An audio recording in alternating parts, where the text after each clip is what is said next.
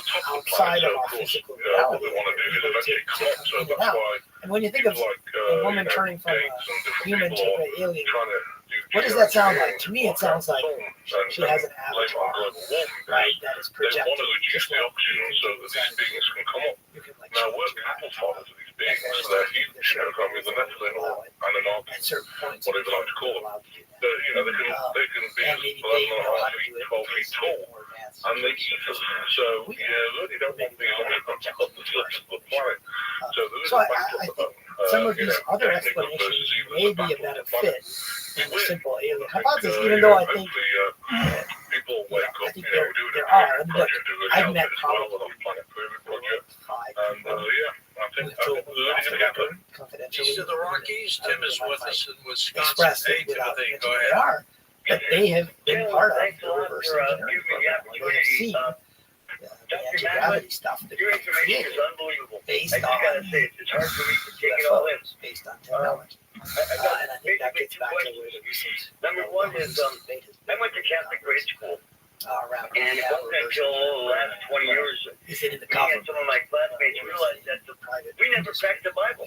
We never saw the Bible. So I've been perfectly involved in both of those projects. The project at Harvard, which is taking a very scientific view, and then the soul foundation, which is looking at this broader aspect, which includes the elements like John Ballet and the soul and the Vatican. I'm starting to think, first question to you is, do you think the information in the Bible is so damning that that's why they kept it from us as children? Some of them say extraterrestrial. I think, there's good things in the Bible, don't get me wrong, but you've got to remember that it's been, the King James Version, they've been reading, there's certain times by Constantine. After what you just described, I believe you. Right, I mean, to me, it's not even complicated. Okay, come on, trust me. Yeah, most of this is before, many of these before. That would frustrate me no end. Well, me too. And then, or they can't talk about it, right? It's a bit of both, right? They can't talk about it. How do they know? John was Elijah. So, I met many people who've seen dozens and dozens. There's a few that I've met that actually seen them in. There's only a few that I've met on bases. Yeah, that said somewhere within the government, like they're not even getting very specific about it. But that we have some technology that was reverse engineered from somewhere. Like, again, if we consider these reports, like, let's say you don't believe any one of them, that's okay. Just like I was saying with the religions, if we consider most religions start from somebody peering outside the physical world and coming back. Your caller Same with hasn't near-death talked about this experiences as coming much, back. but I You want to find what are the common elements? Those are more likely. something about mentioning him working If 1,000 people say they've been to China, and if scientists say there's no such thing as China, I've never seen China. I would like to discuss that a little bit Therefore, more China because doesn't I believe exist, that right? I'm a Fallout That's the child, kind of and attitude you ever often since get. I completely So I'm just left extrapolating my family what and was the abandoned thing them. in common I that am different a people have said constant, who have I firsthand see UFOs all with the the government. time. I There's think plenty of people some who are have benevolent, said What's in common is benevolent and that there following is a me, physical, there are or physical some are objects that tracking me. However, defy I have like explanation. woken up at defy times our with current marks, understanding weird marks now. on my body. Propulsion and system, I, what we don't call, necessarily especially remember metallurgy, any, especially what any we call sort of collective, colloquially abduction or anything like that. But I do believe I'm a contactee, and basically, and so, I experience, I've done a I lot of am of the research, opinion I've there is experienced something a lot of there the type of that we have reverse original Illuminati abuse that goes on in but I don't have children definitive that proof. I've experienced. At 84 years old, I had my whole family. Now, what does that mean, though, exactly? Right? How do they actually work? Does it use some physics method that we understand? It's really weird to think that there's old, I was completely the left physics that behind we study by a group of 30 people, including multiple adults, at Disneyland, and the only that's just person bizarre, who but came to rescue Alan me Hynek, who is in charge of at the scientific Washington was a he said, non-related blood. we forget and, sometimes that we're evaluating these things and based on at the time, basically, I 20th feel century. like I've But we forget there's going to be a 23rd century and there's going to be a 30th century technology. Right. So imagine what our proposed technology might be like 1,000 years from now. And I think that's how we have to view. My question what is, are, what do you think about that, and how do I somehow today But also, I negative think attacks and they feel perhaps this show an that's been understanding of ongoing the for physical 36 world. years of my life. I'm trying to heal and move We're on. still caught in a very, And Christopher, explain what the Illuminati Fallout children you know, if you start off in this, Well, normally, you know, if you're in a Illuminati family, you know, what's going to happen is that's again a very it all starts at the age of 3 or 4. paradigm You know, they start that doesn't allow for they start doing terrible things. For example, I've heard stories, and you know, I've been in tears sometimes when I've worked on this. These people that been on the phone, I've talked to that have worked on back you know, it brings tears to your eyes. You know, I remember one lady described some of them her were best friend just was in the Masonic Lodge, and of course, the Masons were Did you ask her how far we've gotten? they're part of the whole thing with the Vatican and everything else. some people say we have figured out Trump's taken that, at least and the basic a lot of people there, and they just said, basic well, you levitation. know, Several people they have put it in a so that's a burning bag, very said, common set it on that fire, I've heard from bullshit. And What she did had they the figure out choice, how to do it? and How long ago? she decided to set it on fire, that and this was just like horrific, you know, and then it just got worse. Well, if it could get worse, it probably could get worse, but it's all the time. And what they're trying to do is break your soul open. And so I did a lot of work with this girl, you know, going back. One guy I talked to who's and I been call it very wisdom public and beyond passed away. forgiveness, looking at the situation. I don't know how to and evaluate injecting his a little bit past stories, timeline, but so you can actually shift the timeline, Sergeant Clifford so you Stone can actually forgive yourself. about And it being took in a lot of Vietnam, work, but yeah. And the other thing about it as well is, you know, I'm not sure where, you know, they mess with you, they're doing, you He know, was a nice old guy when I met him. I didn't necessarily believe him suburbans, you know, because he was the guys in shades, and of course they wear shades. about something like this, but he was saying you know, they're basically reptilian hybrids.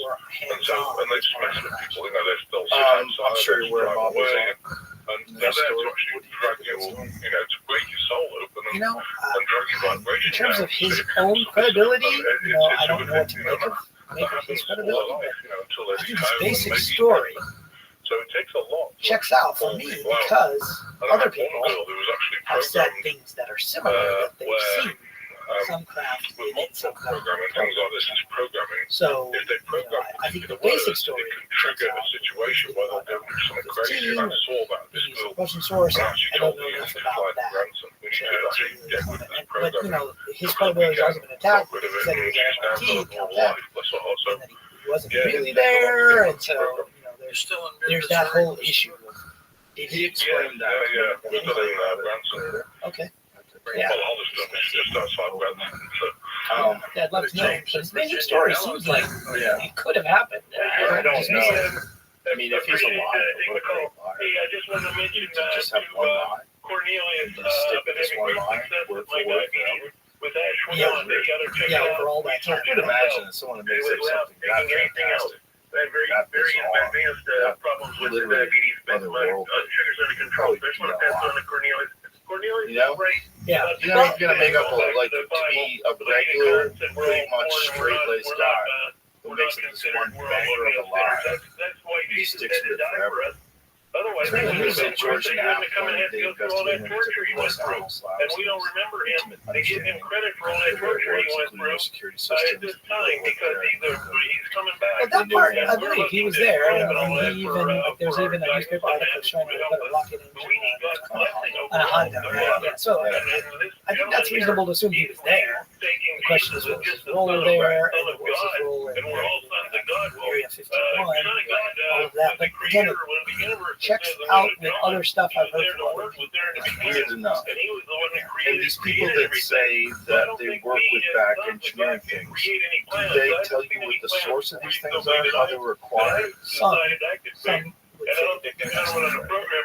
Some said don't rule out.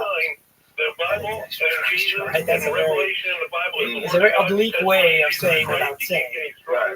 that I don't think at least some of this is extra.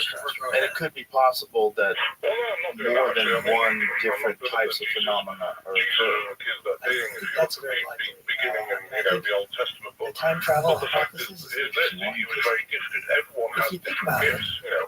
He what was would the be Son a of God, reason but for such Frank created, extremes? in my belief, you know, created all Like, the we stuff. put I'm not believing technology Jesus at all. current I think he's through the put IA him, you know, his teachings. on I mean, certain I abide by countries. by the teachings of most people don't. You know, it's talking about forgiveness, you talk about no judgment, you talk Anyway, about but helping many people's Right. So we try to impose these restrictions. Whether we have the right to do that, that's another question. I think if you have a life like that, why do we do you're it? going to be an amazing person. So well, maybe the technology taught us some amazing things. dangerous. So yeah. Like what happens if Final calls here, Michael in Sacramento, California. Go ahead, Michael. Now, what if there's something about this technology that actually disrupts physical reality or changes time? You can't have everybody changing time. Now we're back to that multiverse graph that I talked about. Basically, every time somebody makes a change, it's like your Star Trek series. They have the time wars. People are constantly going back and changing things all the time. Or what was that old Van Damme movie? Time Conflict. Yeah, that's it.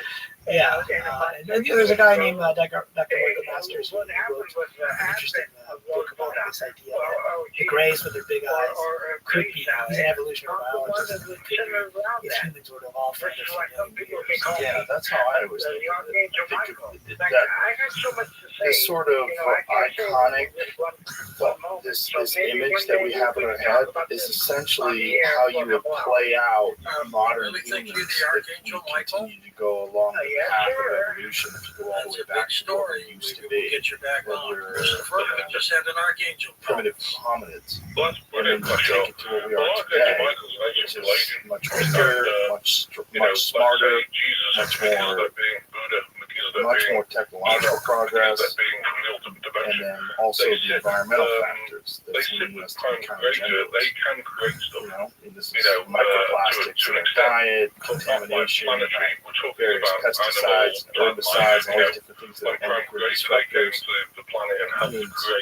We're less and less physical, right? And so then we become these spindly things. Our brains get bigger.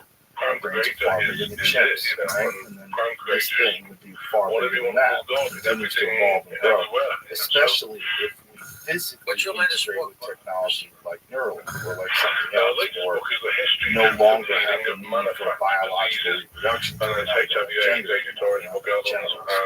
Mouth and communicate telepathically. That thing kind of looks like a person a million years in the future. It doesn't look like something from, like, did you ever see Arrival? Great movie, right? Yeah, interesting. They look so different than us, right? But the Greys don't look different than us, really. They do, but they don't. They look like what we right. They look kind of close to us. Pretty close, right? And if people want to participate in your meditation practice, but some people also believe that the Greys are actually created biologically. Right. They're not actually Which also might be what we're going to talk about. Yeah, very much. Right?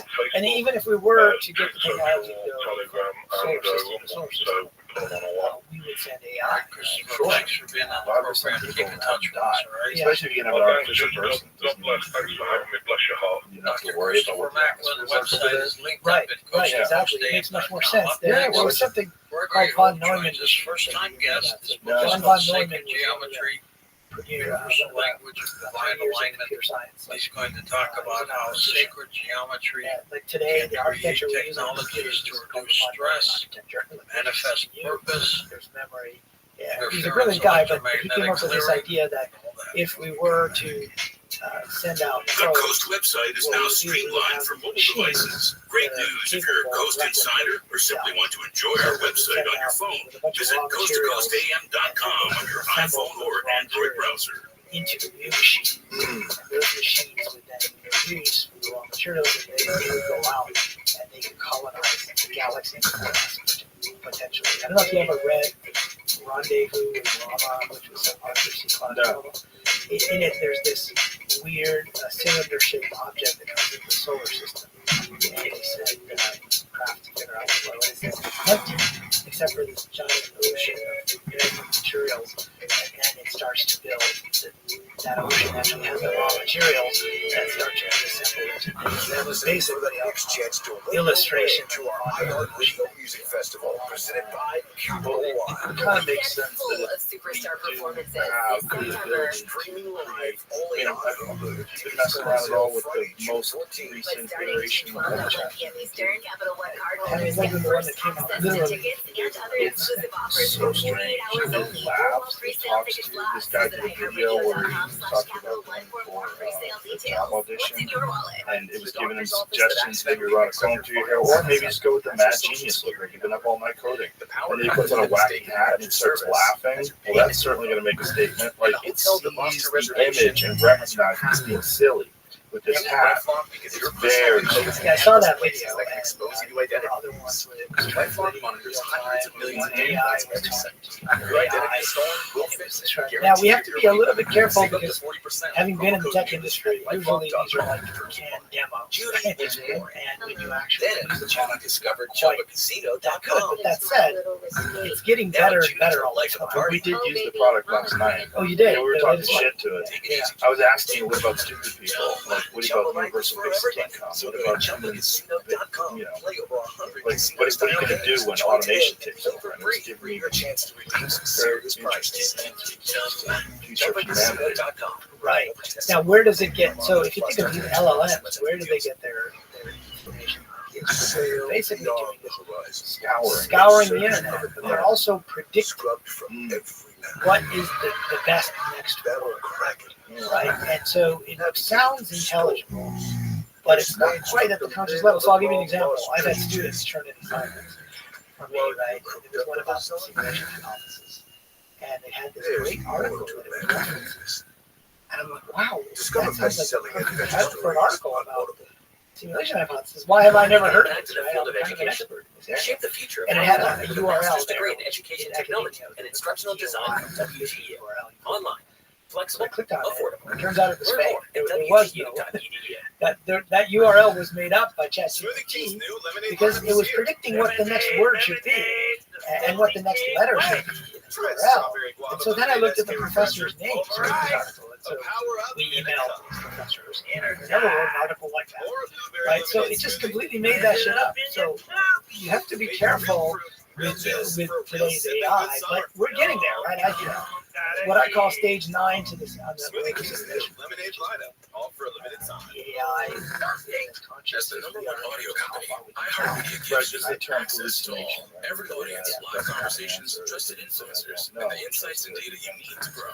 Right, and what it tries to do is statistically predict what is the best thing to say, which is not necessarily, like for an expert, it's kind of like Wikipedia.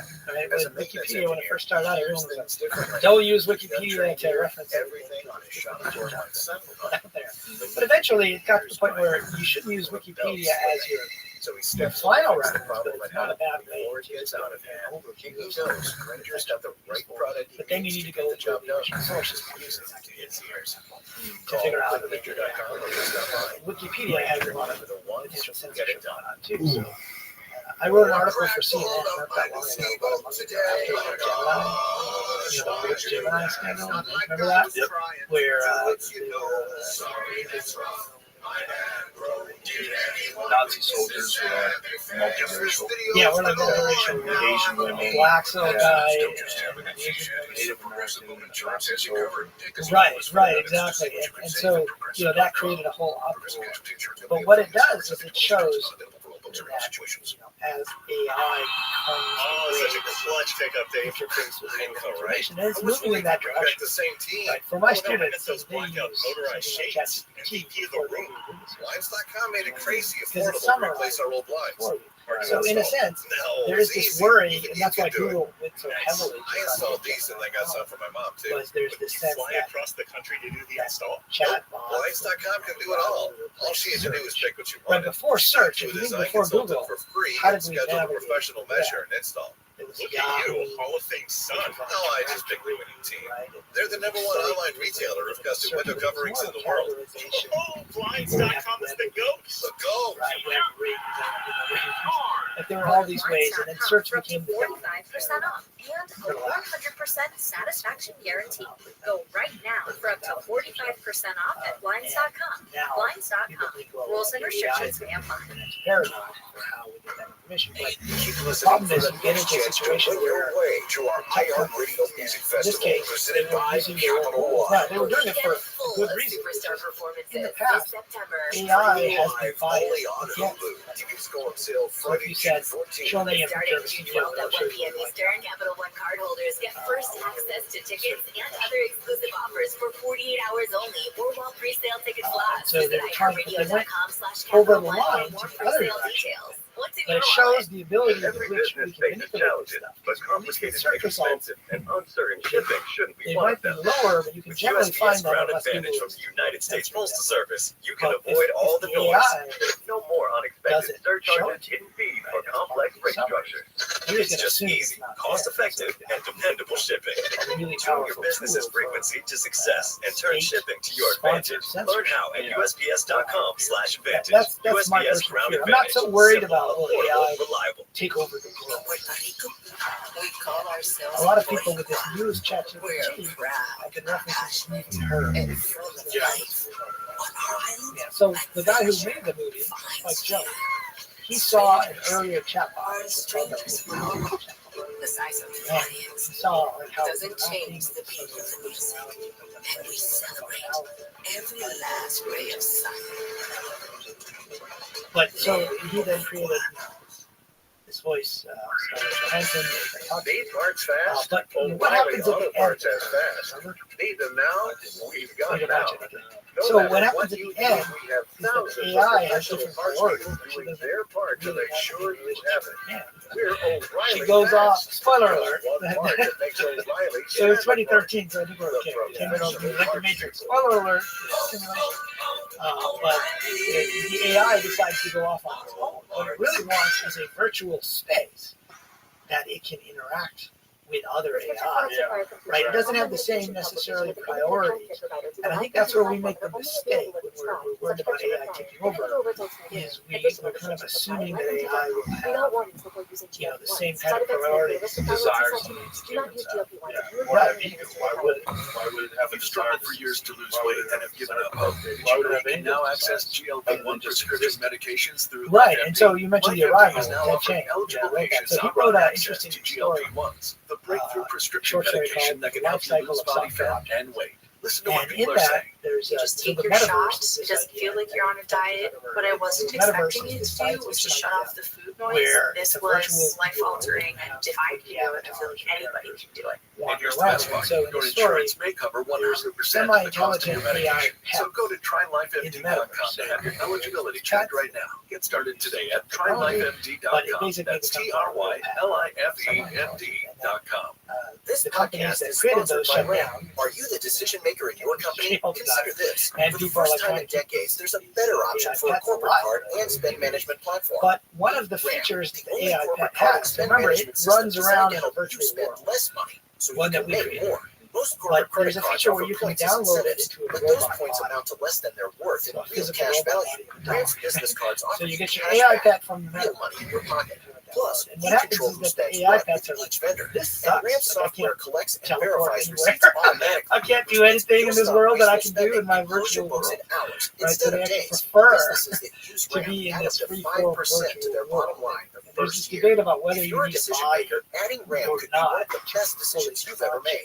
And now get $250 when you join RAM for free.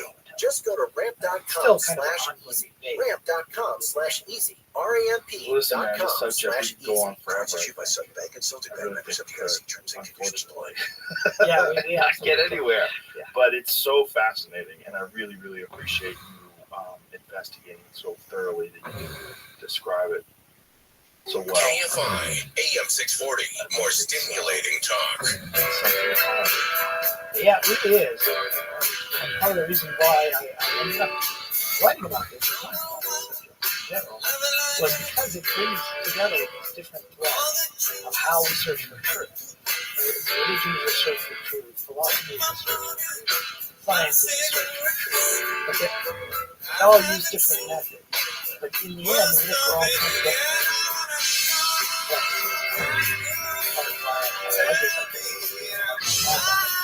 about all that stuff. A lot of things are Well, it's absolutely fascinating.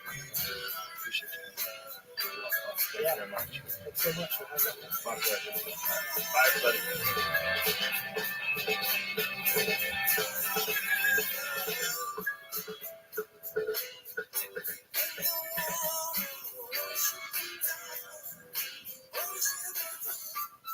From coast to coast and worldwide on the internet, this is Coast to Coast. Some tour dates to announce. George Norrie. If you want to come see the Return of the Rat tour, we'll be in Louisville, Kentucky, January 25th and 26th.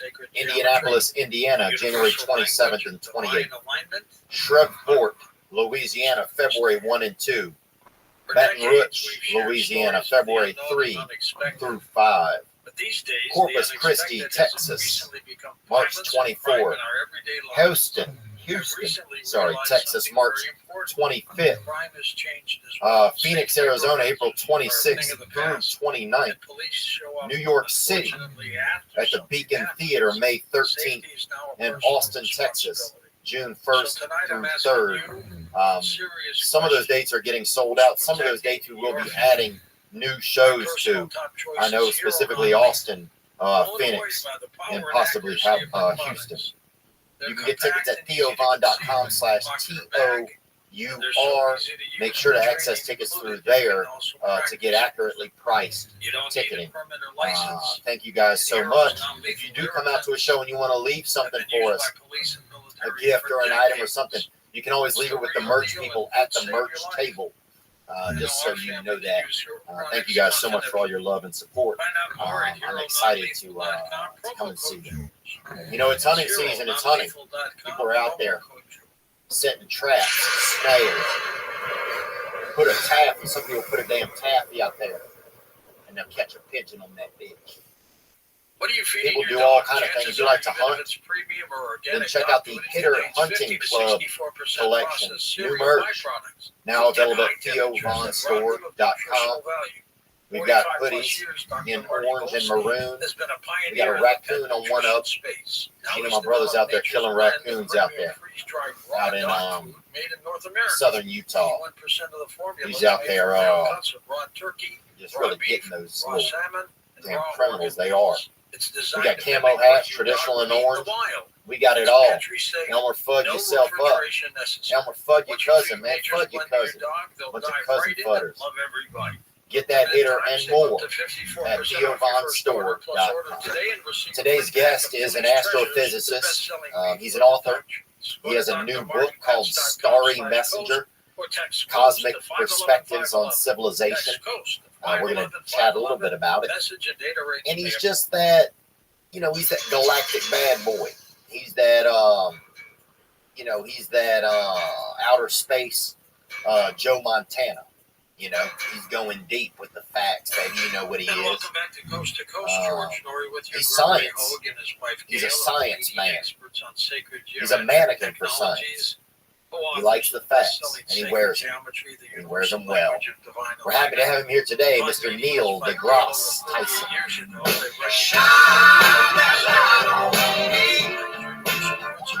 I'll sit and tell you my story.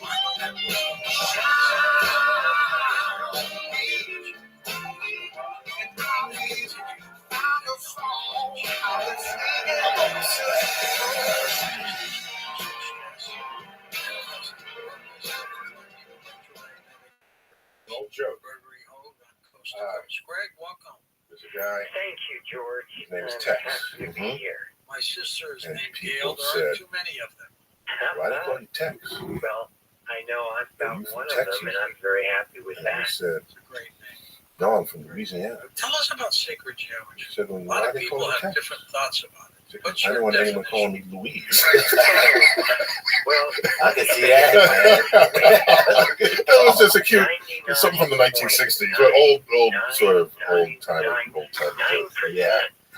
That's one of my favorite jokes is they have this guy, Chris D'Elia, he's a comedian, and he has a joke that says, Oh, I saw the first 48. It's a TV show where they have 48 hours to solve a crime, but really they have as much time as they want. That's one of my favorite ones. And then this one's a little edgier, but it's what's the last thing you want to hear when you're giving a blowjob to Willie Nelson? Sacred geometry offers. I'm not Willie Nelson. Oh, okay. I heard that somewhere. Yeah, it's not my joke, but it's my favorite joke. And you know, the George Carlin has a blowjob there. He said, here's a sentence that's never been uttered in the history of the world. Stop giving me a blowjob or I'll call the police.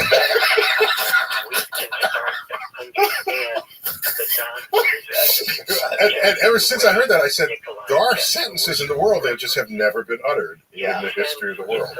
Well, that's funny because Joe Rogan, when he says that everything has been, he says like everything has been done, like you. No. I'll give an example. Okay. We, in New York, 20 years ago, we opened a new facility to the universe, and we have models of planets and molecules and things that are dangling. So you get the size, the relative sizes of things. I gave a tour of the facility to Martha Stewart. Okay. She's all that, by the way, because as we were walking around and there was like a display surface, she's like, in a parking lot. She was taking the fingerprints off the. She's probably taking her fingerprints off. She's been guilty of something. So watch what happens. So we're walking around, and we have these orbs, and she says, Dr. Tyson, you have dust on your molecules. And I thought, I said, wow.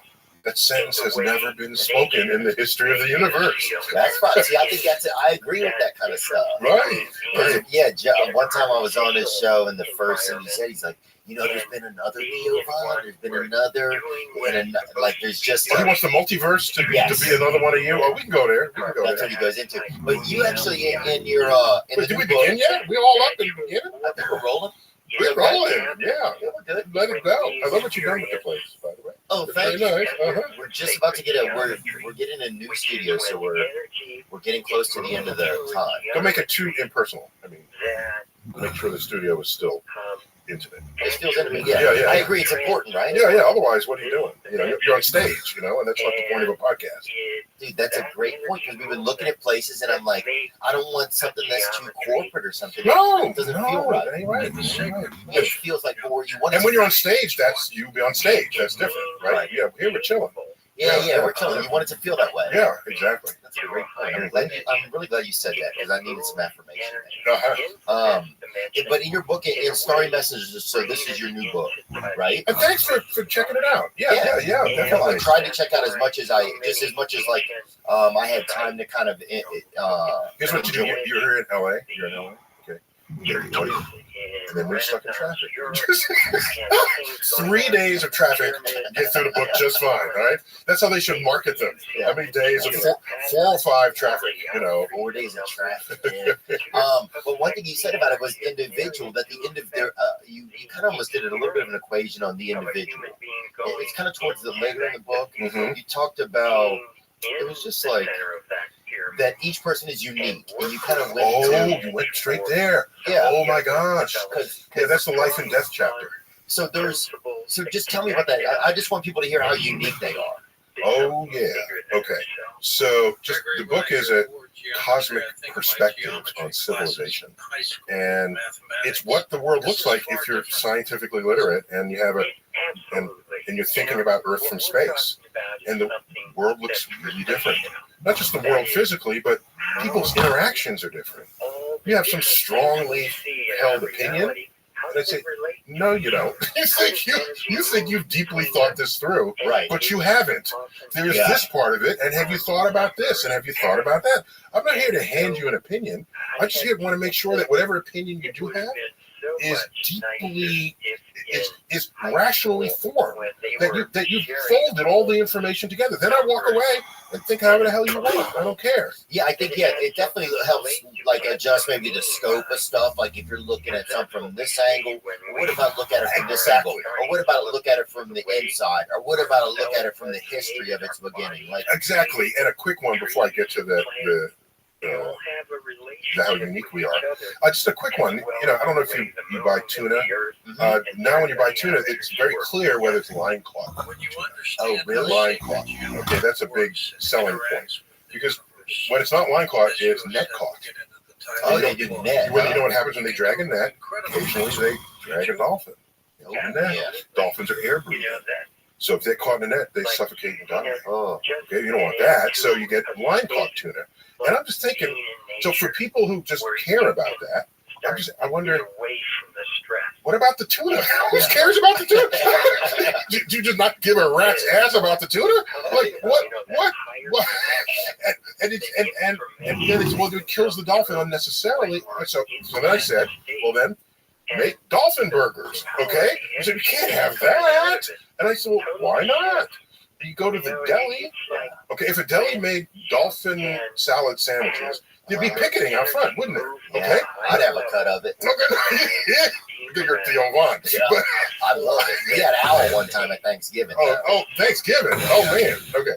So, my point is, if you go to a deli, and there'd be picketers out front if you're serving dolphin. You're slanging dolphin in there. Okay. No, watch. But what else does the deli serve? They sell dead chicken, dead turkey, dead salmon, dead pig, dead cow with roast beef. Dead vegetables. I'll get to that in a minute. But they sell all kinds of dead animals in a sandwich. And this is just another dead animal. But somehow we, culturally, philosophically, we've divided up all the kingdoms of life, and we do carve-outs for what we want to protect and what we don't. And often that carve-out is arbitrary at some level. And just be self-aware of that. Are you high and noble because you're saving the dolphin, but you're eating the tuna? Right. I don't know that you entirely are. So, well, a dolphin is a mammal. Well, so are pigs and cows. All right, last I checked. Yeah. Okay. They're just, I think they're not as graceful. They can't do as many. Well, Some of them admit that. Say, I will not eat graceful animals. Right. I'll only eat clumsy animals that are ugly. Yeah. So it's an attempt to just make you more honest with yourself about the opinions you carry. There's another one. Let's say you're a vegetarian. This is from the chapter Meat Eaters and Vegetarians. Okay, I go there because I know that'll rile some folks. That's what I'm saying. That's what I'm saying. Each chapter is a point of conflict in civilization. I'm trying to illuminate places where people could think differently, or maybe not have to think that way at all, because in fact what they felt was deeply held argument really just evaporates in the face of a cosmic perspective. So here's one. You're a vegetarian because you just don't want to kill animals. Okay? You don't want to kill them. Fine. So in your basement, you have a humane mousetrap. Okay. Oh yeah, I've seen those. You've seen those, right? Yeah, some of it's like a little. It goes. It's a little goes in. And there's art on the walls inside of it. It's insane. It's like a mouse condominium. All right. Yeah. So they go in. You got to check them every few days. Every few days, because they'll dry out. All right. So anyhow, so you check it, and then and what do they do with the mouse once they capture it? They let it free. They let it free. All right. Because they don't want to kill animals. I get that. But to realize that a mouse in the wild lives between 9 and 18 months because it's highly likely to be swallowed whole by an owl or pecked apart by all manner of woodland predators, okay, carnivores. And so what you've done is you've doomed the mouse to be eaten prematurely in its life. So the best thing you can do for the mouse is leave it in your basement, where it will live up to 6 years of a full fat life in your basement, but you're not doing it. No, because so I guess it makes us feel some type of noble if we transfer it.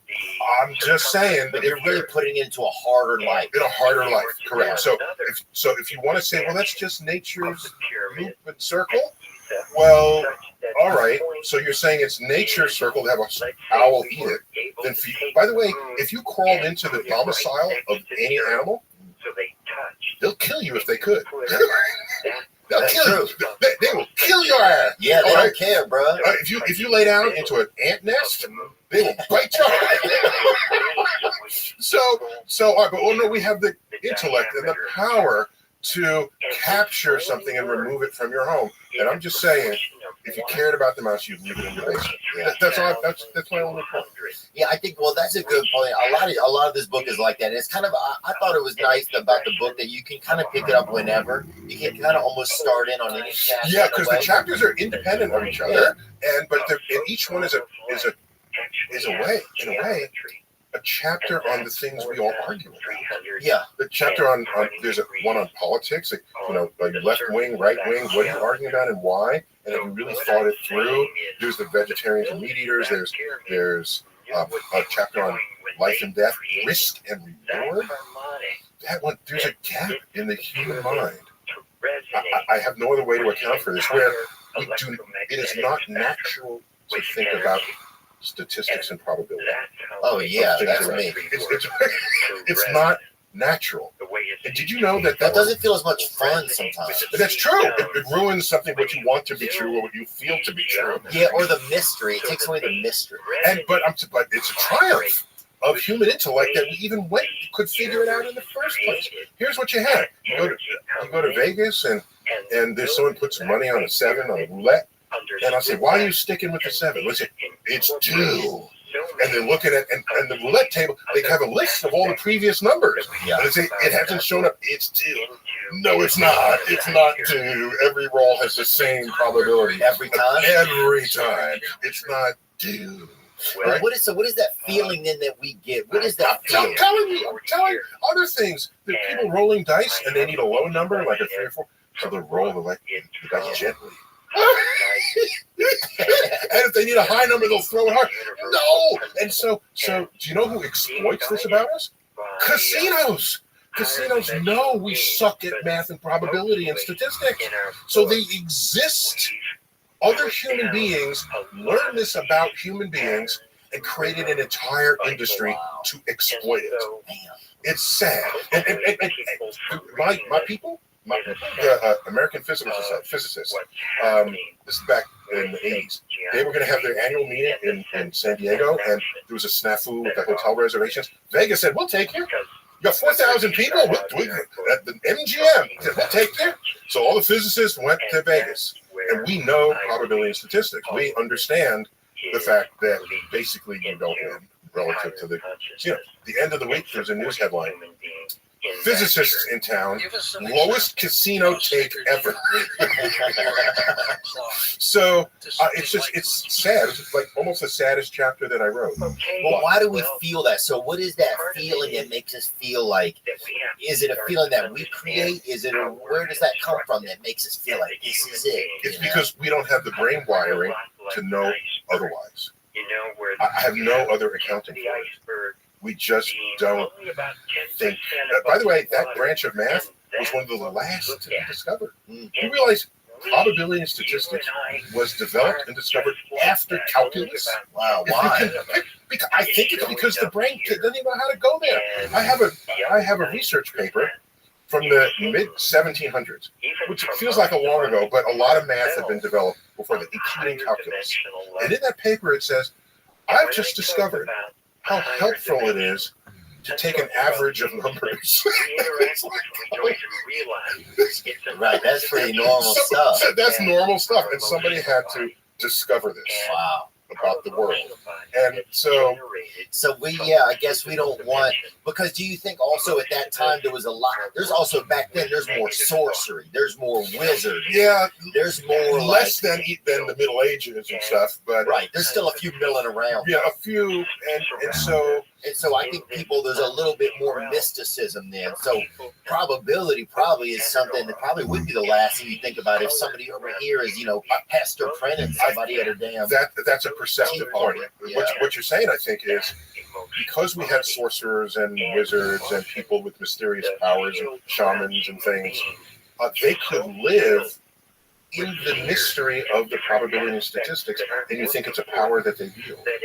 And so there's no urge to try to decode it because it's their powers. Right. Yeah. So I agree with you. I think right. They hadn't really debunked all those powers. 100%. No, they hadn't. And religion was really on everyone's breath. So there was a lot more, I think, mystery. Yeah, and it's not just probable, even physiology. So, for example, you go back, 300-400 years, if you fell on the ground, writhing and frothing at the mouth, people would think you were winning something from God. No.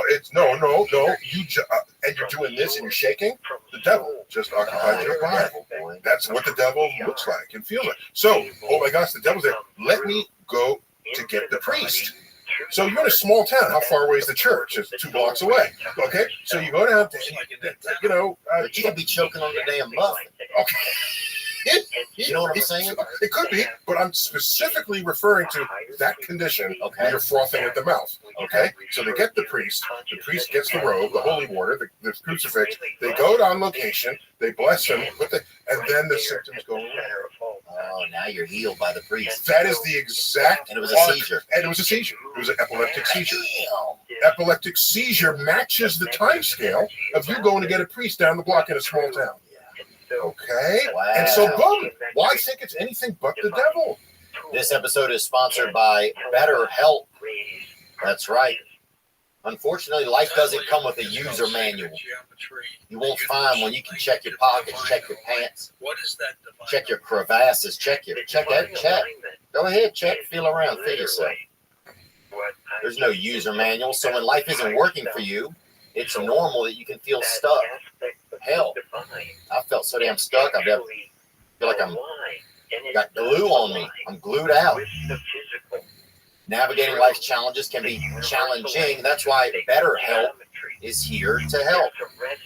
BetterHelp therapists are trained to help you figure out the cause of challenging emotions and learn productive coping skills, which makes therapy the closest thing to a guided tour of the complex engine that you and me can be. BetterHelp has connected over 3 million people with licensed therapists. It's convenient and accessible anywhere, 100% online. Whether you've been in therapy or haven't been in therapy, BetterHelp it's interesting because you can get a therapist right there. You get one. And they'll help you find one in person, help you find one on the screen. You can just talk on the phone. Whatever's comfortable for you. If the therapist isn't working, it's easy to change therapists. You don't have to be in the office explaining to them. You just send a message, say, I want to try someone different, and boom, there you are. And I encourage you to find someone that really fits. Try a couple out before you land somewhere. As the world's largest therapy service, BetterHelp has matched 3 million people with professionally licensed and vetted therapists, available 100% online. Plus, it's affordable. Just fill out a brief questionnaire to match with a therapist. If things aren't clicking, switch. No waiting rooms, no traffic, no endless searching for the right therapist. Learn more and save 10% off your first month at betterhelp.com/THEO. That's better, H-E-L-P, betterhelp.com/THEO. We're so I don't blame people for this. It's just the reality of discovery, and if you question what you see and find ways to experiment with it, and you realize, no, it is not the devil. It is epilepsy. It's uncontrolled firing of the synapses of your brain. It's still a tragic affliction. It's not entirely cured. We can control it with drugs and things, but that's an example of the mystery that existed back then. Do you believe in the devil? I remain unconvinced that such a thing exists. And he challenges it. Yeah. By the way, Jews don't think of hell. To Jews, there's a heaven but no hell, and therefore there's no devil. Oh, wow. Well, that's like taking the easy way out. Well, no, yeah, right. That's fine. I thought about it that way. Yeah. And it's better real estate, too, if you're I feel like if you're advertising it like that. Like, there's a heaven, yeah. Yeah. Don't worry about the hell. Right. Maybe they needed less forces of control over their conduct than the Christians later did. I don't know. Yeah, that's one thing about Christianity, man. Sometimes it's like too much pressure. Well, yeah, and no one could fulfill it. No one could live up to that. Which is why there's another one. In the spirit of your earlier comment, there's another one. You got sick, and this person didn't. God is punishing you. You did something against God in the last 2 weeks. Yeah, you were touching your privates, all right? Whatever. I mean, we all do stuff. Oh, I do.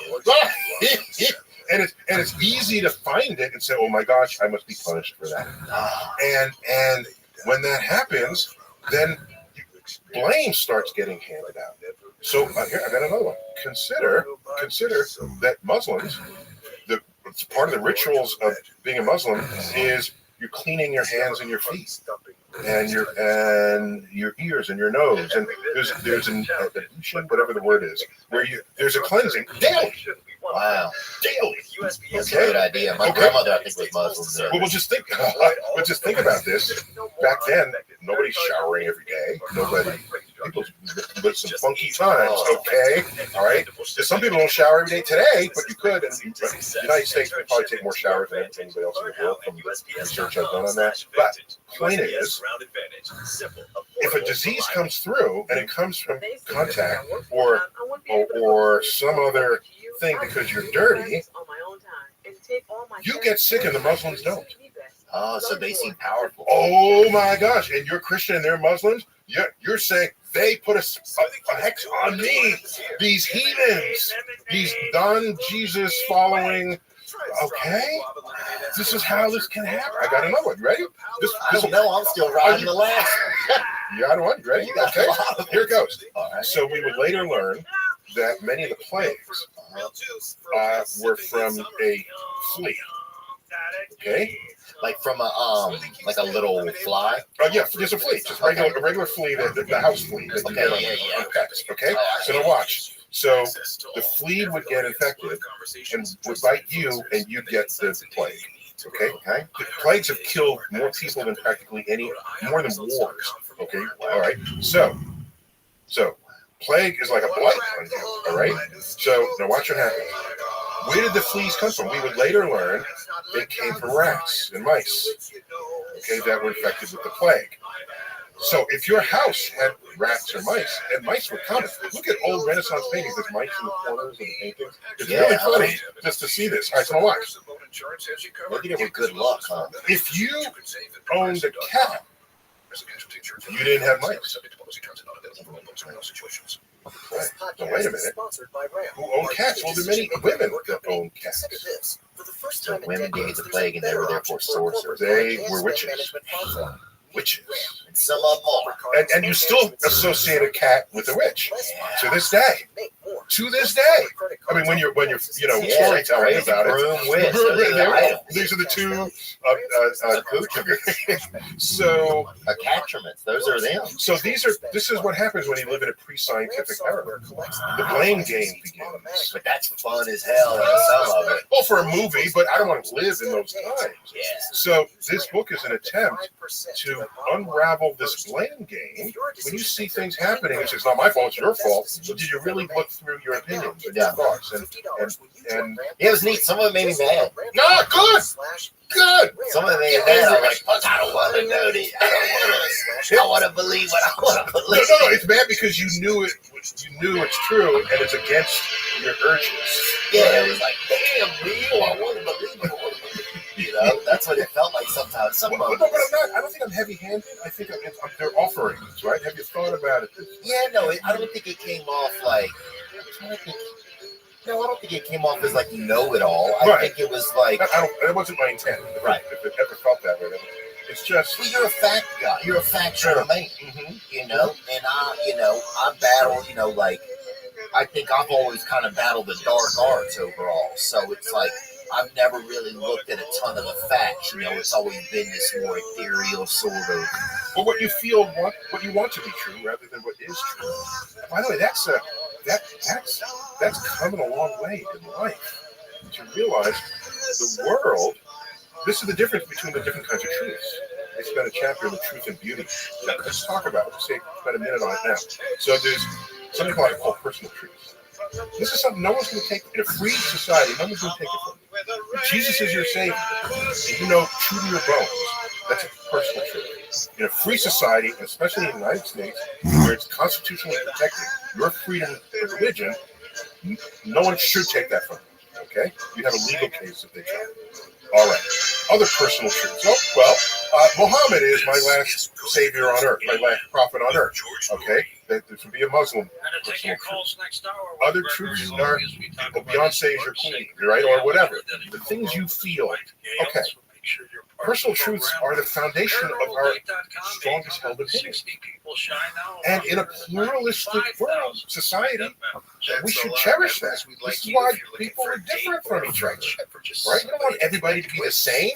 That's called a dictatorship. Yeah. If everybody aligns with exactly the same opinion. We don't want it. The problem with your opinion, if it's a personal truth, if you try to have someone else agree with you, you have to have an active persuasion, but in the limit, that becomes all out conflict. Stay healthy. Try this. People fight over personal truths, kill each other, because their personal truths don't agree with yours.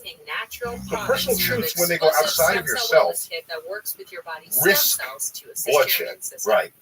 In the history of civilization, as demonstrated. Right. Then there's a political truth, which is just something that becomes true just because you heard it often enough. And that's a weakness we have. It's not a weakness. Evolutionarily, it made sense. If you see something repeat 100 times, that's reality. Oh, yeah. Okay, but you know what happens now? People have hijacked that urge to recognize that something that repeats must be true. They hijack it. Now they just find something that they want to be true, and they repeat it to you. You hear it enough, it must be true. Yeah. There it is. Yeah, especially nowadays also we have, since we have technology, we have this advancement, like, with the internet, social media, it's easy to get things in front of people so many times. Yes. It's easy to, our attention span has been hijacked. It's been hijacked. Completely. That's the word. There's no other word but hijacked. And in the old days, we called it brainwashing, where you repeat something and then it becomes true. That's hijacking this feature of our evolutionary brain that is trying to create order out of chaos. With Stockholm syndrome, we almost are slowly developing almost some variants. It seemed like of a Stockholm syndrome or something. Like we're like all like Elizabeth Smart, without or Elizabeth Bell. That's who we're becoming. You know what I'm saying? We're all like, we're just bearing with what we have to deal with all the time. Exactly. And so you try to sift through what is true, and it must be that which is repeated. That's a political truth. Then there's an objective truth. Okay, what is objective? And the methods and tools of science are explicitly tuned to establish objective truths. So these are truths that have been demonstrated by observation and experiment and repeated experiment. What is the word objective? Objective means it's true whether or not you believe it. Okay, so it's no doubt true. Yeah, because I can show that it's true. And it's not my bias that thinks it's true. Here's the data. Now you say, I don't believe you. I think you had a bias. I think your wall current affected this. So I'm going to do it on 240 volts while you did yours on 125 volts, 120 volts. You do a different experiment of your own design. That's objective. It's a so fact. When you do it enough times, and all experiments are good, this is why science, it wasn't really developed as we now practice it until around 1600. Right? I know that feels like a long time ago, but a lot of the world unfolded before then. All right? And so once we learn, if you say something is true, let me test it. Let me find out. Let me devise an experiment. And if I can verify your statement with this experiment, and someone else can in a third person, we're good here. That's an objective truth. And what objective truths have going for them is that they're true whether or not I don't like them.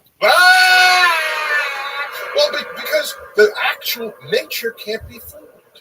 Nature is the ultimate judge, jury, and execution.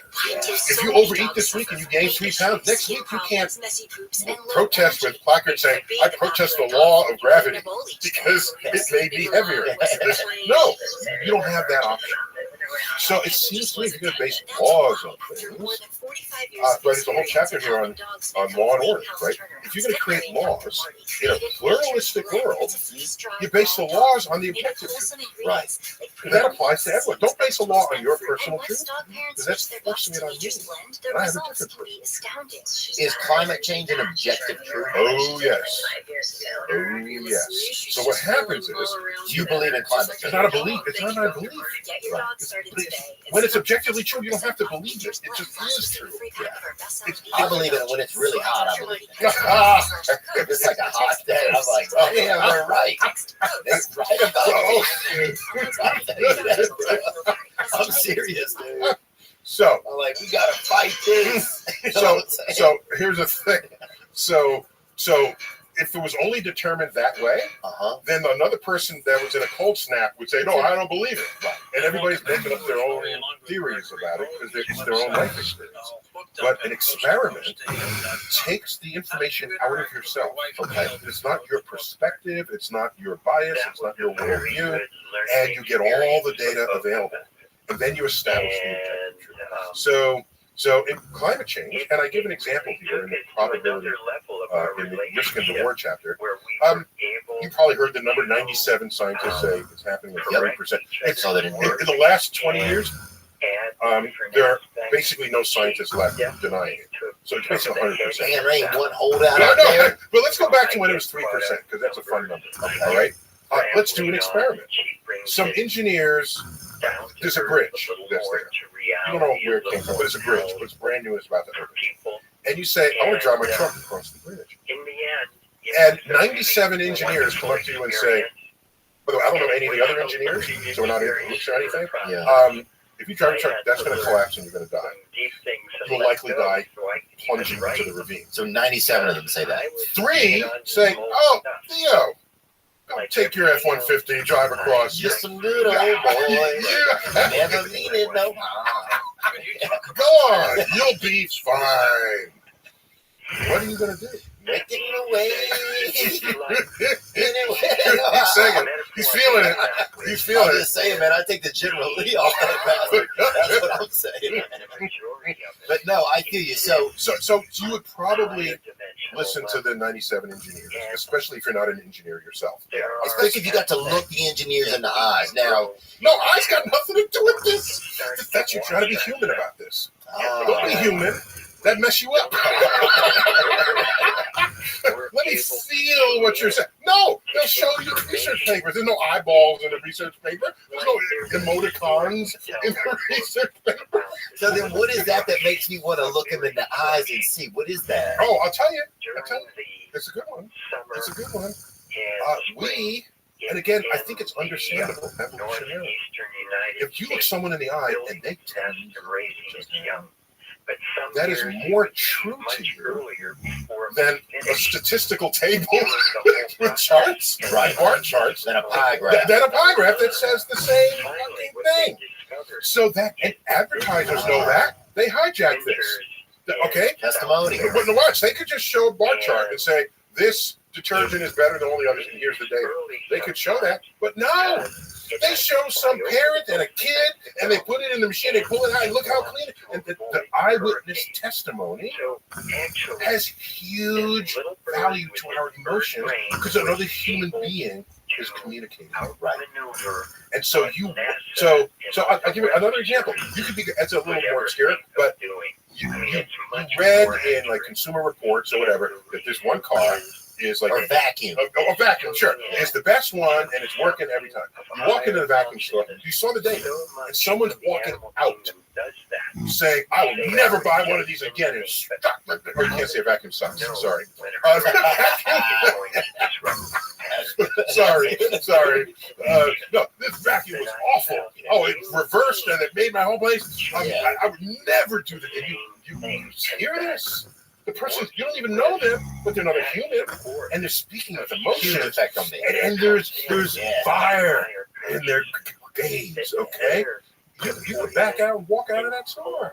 Ain't getting that, not gonna happen. I'd rather use a fucking Okay, so I think it's natural to trust another human in that context. But that's why we have to train ourselves to trust the data. And in science, when you become a scientist, I'm taking statistics and data analysis and probability essentially every year I'm in school. It's not just one class and you move on. There are different nuances of it. There are different ways you think about it, different ways you ask questions. You know what science is? It's a professional way of querying nature so that you can not fool yourself into thinking something is true that it's not, or that something is not true. That unity, it's a movement. Did I say that? Whatever, the opposite. You might have. I don't know. I was following it too. No, I'll tell you that you don't want to be fooled because nature can. Ultimately, nature can. Right, and we have biases where so you don't want do whatever it takes. I'm going to give you the scientific method. Do whatever it takes. And I'm going to read. Do whatever it takes to not fool yourself into thinking something is true that is not, or that something is not true that is. Does it mean getting a video of it? Does it mean getting someone else to check on you? Did you have your coffee this morning or not? Is that the measure? Were you more alert? Did you miss something? Right. Do whatever it takes. And when you do that, it ain't got nothing to do with the passion in their eyes. Okay, now so let's take this into something that is a realm that doesn't have as much probability. Probably. Go for it. So let's take it into the realm of love, right? Love it. Or affection, things like that. So whenever you met, are you married? Yes, I'm married 34 years. Oh, wow. Oh, yeah. Congratulations, man. Wow, that is a damn record. Well, you should win a Nobel Prize for that. I met her in relativity class. She has a Really? degree in mathematical physics. Yeah, her graduate school. So that was fun. Yeah. That's wild. So I keep talking about love. Okay, love. So do you? I mean, do you take these same concepts into like whenever you were falling in love and stuff like that, or was it more like a normal? Okay, so you saw her in class. So the answer is yes, I do. I don't often talk about this. You want to hear it? Yeah, well, I'm just curious because I don't have a wife or anything yet. Look, it's mathematical. Okay, then this could be helpful. Okay. Pretty helpful. Okay. At this point, I'll take on anything. There's a little bit of mathematical. Okay. How much math have you had in school? I took a couple of them. You took a couple. I took at least, yeah. A couple of them. I was good. I did all right. You did all right. All right, you did all right. Okay. And I took one of them at high altitude. I took one class out in Arizona at pretty high altitude. You know what they say? That if you learn something under certain psychomotor conditions, that you recover it better under those same conditions. Oh, wow. Like if you get high, you learn something. If you get high again later, you remember that better. You match the mental states. Oh, dang. Yeah, I've read that. I haven't read it lately, but a few decades ago. That was I think I wrote that. Okay, so here it is. All right, here it is. You got to follow me with some math here. Okay, ready? It's not complicated. By the way, I don't know any dumb professional comedians. You all are smart people, receptive, know what's going on. You have to know deeper what's going on to come at it from the other side and show why it's hilarious. Okay? That takes insight. You guys are the keepers of the soul of the social and cultural areas of civilization. Yeah, I think a lot of us try to be. Jesus, I don't know what I'm doing, but I think a lot of us try to do our best. Yeah, you're holding up mirrors to what we think, say, and do. And so it's a fundamental part, I think, of modern existence. Because without it, my gosh, how unpleasant the world would be. It would be. These perspectives. I'm not just blowing smoke. I'm just saying. And you especially have a certain authentic honesty that is palpable. And it's like, whatever you say, I'm with you. I feel you. This is what you're saying. You feel what the person. If I can't feel what you're saying, go home. Right. What do you do? You just type it up and text it to me. If I'm not looking you in the eyes, So okay. Yeah, well, it's helping me because it's like I think I have I'm not like a naysayer of science. I love I'm grateful for science because I exist, and I'm grateful that the world exists, and that we're able to have all types of different experiences of like caring about each other, and getting to travel and see different things, and that my eyes work. Like, I'm super grateful for science. I think sometimes I get I have a fear sometimes of like if anything's out of like out of like right here, everything else can seem a little bit questionable. So I think it's just it's just probably the questionable part is because you create your own worldview. Yeah. And everything makes sense to you in your worldview. If something's trying to poke it from the outside, you're understandably skeptical. Yeah, I'm probably skeptical. Or rejecting it because I got my thing, my situation. Yeah. Works for me. Yeah, and I like to daydream and stuff. So science sometimes they want to really, hey, bro, we need you to pull these daydreams over here, and we got to tag them. We just we get the weight and the density of these daydreams so we can have them on file. So I respect it, and I'm really, really grateful that you're here. But yeah, so tell me about that when you went into I'll tell you about love. So here it is, and this is a little geeky. Yeah, it's a geeky thing. So, all right, You can have a line, and you can measure the length of the line. Okay? Right, whatever, okay? That's the only thing you can measure. There's no area, there's no volume, it's just the length. All right, now I can add another line at like right angles to it. And when I do that, I can actually trace out a square. Okay? So now a square has more than just a length, it has area. Area inside the square. And that area is defined by both axes. You need both to get an area. Okay? All right. Let's add a third axis. X, Y, now Z. Now you don't have a line, you don't have a square. What do you have? A cube. Now I'm a mushroom. You have a cube that's full. Each of these so now is you're a dimension. really, Okay? Right. So now watch. Now I can take that to higher dimensions, but I won't. I'm going to stick to 3. I'm going to go 4 and 5 dimensions. Let's stick to 3. So now you ask yourself, what do you care about in a relationship? Okay? You want the person to look hot? Nothing wrong with that. Make a note of that. Okay? You want the person to be good in bed? Okay? That's fine. Be honest with yourself. That's another. By the way, you can be hot and not good in bed, or vice versa. Okay, so these are separate coordinates. Okay, so all right, now what? Let's get a third one. You want the person to be kind. Let's say kind. You want evil. No. Okay. No. So each of these is completely separate from the other. You can be beautiful and evil. You can be ugly and kind. You can be, but you care about those 3. Right. So now, rate this person from 0 to 10 in those 3 categories. Let's go ahead and do that. So you say, person's really kind and the great in bed, only give them 5. Okay, and looks. The great in bed is not 5. Right? Here's what you do. You know how you get the volume of a cube? You multiply X by Y. The area of a square is X times Y. The area of the volume of a cube is you multiply all 3. I'm telling you to take those 3 numbers, multiply them together. You will get the volume of your love. The volume of what you care about. Okay? So now watch. Now here's my point. What you need to do is, because presumably if you're in the field, there are different people out there. Get each person's volume and go after the person that has the largest volume. Because they might be higher in one than the other, but if you really care about them, it's the totality of that package that matters. Especially in a relationship, those features don't always stay the same. They could vary. Yeah. Sometimes they grow, but better looking as they get older, or you might get more attracted to them, or less attracted. Or less attracted. So there's variance they might there. learn different skills. But often some of them get less. You know. Yeah. It's a mix. It's a mix. So let's say they get a little less attractive, but the other bits were strong. So you have a volume, a strength of a larger volume to work against. Okay. If things start shifting in this. Okay. I'm telling you, you can take that to higher dimensions. So, are they bad? Are they hot? Are they have maybe a good sense of humor? Something you might find. Yeah, for sure. Okay. Are they curious? Do they want to keep learning? Okay. Do you have? Of course. Why wouldn't they?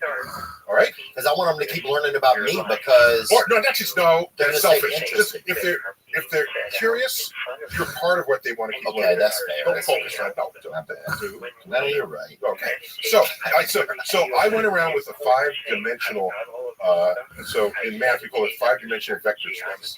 5-dimensional. Took in your love life. Yeah. So that's what I did. Okay. So what I'm saying is, there could be someone who's the hottest person you've ever seen. And you could be distracted by that. And I'm marrying that person. And then they're not so hot 10 years from now, or they a little chubby, whatever you're valuing or not valuing. And then all of a sudden, everything you married the person for isn't there anymore. And then you divorce 7 years later. So you gotta look at that volume. Gotta look at the volume. And by the way, be crass if you want to be crass. You want to marry someone who's wealthy? Put that in there too. Put it in there. Okay? Don't be ashamed of that. Right. Because any one of these can change. People say, oh, I want just, that's shallow. You need a personality. People's personalities can change. Why are we sometimes ashamed to look at the criteria we honestly want to look at. I got through that. I matured out of that. Because society wants you to not want that. And if someone is honest, I like your wealth. I enjoy it. And by the way, wealth can go away too. Yeah, the same way your looks. All the things can. But if it matters too, then it's one of the coordinates in this volume. By the way, if any of those go to zero, because the volume is a product, you're multiplying these numbers. If anything goes to zero, the volume goes. Oh, really? Yes. Oh, because you're not adding them, you're multiplying them. So try to make sure that the likelihood of going to zero is, or if it does go to zero, if you don't matter, then it shouldn't have been in the. Right, it has to be things that nothing could go to zero. So then, and if you do that, then you're probably going to be picking things that have some real value. Correct. Overall value. Correct. Objective Or value. just be honest, I just want money, and if you run out of money, I'll divorce you. Right. But the person could be fun and happy the whole other time. Oh yeah, they're buying sandwiches for everybody. Y'all are having a good time or whatever. That's people are their own individuals. So what happened? Why pass judgment? What happened when you got the lady? You invite her out. Where do you take her? Where do you? Oh well, we were graduate students at the time. Very poor. So a big meal is like a $12 dish, and I have to say this. And all the thing. So I took it for granted. And we broke up. And then like 6 months later, Find out more about tonight's guest. I went Log back to that on to volume and I said, coasttocoastam.com. I'm not doing that volume. And I was really sad. Did you go back to it? I could because I broke up. I can't do it.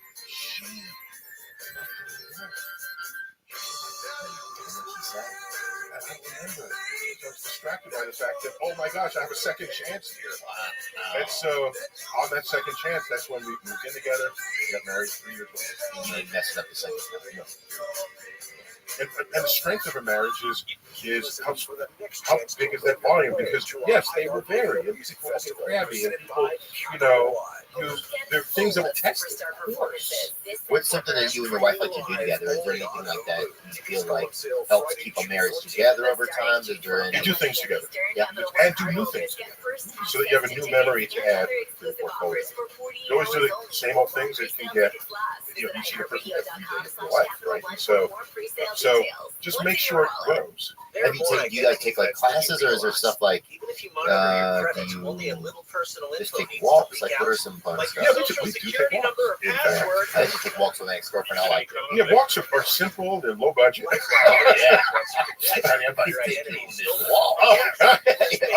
Every step sounds like I'm saving money. Let's go another block. It's an incidental fact about it, not the instrumental fact. Okay. Hey baby, I love you because every step is cheap.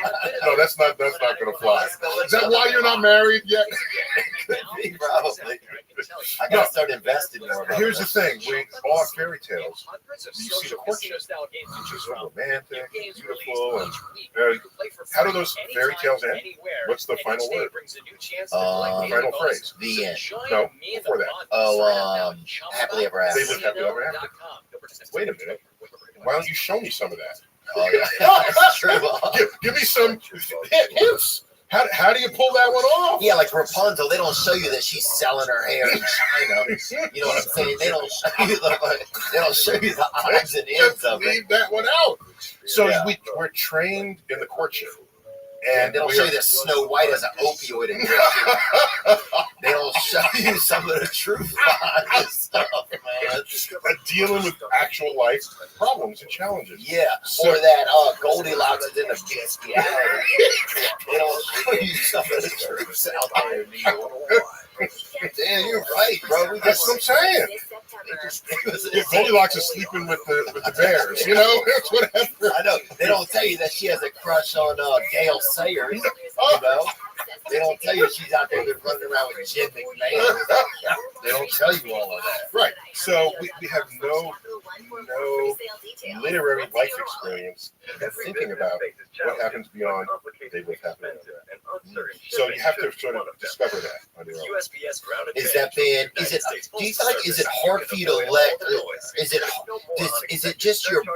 Was it just the brain you were given that made you more scientific, or was it like you feel like it was nature or nurture, like that you developed that as because it was a skill that you needed to help process your own like life and childhood? That's an important and perceptive question, and I have to unpack that. You put a lot in that. Yeah, because we talk about that kind of stuff a lot on this show. Excellent. I'll go there. Let me go there right now. So, they are committed to quality. From the smallest everyone wants the secret to things. What's the secret to the code? The secret to this? That implies it's only one thing and not something more complex. And so I remember when I was a kid, this is a slight off ramp. Get started. When I was a kid, so I was in 7th grade, I did a book report on Ponce de Leon. And he's the guy, the Spanish explorer, who went into South America searching for the fountain of youth. Okay? You drink from it and you have eternal life. And I remember reading that and I was saying, that idiot, why would he even think that exists? He's going to commit an entire voyage to believe that there's just some elixir coming out of the ground and he lives forever? Really? A full-grown human being believe this? I was thinking to myself, I was a geeky kid, okay? Yeah. I'm 12, I think, at this point. But I did the book report on him, and then I realized, as I got older, this is something deep within us. Nobody actually wants to do the hard work to improve their health and live longer, healthier lives. They want the instant fix. And realizing that Ponce de Leon was looking for the fountain of youth allowed me to see what people were doing. I'm old enough to remember yogurt. Eat yogurt, then you live forever. Gannon had a commercial with centenarians eating yogurt. Oh yeah. Okay? I remember Mom would eat the yogurt. I'd be like, damn, Mom's gonna be around. But that's what I'm saying. So we want there to be quick fixes, quick answers, and quick solutions. What's the latest? Kale. Did you eat your kale today? No. If not, you would die. You would die a miserable death. Okay? You'll be dead by noon. Yeah. There's definitely, and kale is trash. Kale is so hard to eat. Kale feels like it does not want you to eat. I like kale if you had bacon too. Look, I ain't saying nothing, but it is what it is, baby. They knew that with collard greens. Put in the ham hock. You eat leaves? Put some dead animal in that stuff. Dude, you can put bacon under a damn corpse and I'll fucking have a little. Actually, you know what cannibals call humans? Long pig. Yeah. Because of all the animals that you would eat, humans and pigs come closest. But to taste like bacon, you have to cure it and do the things. Whatever. But anyhow, I have some cured human a little. Yeah, I'm just saying. Would you have any? If I was starving, I mean, I have. Let's see you, dog. No. Wait, starving. Hey, bro. No, wait. If I'm in a mountain and help is not coming and people died in a plane wreck, otherwise people starve to death, I'm eating me some dead humans. I'm not thinking. What are you eating first? What part? Muscle tissue. I would say the bicep, maybe, or I would take my cue from just what you get in a sword. Yeah, so no, I wouldn't hesitate. It's not about morals, it's about survival. So, but by the way, if there's a pig over there, I'm eating the pig. I'm not eating the dead human. Yeah, that'd be weird if you're like, I'm gonna have Randy. Instead of Pumbaa, I'm eating Pumbaa. Okay, Pumbaa ain't surviving the day. Okay. So that'd be crazy. There's one dude at the plane crash, and he just wants to keep eating people. Like, what do we have? And pigs and cows and turkeys and chickens. What are you doing? He crashes on a farm, right? He crashes in a 7-Eleven, and he's still over there cutting up an old lady. So now I'm completely distracted. What the hell was I talking about? A lot of people scratch their heads and say, "Why would you put your brand on a channel that doesn't show the sheet metal?" But there's a lot we can talk about these vehicles. It's been a long run. No, it has. We're talking about love. love that we got off the in a lot of okay. ways. For us, it's about storytelling. Evolve. That's driving Off of love. awareness. I remember. How do I How become we can talk about Okay. it. Oh yeah. So did this? I think we're Yeah. learning that Do you we can think get a you lot develop more a sense from for audio. science out of nature or nurture? So watch. So I'm walking through life, watching people want to believe that simple things fix everything. Those are the YouTube ads that get your attention. You've been doing too many sit-ups. Just do this and you'll have ripped abs. Just eat this, drink this, and it'll be, and you don't have to do any of that work. And I thought to myself, there must be something deep within us that just wants to be lazy about what our accomplishments. Okay, yeah. But that's a kind of an off-ramp just to say, I don't care about nature or nurture. What I care about is that whatever you are, you know you can improve it. You know this. In practically everything we do, you get better at it from trying, from practicing. In practically everything we do. So I'm not going to say nature, nurture.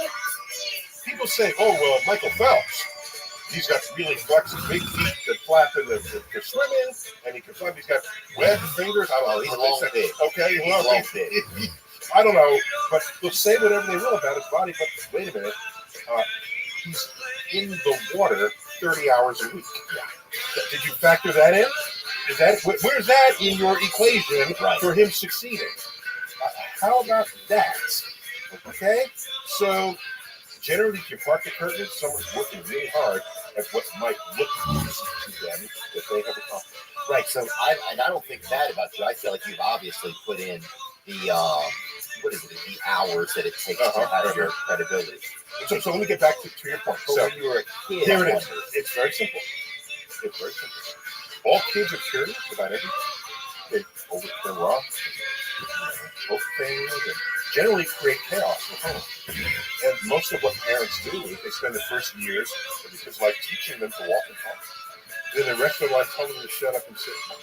Because wherever they go, they make a mess. But that mess, the parents think they're making a mess. But no, they're not. These are the results of experiments to discover the operation of nature. If you happen to leave an egg up on the counter, and a little toddler, because you're making breakfast, and the toddler is reaching up and saying, no, don't touch that. What did the egg cost? Last I checked, 40 cents at most. Watch. You know the egg is going to end up breaking. But so what? The kid starts playing with the egg, and then they do something with it, and then it breaks. That's interesting. Something can be hard, yet fragile. How many things in life are that? Eggs are hard. No, most things are solid. This is hard and not fragile. But a lot of experiences in the world and stuff. Well, no, that's you're thinking emotional. I'm talking about physical objects now at this point. The egg is hard but fragile. Okay? And so that's we'll learn about that. And it's brittle. It doesn't bend. Breaks. Okay? So these are structural properties of organic substances, all right? And then what's inside? There's this transparent goopy stuff, and there's a yellow thing. What is that? And then you tell them, that might have been a chicken. Oh my God! Blow their mind. And by the way, you see that colorless stuff? If I heat it, it turns white. And watch it change color in front of your eyes. There's 7 science experiments to do with the kid reaching for the egg that you didn't want them to touch, and you just squashed that because you don't want to use the 40 cents. Yeah, you don't have a damn key. Okay, the president of Harvard once said, when people complain, why are you charging so much for it? He said, if you think the cost of education is high, you should try the cost of ignorance. Next coast, 98, 98. Okay, so all I'm saying is that curiosity is beaten out of us by the time we're in middle school.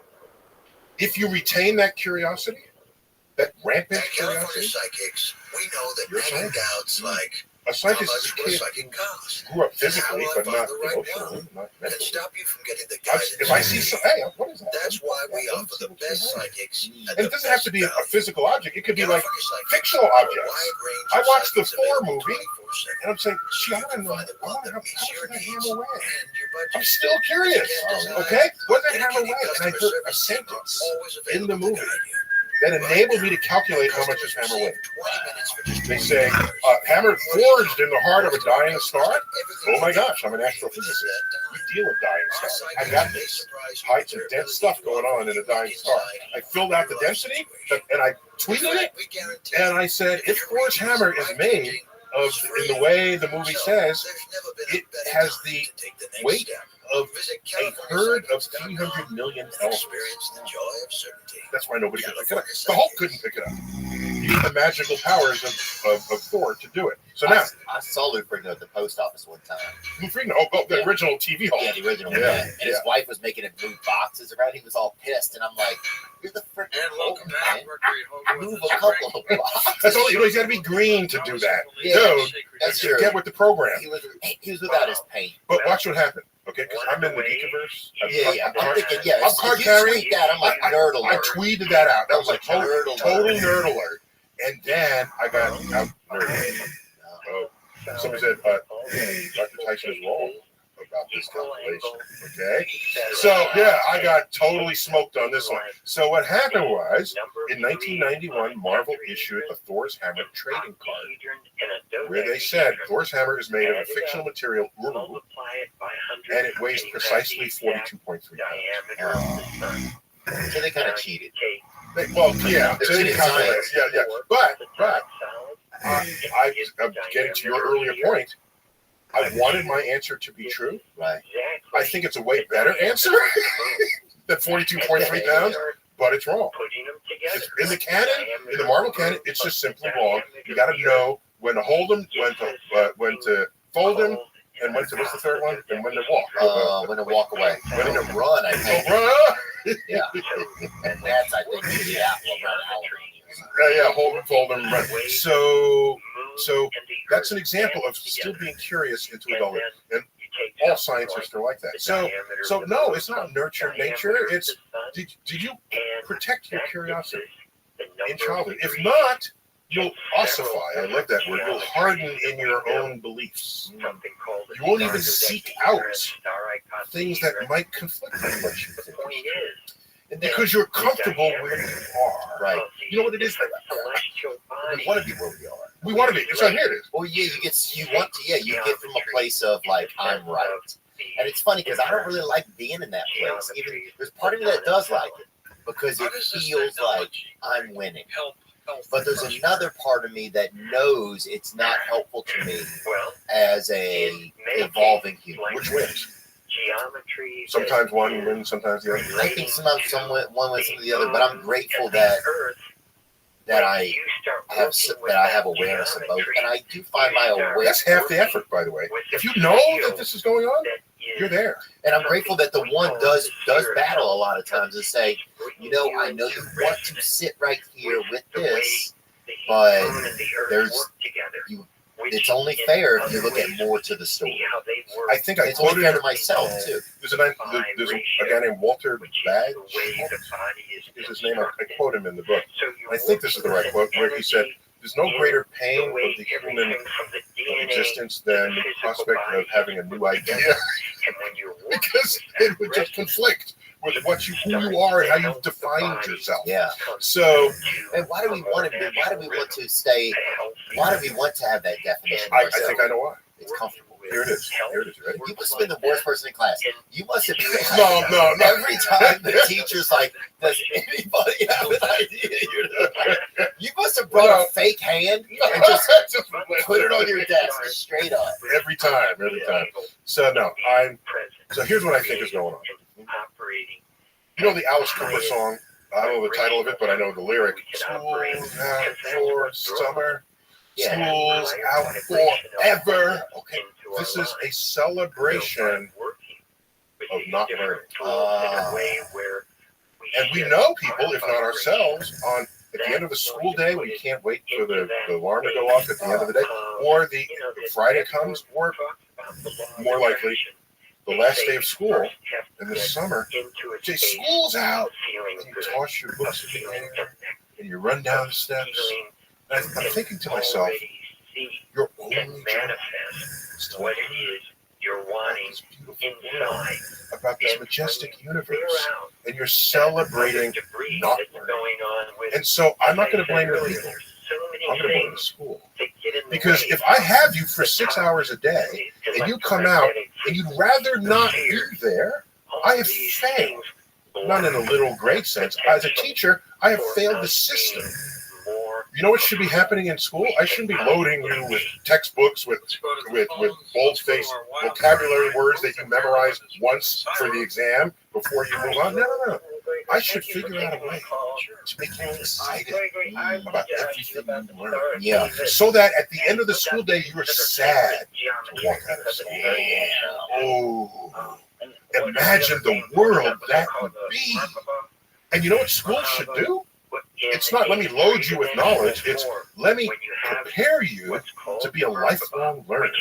So that this curiosity that we have infused in you in kindergarten through 12 or kindergarten through 16, if you're in college there, whatever, when you come out, that is just the beginning of the flame that will course within you for the rest of your life. Because you will spend much more time not in school than you ever did in school. And once again, I'll use the word again. If you ossify in your knowledge by getting out of college, getting out of high school, if that's where you are, you will never grow. The world will leave you behind, and you'll just be the grumpiest person on the porch saying, "Get off my lawn! What do these young'uns know? I know," because you're comfortable in your ignorance, and you don't even know your ignorance because you came to it from having learned, but only up to a point. And without the curiosity, you don't keep learning. It's all about the curiosity and the ambition you have attached to it. It's, don't tell me about nature or nurture. I'm not even. Yeah, I think. Well, I grew up in a place. In Louisiana. We had. I've talked about this before, like the primate testing facility where they created the polio vaccine in our town. So Tulane University didn't know that. had a primate testing facility in St. Tammany Parish, Louisiana. And I remember one time a bunch of the monkeys had gotten out, right?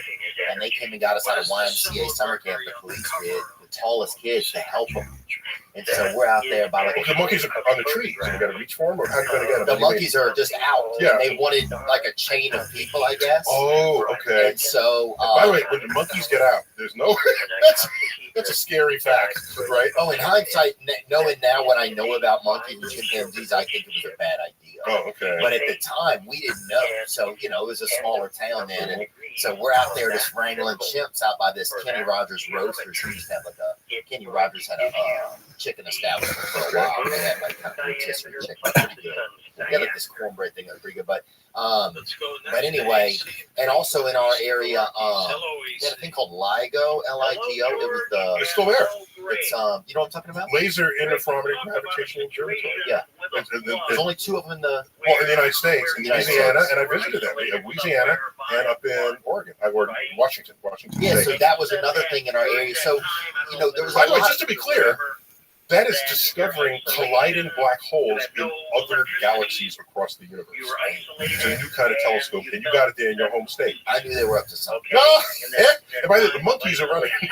The escape monkeys achieved consciousness and intelligence. I wouldn't be shocked, That's bro. some Planet of the Apes shit going on. I would not be shocked, dude. I've seen some people there that work at some of the gas stations. And they have a banana for lunch. I'll say that. There's some interesting folks there. Chimpanzees peel the banana from the bottom. You know that? Yeah. You know what my friend does? He breaks the banana. If it's unripe, that'll work. Yes, that's true. Otherwise, you got some mashed banana right there. But we used to hear about because they were over there hunting rabbits. All we heard was that they had gravity hunters out there.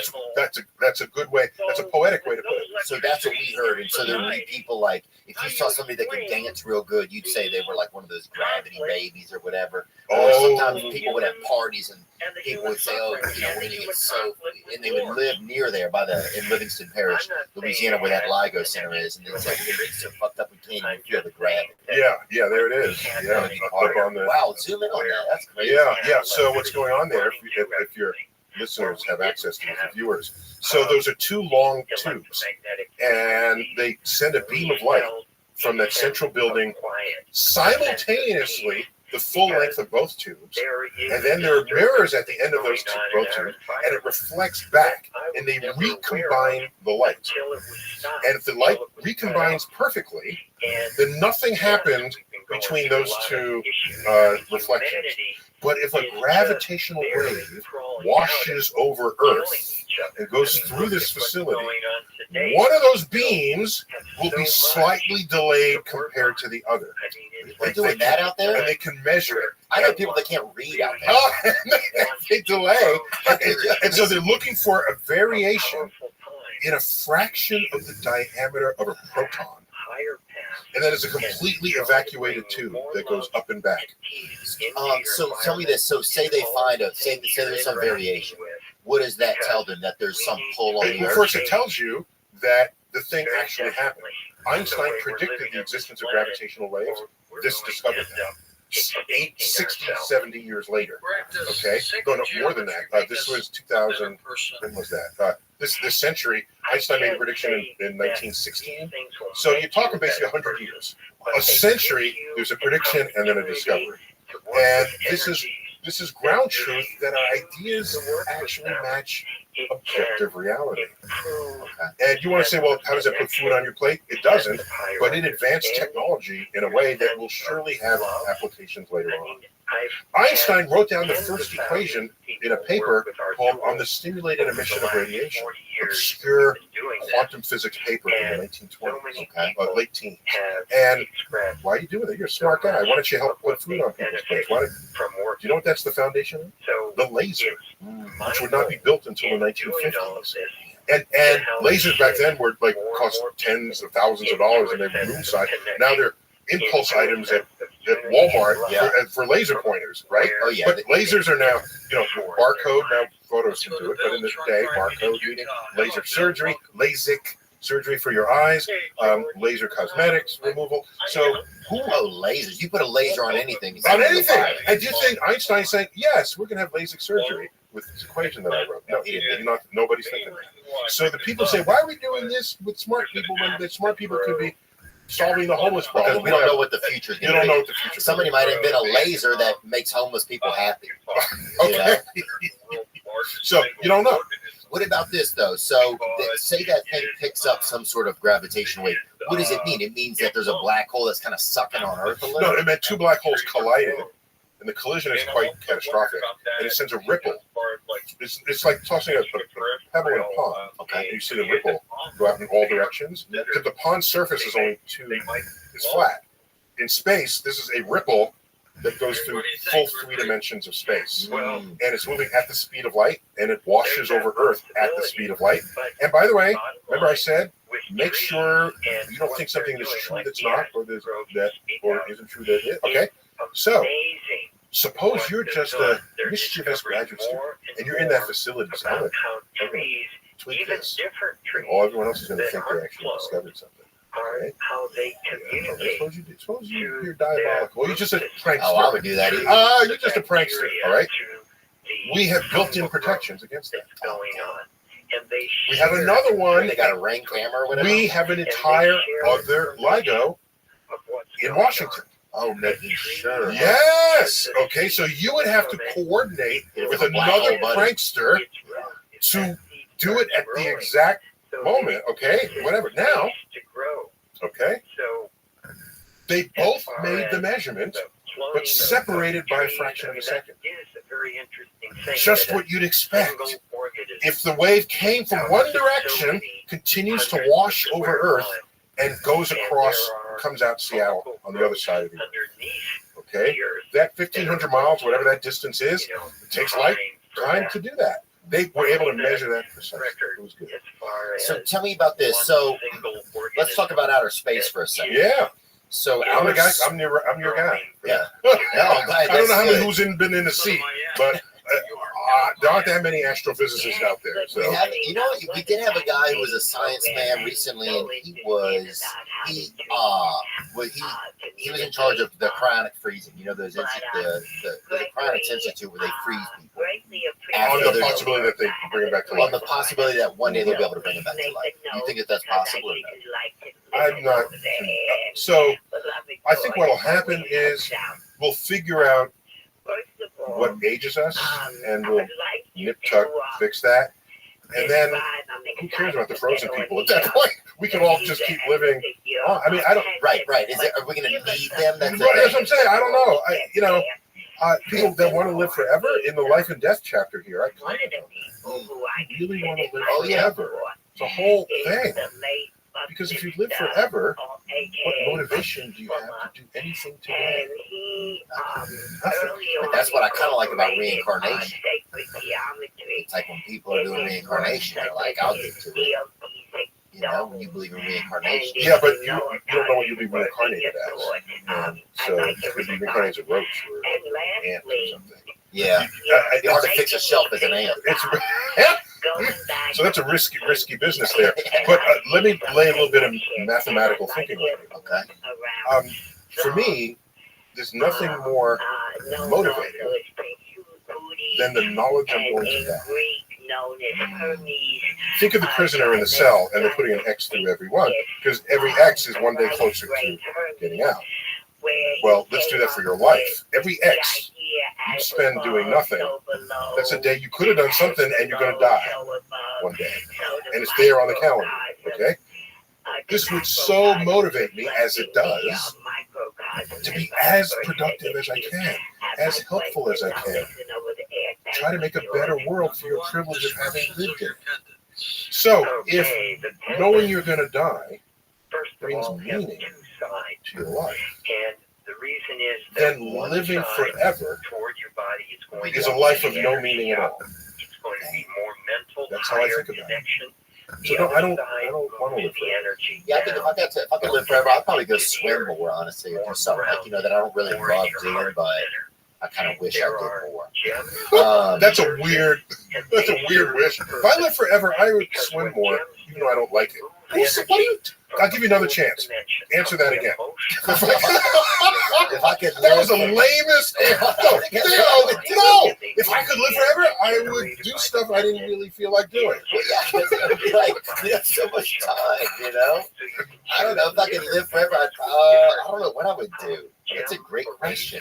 What would you do if you could live forever? No, I just say that is the sentence. You have to do it. I don't know. I don't know, because so much of how I organize my life is knowing I'm going to die. I'd have to think about it and get back to you on that. Okay, I'll get back to you on it too. Fair? I hope it's not I'll swim even though I don't like it. That's the lamest. No. Okay, I'll try to do better, but that's what I think I would do. I know you are cleverer than that. You're going to give me an answer that's better than yours. Okay. What culture or ethnicity on Earth, say aliens show up, right? Is there a society or culture or ethnicity that's best evolved, you think, to handle it? Scientists. Really? If an alien Theo, if an alien landed right in front of us and said to you, Theo, take me to your leader, are you going to take him to the White House? No, of course not. Are you taking him to Congress? No. That's a great question. That's my point. You would take him to, well, I'm not going to speak for you, but I happen to be a scientist, but if I were not a scientist, I would take him to a scientist. You would? Yes. A biologist or a physicist. Somebody who's, by the way. Say scientists close that day. Come back, out to lunch, come back tomorrow, open at 9 in the morning. So, even science has a sandwich, bro. Where would you take it? You speak of science like it's the one dude behind the counter. I'm just saying. Where would you take it then? No, but let me finish what happens if you try to talk to me. My point is, mathematics. I give him a treat first, I think. A treat? They're not a pet. They just flew here in a ship way more advanced than anything we've ever conceived. Here's a chew toy. I'm just saying, you gotta give him a little. You'll be the first human zapped by an alien laser. Oh, that point. You hit him with that Snicker. They're your friend forever. This is that E.T. Steven Spielberg where they're eating. What do they eat? The Reese's Pieces? No. Reese's. Oh, he bring his friends next week. Now you give a Reese's to an alien, it's going to get diabetes. How do you know it can handle it? This is some Now he's stuck. What if he becomes all lazy and stuff? He starts getting fat and lazy on Earth. That has to be a movie, right? Was there a movie like that? I don't know. But okay, so he's here. What do you do? What I'm saying is that I have a periodic table of elements that are elements across the universe. I know mathematics and laws of physics that apply across the universe. They got here from across the universe. So those laws would be totally the same on their planet. Totally the same. So if you're going to start with a language, like, well, this is a cup and this is a fork and this is our elements, and this is, we call this aluminum, we call this, and they will know, and they start to develop a common vocabulary so that you can communicate with them. Because they're not going to speak English, nor French, nor Mandarin, none of the above. That being said, if they send radio signals first, the largest radio telescope is going to pick it up first. You know where that is? Hold on, let me think. Arizona. It was once on American soil in Puerto Rico, the Arecibo telescope, but that collapsed out of disuse. And the largest radio telescope is in China. So the first humans that will hear the signal sent by aliens will be Chinese astrophysicists. But we're talking about if they visit. So if they visit, I'm saying bring them to a scientist. The scientist will know how to think about and pose questions to them for this reason. And I got a little dust up when I saw the movie Arrival. And the aliens visit and they park these pods floating over there. And so the government gets two people.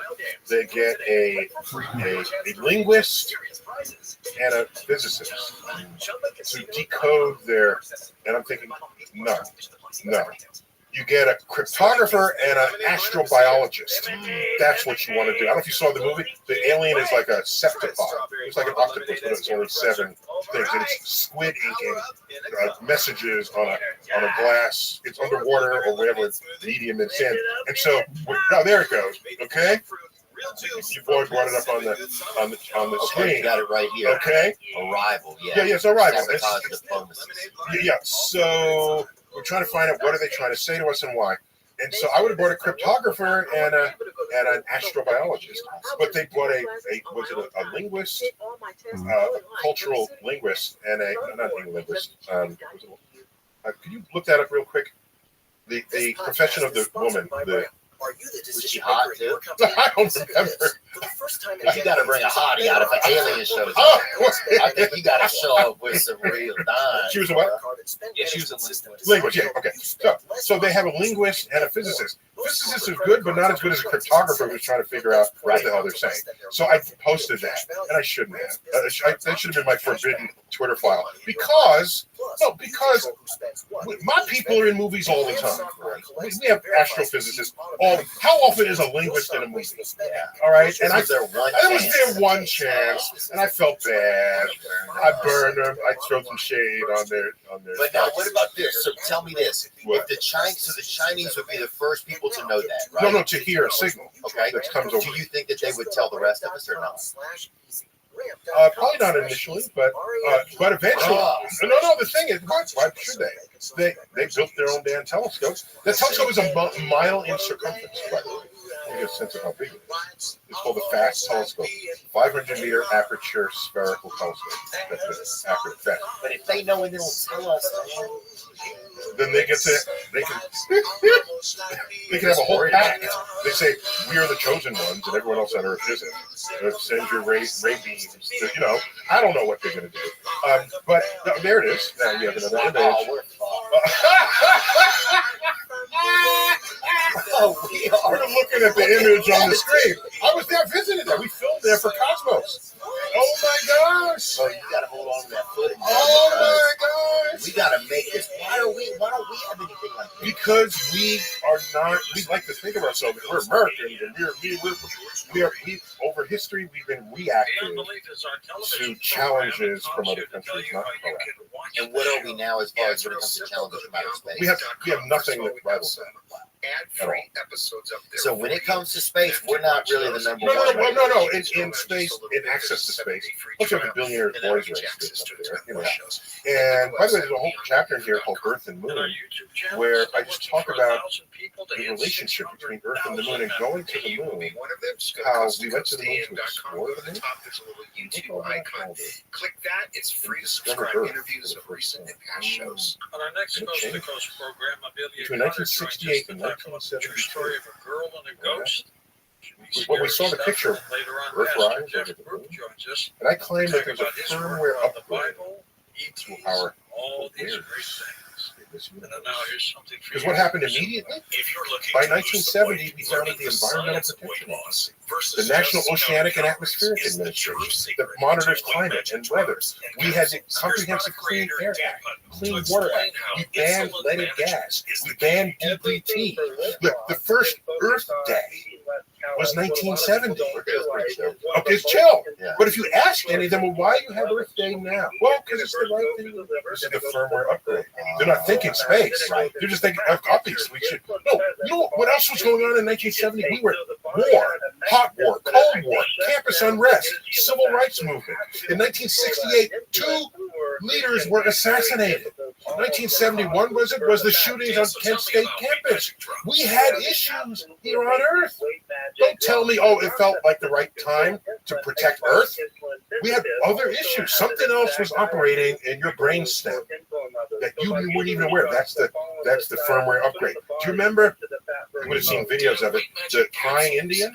Okay, people throw trash out the window, and he turns around and he tears it in headdress. Of course, that dude was Italian. He was an Italian actor. Yeah, he was Italian heritage. So back then, you could do that, right? Right, you could do that back then. But my point is, when did that public service announcement come? 1970. People were throwing trash out their window for decades. So something at that point upgrade made us think we gotta start looking for this place. You know, that's home. Order now at healthylooking.com. Now, what about this? Do you think we are due for other firmware upgrades? I would like to think so. A firmware upgrade where we stop killing each other. You think, there's no greater argument someone gives for killing someone else than what they believe in, rather than what is actually true. It's almost like the less evidence you have for something, the more you're willing to give your own life or to take someone else's life. And that's some weird stuff for us. Weird behavior. Now, the world is a much safer place than ever before.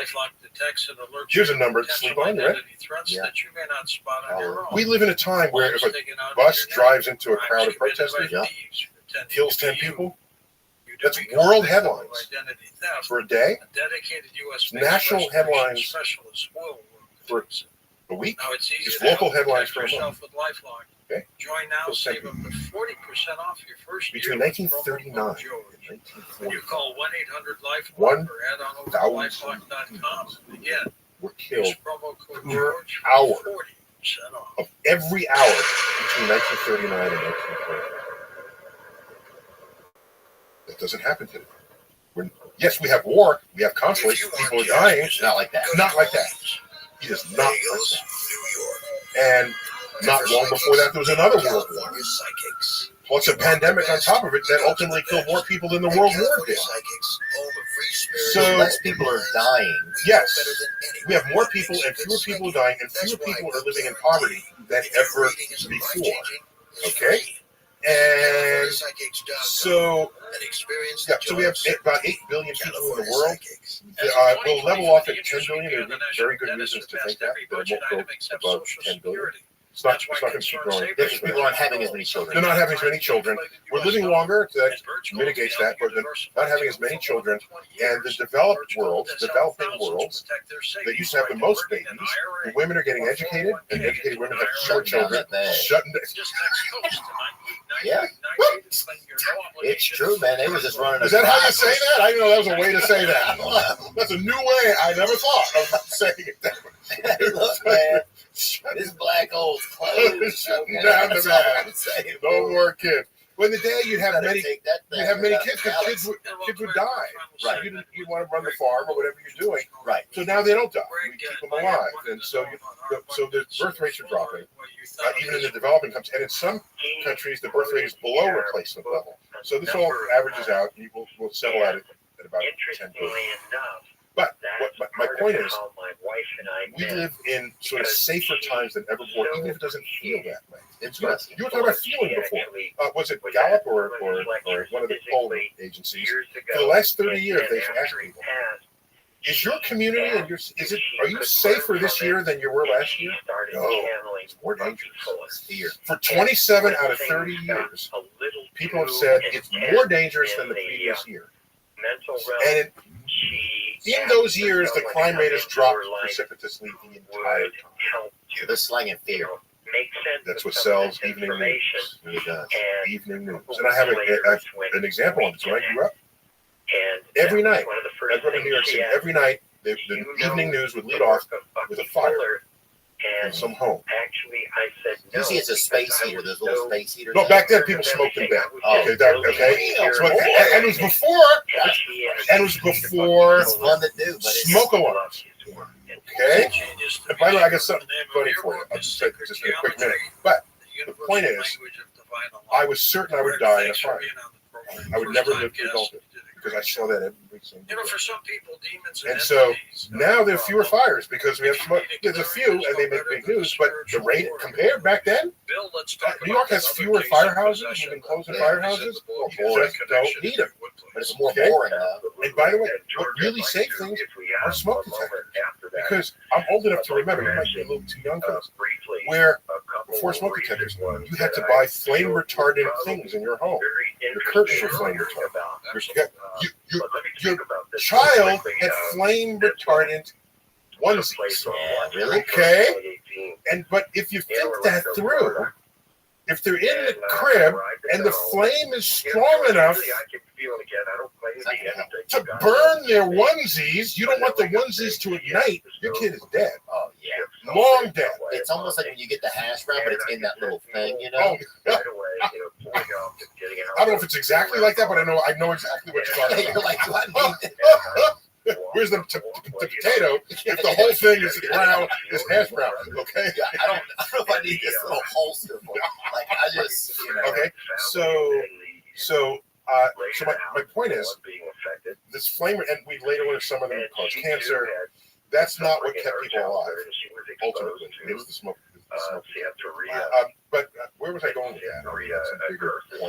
Well, I think things like that take the fun out of everything. You know, they used to have these. We're talking about crime rates. So everyone thought the crime rate was going up. It's been going down the whole time. The perception is not reality.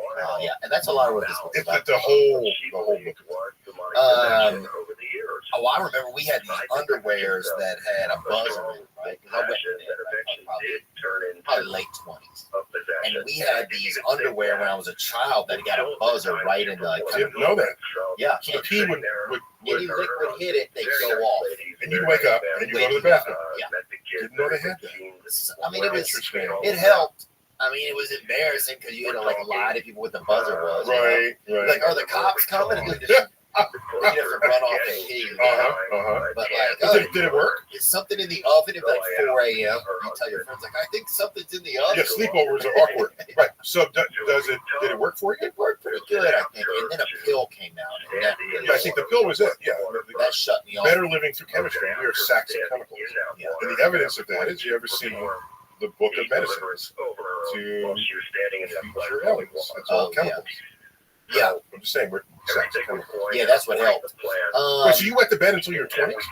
Oh, yeah. That's late, dude. Oh, I was late. You gotta set up a hose or something. Oh, dude. whole life I've been a late bloomer. Wait. So in your not to get all TMI here, but when you were peeing in the bed, were you dreaming that you were peeing in a bathroom? Sometimes I would be dreaming that I was peeing. Sometimes I would even be dreaming that I was peeing in a bed.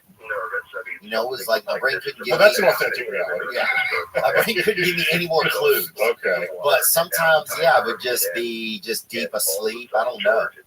But I just wet the bed, man. I wet it as a child and I wet it as an adult. You turned out okay though. Yeah, I think I'm just a late bloomer, man. Everything has been about 10 years. Okay, that's fine. You're okay with that.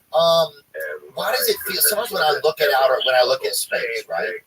I'm standing there, I'm looking out at space. By the way, if you're in space and your jetpack's not working, if you pee forward, you'll move back. That much propulsion will help? Well, in space, any propulsion works. Because there's no friction in it. So if you send any liquid out forward, you could fart the other direction and you'll propel backwards. So don't pee and fart at the same time. It's like a gangbang.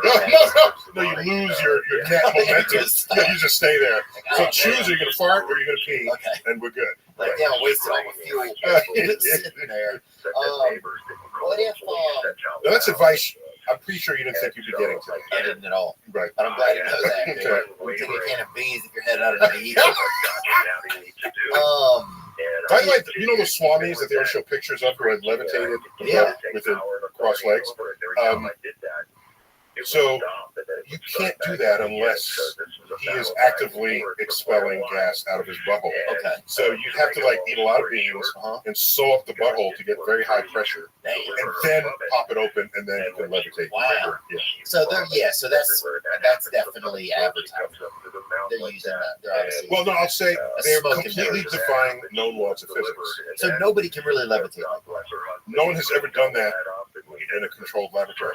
So if they could do it, there's some magic that they do. And it's just not useful if I can't reproduce it in the lab under controlled conditions with cameras and everything. It's just not useful. Yeah. And so magic isn't real. What would have done that? No, well, you know, the Arthur C. Clarke any sufficiently advanced science is indistinguishable. That's a bigger fight. Okay. So if an alien comes up and waves their hand and something happens, you say it's magic. To them, it's science. It's just super science. Correct. In fact, I didn't tell you that. You do magic? No, I did when I was a kid. I can see that. I did physics magic. I pulled the tablecloth out from under. It's fun. Yeah, and I did some card tricks. Yeah, I have large hands, so I can palm a card pretty easily. So I did that as a kid. And made money at kid's birthday party. I was 12. You've been very fortunate. Doing it for 6-year-old. What was your first job? Can we say you were? Oh, I was a camp counselor, and I worked whole summer, and I made $150 for YMCA. It was a version of that. Yes, it was some other thing, but it was through a church thing. Yeah, I went to YMCA camp. It was fun. Yeah, and then I went to before then I went to camp. I was in a YMCA camp several years in a row. Camp was fun. Huh? No, it's good. It was good. But let me tell you, the job I hated the most, just the whole optics of it. I got to college, and I'm on a work study program, but the work part was like whatever job you could get. That was contributed to your tuition. Yeah, saying all I had to be in a bookstore. Well, no, that's fine if it was a bookstore, but not the job I had. Okay, I cleaned the bathrooms in the dorms of other students. It's all semen in there. What?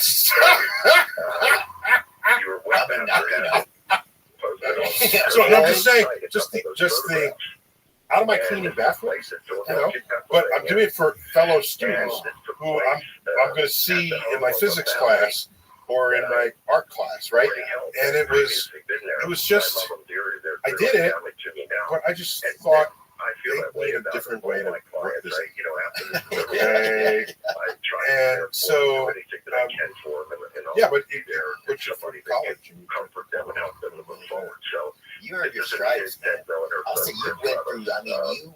But you know what I regret? I've never had a job where I had to tolerate the behavior of someone else.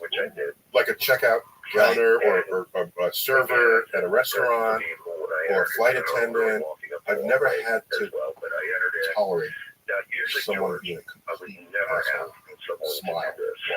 Because corporate policy says customer document. Never had to take photographs. Oh, that's everybody at a CVS now. I feel like. They have to put up with everything now. Yeah, so I try to be empathetic, even though I've never done that. You recognize that. Yeah. Oh my God. It usually is kind of an important job to have. Yeah. Is outer space gay or straight? So there's an entire chapter called Gender and Identity. Somehow it come back in.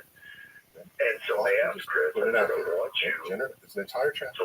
What that looks like through a scientific lens. And what I will tell you is, oh yeah, I remember you talking about the facial structure. There's a lot of things. Okay, so I'm going to give you an answer. Are you ready? Is outer space gay or straight? Practically everything is measured in space.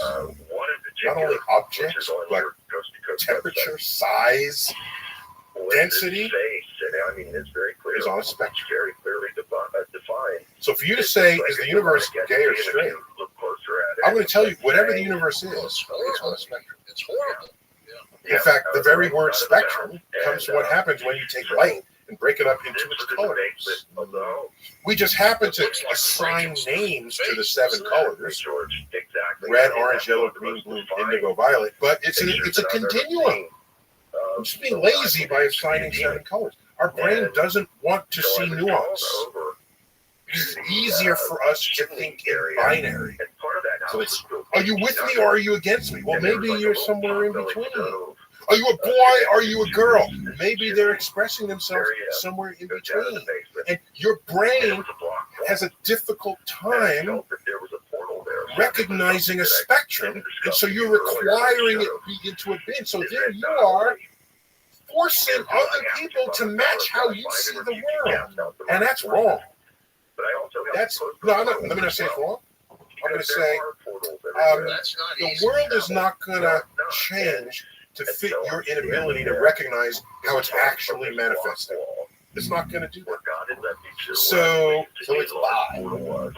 No, it's on a continuum. So whatever it is, you can say, is the universe sweet or salty? Is the universe, whatever it is, you're asking me, is it this or is it that? That's the binary brain trying to force a continuum into 2 categories. So it's like Chex Mix. Except with more objects, more kinds of objects than what you find in Chex. Chex Mix has like 5 things in it. Yeah, that's true. Okay, imagine if Chex Mix had everything in a continuum. Now look at how our brain works. We have hurricane strengths, right? Oh yeah. They measure the wind speed. Do you realize it's a continuum? But we divided it into 5 categories, but it's a continuum. You realize you can go from low category 3 to high category 3, and they'll just talk about Hurricane Irma is still a category 3. 1 mile an hour faster, and it's category 4. It's breaking news. Oh yeah. Hurricane Irma is now category 4. Excuse me, it's 1 mile an hour faster than it was yesterday. Yeah, people lied as if the winds broke in. Okay, so I saw the winds making a bowl of cereal, some guy said. That's funny. So my point is, even with hurricane strengths, we force them into categories when it's actually a continuum. So it's a continuum out there. So because it looks kind of gay, I feel like, but then sometimes it does things that seem really straight. But those are also my definitions of those. Correct. You're forcing the universe into your 2 categories. Right. I think what's tough, for people just in layman's terms, is when you have a template of society over time, and things start to come in and make it evolve or adjust. It's hard sometimes to get those things all the way to the grassroots level. I would claim that the template was always people forcing a natural variation into categories. Do you know Joan of Arc? Remember, she was burned at the stake. Yeah. 1400. Was she doing witchery? Okay, that would be one way you would burn people at the stake. But they couldn't burn her at the stake for not being religious. She was very religious. She was trying to kick the British out of France, from the country. She led soldiers into battle. Do you know half? I don't know if it was half precisely, but a big reason why they indicted her and burned her was for cross-dressing. I think it's time for you. There's a passage in the Bible, in Deuteronomy. You ready? It's, if a woman donned the clothes, this is very close to this. If a woman dons the clothes of a man, she is an abomination unto the Lord thy God. And so they said, we can get her on that. They're like looking, trying to throw the book at her, right? We got her on this. Because you can't lead soldiers into battle with a skirt riding side saddle. Yeah. That does not work. No, you got to put on at least a strong hat. So is she an early person who's just a tomboy? Yeah. Who's expressing herself in male, though she's biologically female? Oh, she'd have been in a league of their own, probably. Okay. So we know, we've grown up in classes where there was the tomboy girl and the slightly effeminate boy. We, if not ourselves, this has been with us forever. It's in literature and it's in the thing. And the difference between then and now is we have a raised social consciousness so that those folks on the continuum are less so the object of mockery in storytelling. They're just other characters. And there's still more room to improve that. But I'm saying you have people who are trans, people who are full up trans, or just simply wearing clothes that are not what you want them to wear based on what you think they should be. Yeah. Is that a free country? If this is what concerns me a bit. A lot of the resistance to this comes from the conservative side of the voting public, and they're trying to control the freedoms of people's expressing themselves. And somewhere I read that the pursuit of happiness, did we read this somewhere in the founding documents? And if my pursuit of happiness is wearing a skirt and putting on makeup and lipstick, no matter whether or not I have a penis, anything happened that you want to take that away from me? When you were playing it? Why? How many times in a way, that's a violation of what it means to live in a free country. Yeah, I think people just accuse you of gaying or whatever. They accuse you of like queering. The fact that it would be an accusation at all rather than a recognition that there are people different from you who live in this free country. Well, look, I'll tell you this. A lot of times I've been around a lot of, sometimes there's a lot of drunk men. I don't drink. But I'll get around sometimes and you can see they start wanting that. Their lips get a little wet. You see them wanting to move. Their guards are. Yeah, you see the guards are melting down. Okay. You see the guards on lunch break. And sometimes the guy's wife will get, I'm like, dude, what the fuck is going on? But you see them, the eyeballs start getting a little watery. So I think, if we were honest with ourselves, it wouldn't even be a problem. If we were honest with it centuries ago. Well, yeah, there's probably just old, and also some of it is template, some of it is tradition, and people want to, people worry, I think, too much if you lose, and I'm not saying they're correct traditions, but I think a lot of people worry if you lose tradition, then what does that mean? I think, I think we're still evolving in a way that we want to look at existence in a larger scale and not just in the scope of our own lives. I'm a big fan of traditions, and let's call them rituals. Okay? A Thanksgiving dinner is a ritual. The traditions and rituals, in and of themselves, greatly valuable. They're some of the greatest binding forces in the culture. Yeah. Okay. In Passover, the observant Jews of the world are all doing the same thing, basically at the same time relative to the sunset. Okay. And so that's a binding force. But if your tradition is not the celebration, but what you look like, what you sound like, what you say, what you think, then those are traditions trying to remove freedoms that your country might otherwise be giving. Yeah. And so, where does it come from? Traditions. Yeah, they've kept tribes together. Oh my gosh! Where does the other stuff come from? Where does it? But I think maybe it feels like. I'm trying to decide what that feels like to people that makes them so commonly that those are things that are hung on to. Well, it's one thing because you have your own ritual. Okay, I used to always have candles for dinner. Okay, I have both yards of candles. Okay, it's a romantic, and I like a bottle of wine and my wife. And so for me that was a little bit ritual. My mother burned candles, and she's Catholic, and candles are a thing in a Catholic church. Oh yeah, candled up in there. Yeah, so and the candles are burning during the mass. So a little bit of candle worked into me. But I'm not. That's nice. I'm not forcing someone to do something with the candle. Right. Okay. I'm not forcing someone else to pray to the candle. I'm not trying to change the behavior of someone else. It's just something I do, and I do it. Right. It's when you cross over and require other people recognize this. Yeah. Or you require other people abandon it just because you don't want it. That's not a free country. That's all I'm saying. You can imagine a country where everyone is homogenized in whatever way you want. Those countries exist. I didn't think that was yeah. I didn't say that. I didn't think that was Merc.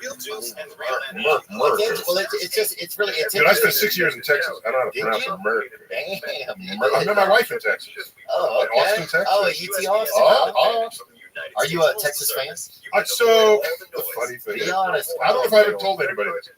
So I'm a New Yorker in Texas, which was a little bit mind-blowing.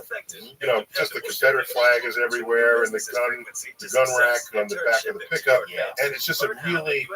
I was almost anthropological for me to observe the Texas tribe. That's what I was thinking. What does anthropological mean? It means I don't know that I'll ever assimilate, but this is something interesting to observe and take notes of. Okay, got it. Okay, I'd be an anthropologist. Okay, got it. Studying the culture. Okay, so I did that, and really wearing that hat, really, and the boots, like really. And this is a woman you're talking about.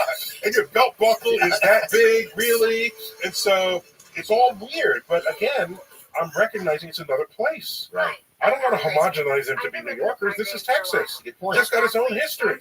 Six Flags over Texas. Yeah. Okay? Texas was 6 different countries. All right? I don't know anybody else that can say that. You know the 6 countries, right? Mexico, Spain, I think France, the Confederacy, the United States itself, and the Republic of Texas. What did I leave one out or count one twice? That's where you get 6 Flags, the amusement park. You didn't know this, dude? Dude, you didn't know this? Finally, some stats I can use. Oh my gosh! Finally, some information I can use. That's how you get 6 Flags. That didn't come out of nowhere. Yeah, I didn't know. I never thought of it. And you go into the state capitol and you see the flags. Yeah, I've actually been to the state capitol. Yeah, right there in Austin. Yeah, but so I'm there, and no. So here's what happened. When I left Texas, it was 6 years later. I get back to New York City. I want to wear some of those boots. So the next time I visited, I picked up some boots. Yeah, and then I kind of like that hat. Not the full up, 7-inch brim, but the smaller brim. Yeah. So I own 6 cowboy hats, 5 pairs of boots, and one of them is like ostrich. That's a stretch. Digging out the animal. I don't have the lizard or whatever the one is. The alligator. I don't have the alligator. But so I got some stretch at the house, dude. I weighed out on 5th Avenue. That's fine. I'll do that. Yeah. And so it turns heads, but I'm comfortable in that because I felt it. It was a time delay. Yeah. All right. It was. I feel it now, and now I can appreciate a Texas movie or a Texas culture, Texas music, which is not. It's not country western, really. It's not Nashville, I should say. No, it's not. It's a lot more. It's a lot more like red clay kind of country.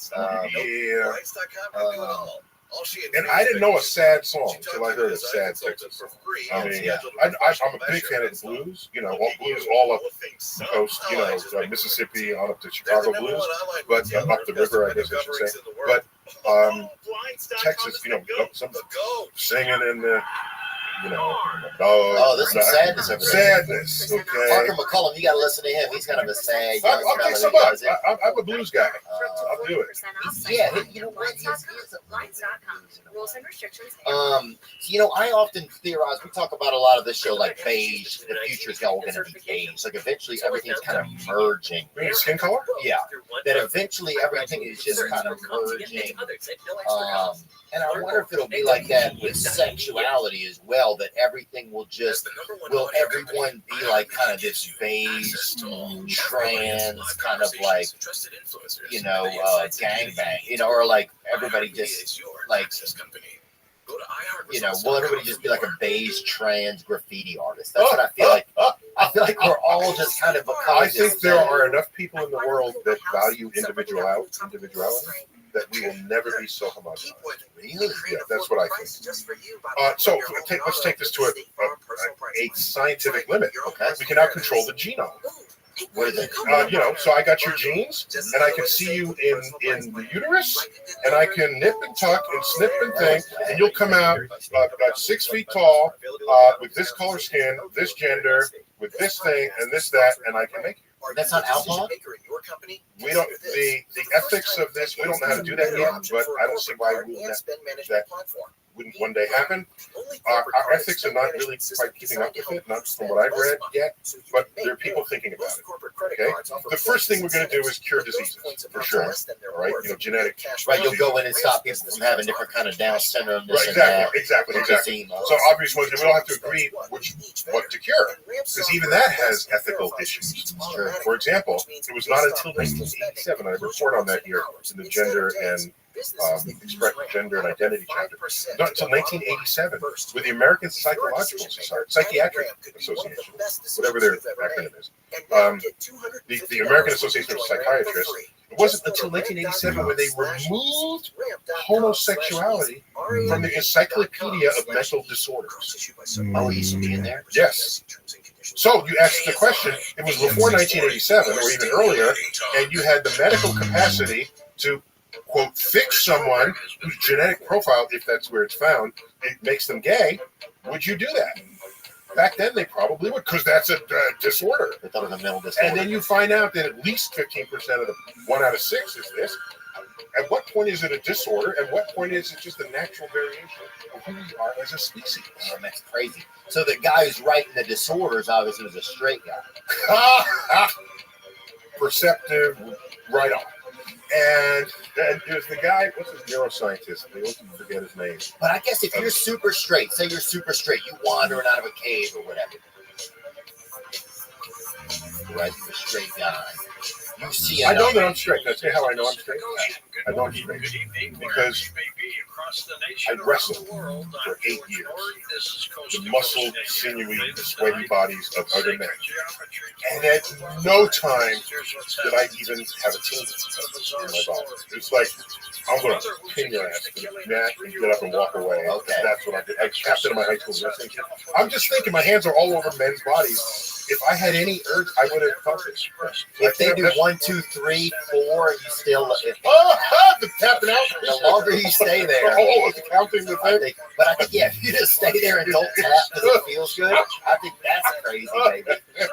Yeah, so I'm but do you ever cisgender wonder, heterosexual. Do you ever wonder if you could ever, because some people think you could evolve into it. Like I wouldn't, like I would wonder if one day I could be, when I'm 70 years old, be a homosexual. You know, I don't know all the drivers and causes and what's genetic and what's cultural.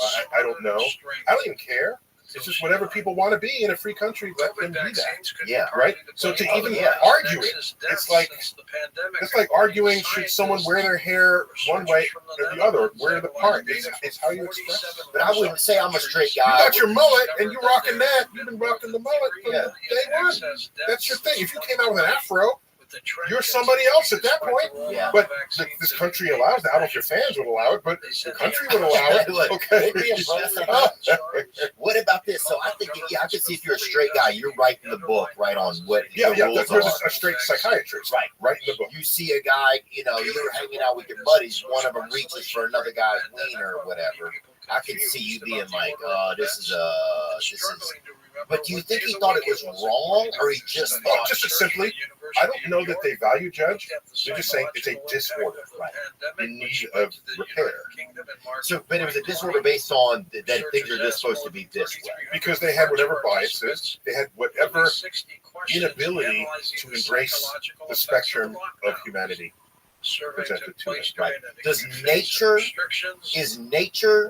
just, or does nature gay also? Oh, okay. There are books on this. I forgot Rainbows. Can you look this up real quick? Rainbows. Just look at Rainbow and Sex, and there's a book that will come up. Howard, are you sensing this as well? Just real quick. Well, so I looked into it. In the wake of COVID, the big question Evolution is, of Rainbow.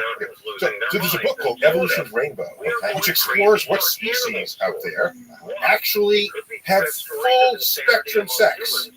Okay, gay sex, bang sex. There's rape in some. There's dolphins. There's no other way to understand it. Okay, so there's a full range of what's out there. I don't care if there's a line called or. So here's my point. That I don't know that we should care what the rest of the animal kingdom is doing. Do you know there's a mole rat? There's something a mole rat where one variant on it they mate for life, and the other one there's promiscuous as the all get out, and they're both mole rats. I got both variants. You got so they're both mole rats. So and then people say, oh, eagles mate forever, and they want that to be. We want to emulate that, and then you find out that bonobo chimps they're fucking all the time to resolve differences, to fight each other. Just look at the video. It's behind the wall. You gotta go behind the wall on the video. But bonobos are very close to us genetically. My point is, we're human. I don't care what the other animals do. You can find an animal that'll support or deny whatever claim you're trying to make about us. So forget it. We're our own species. Yeah. And we have the capacity to grant freedoms in some governments to support your happiness. We value that. Yeah, it's cool. It's crazy to think that some countries don't. That's why I'm glad I'm American. Yeah. Am I good at that, right? Am I getting like a B+? What about this? So, do you think we'll ever really be able to travel like into another galaxy, like interstellarly? Do you think you need a wormhole? We're not doing that without wormhole. We don't have like diesel or whatever. We don't have anything that'll push us. There is no rocket. No, there's a rocket that would get there eventually, like in a few million years. But you don't live that long. Yeah, we have rockets powerful enough to get you around the solar system in your lifetime. But to the nearest stars, at those speeds, it would take 50,000 years. That's why they're talking about generational ships. Where you go, you got the grow up. It's called a generational ship. Wow. It's a little weird because we're obligating the unborn to continue a mission that you're starting that they didn't have freedom to reject. That's the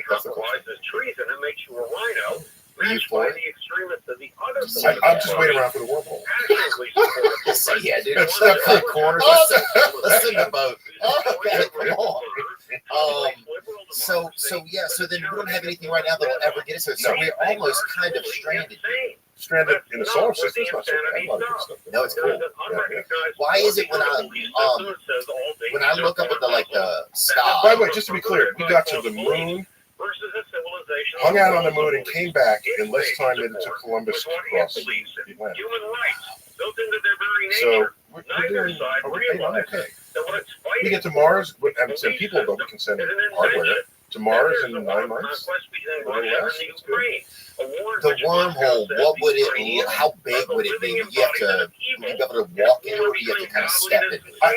It's like we step across it like it's a threshold. Yeah, you've seen Marvel and Doctor Strange or Rick and Morty.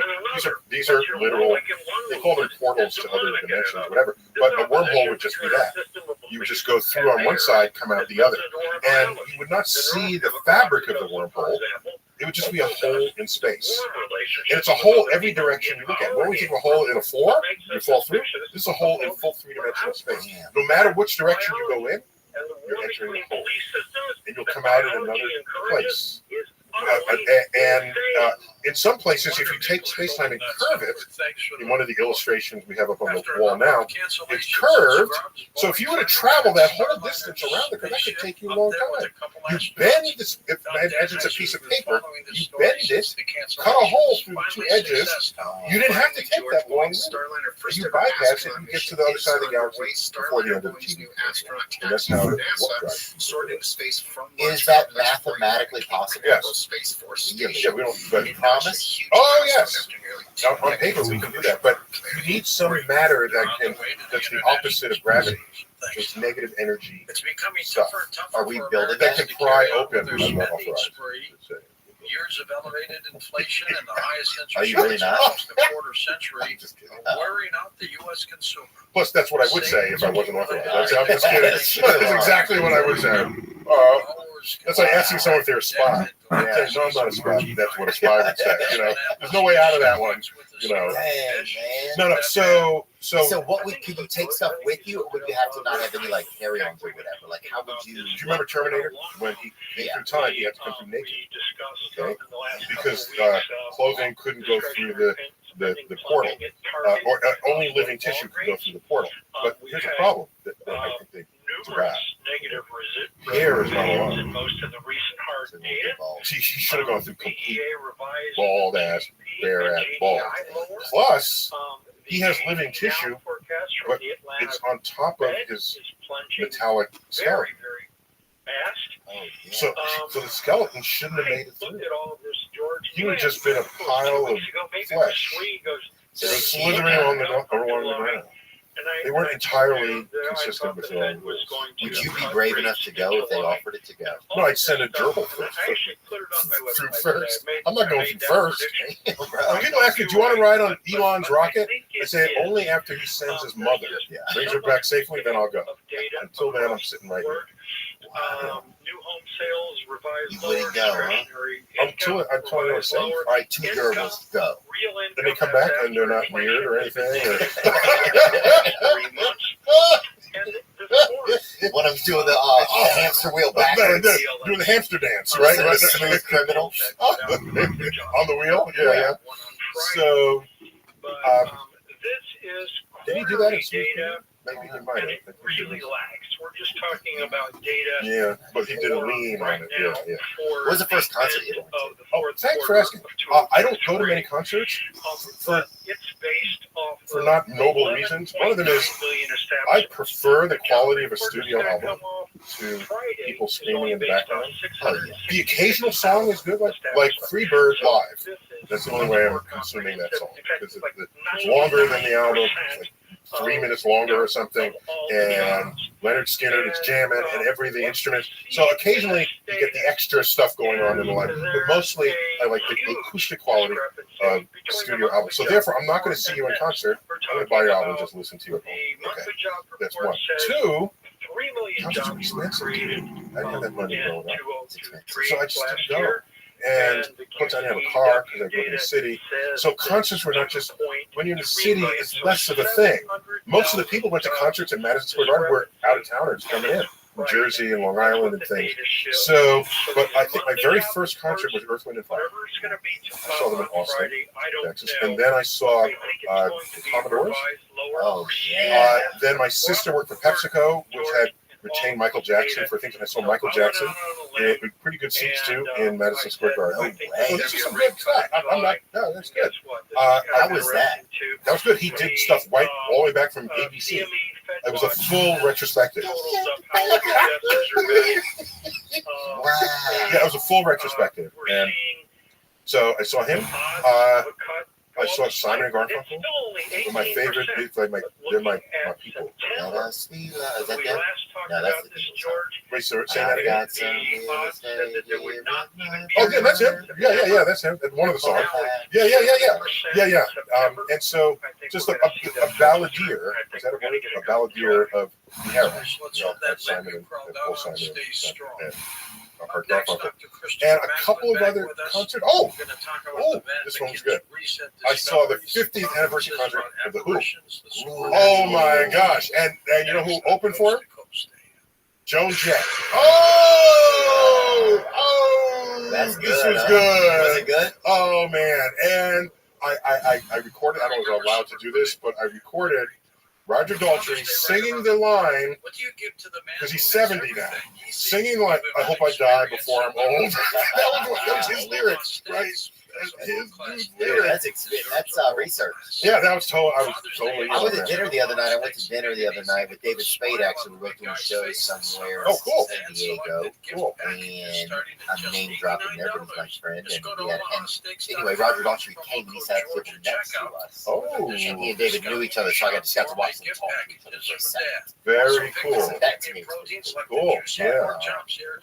But, I do cities too. You know. Oh, it speaks. Yeah. And just answer questions. And they're in theater.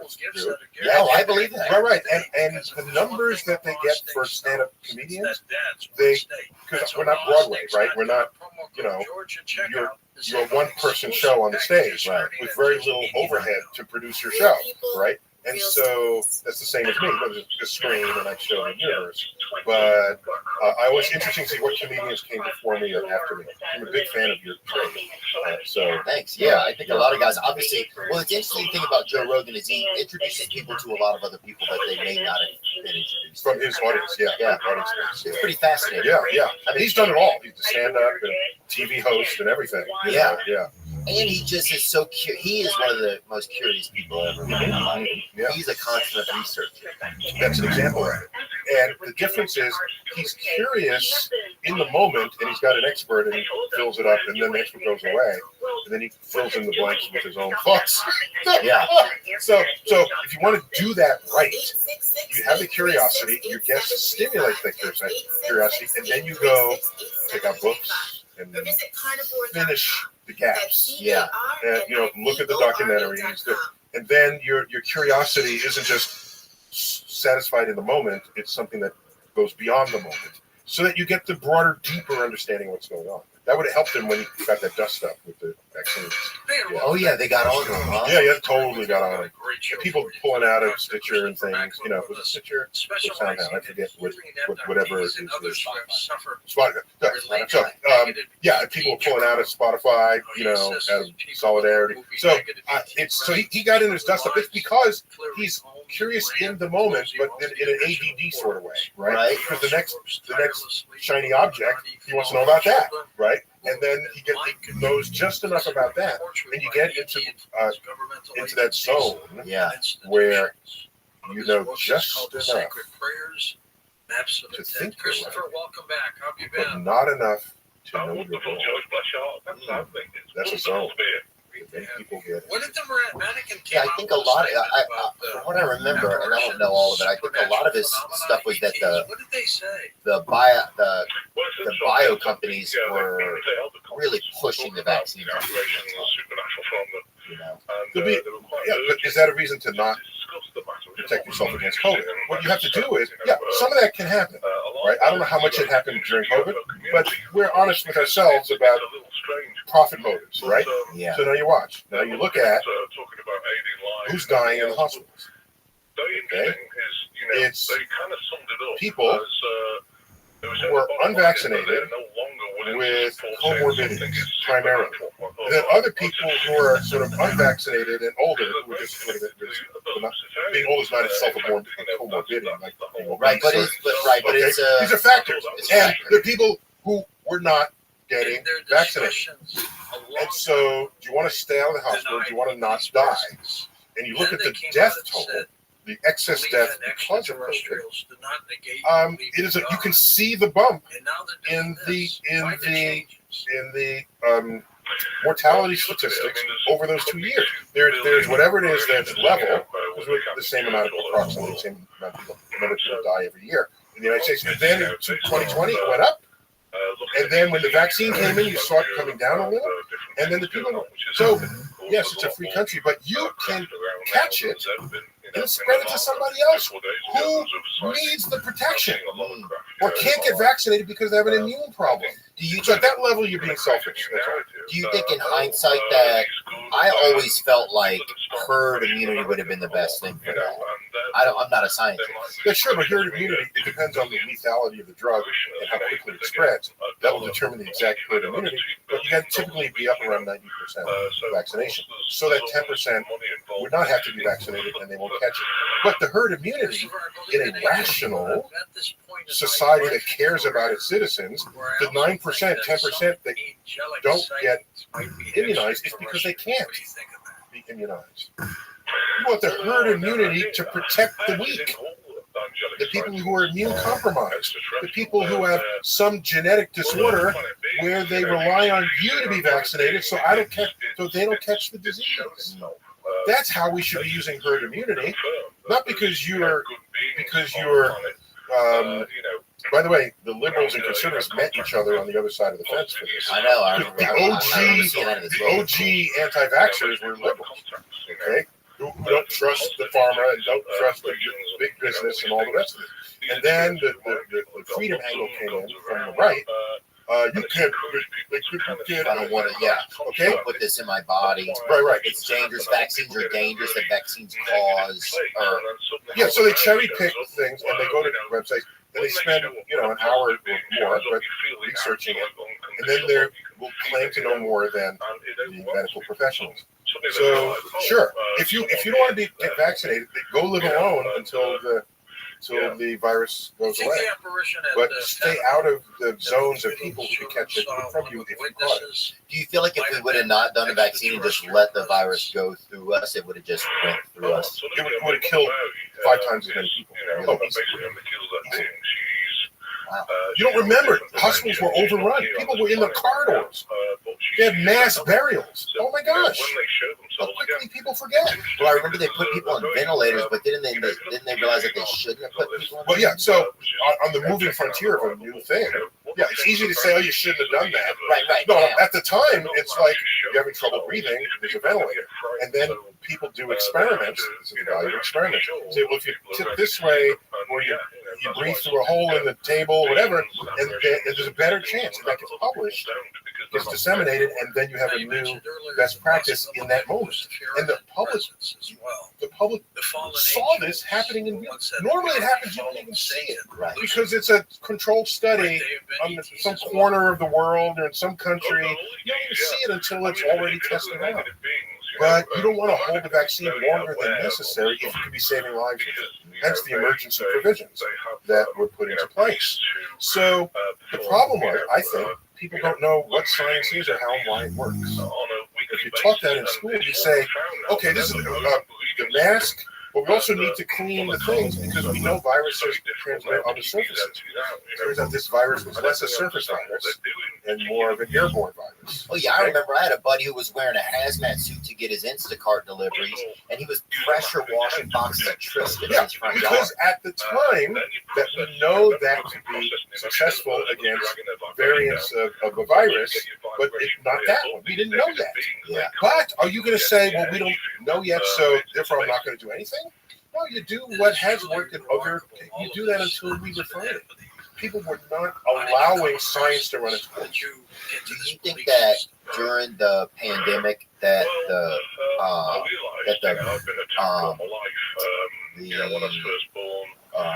vaccine and the pharmaceutical companies, that they hijacked science or hijacked the their studies get reviewed by panels of scientists. This is what the FDA does. It's one of the main points of the FDA is to do this. So they study the efficacy of the virus, of the vaccine. And they study how effective is it against children. Also things like, it can be effective, but at what dose? There's more than one moving part here in the studies. They did the studies, and they found it was like 95% effective against that variant. So they said, let's roll it out. No need to do further experiments on this, on the effectiveness of the vaccine. Now, here's an interesting challenge. If your vaccine is so perfect that it knocks out this variant perfectly, it might not be effective against another variant of that same virus. Right. Oh, it could be too perfect. Okay, it could be too perfect. Correct. And so we need certain research, and this may be going, I'm not on that frontier, of a viral serum that's more sort of a cocktail of antiviral elements, so that whenever the thing tries to morph or mutate, we got you. You can mutate out of this, out of this group of. And so what they do now with the flu vaccine is they have the specific. They have the specific recipes, and they cocktail together for the seasonal flu virus. They see different flus showing up, and then they put them together. But I foresee a day when they take one antiviral serum. That'd be a fun day. Do you think that? Yeah, because we had Bobby Kennedy on, and he was talking about like he was really against Dr. Fauci and a lot of like. Yeah, he has a book, The Truth About Dr. Fauci, right? So he's an environmentalist, so he was always grew up like about the environment, right? Yeah. And then he's like about the environment inside of your body. He believes that a lot of vaccines and stuff like can cause more damage over time. Yeah, except when you look at people who don't die for having had the vaccine. So there's a lot of there's a lot of cherry picking of data. I think he came to this vaccine argument.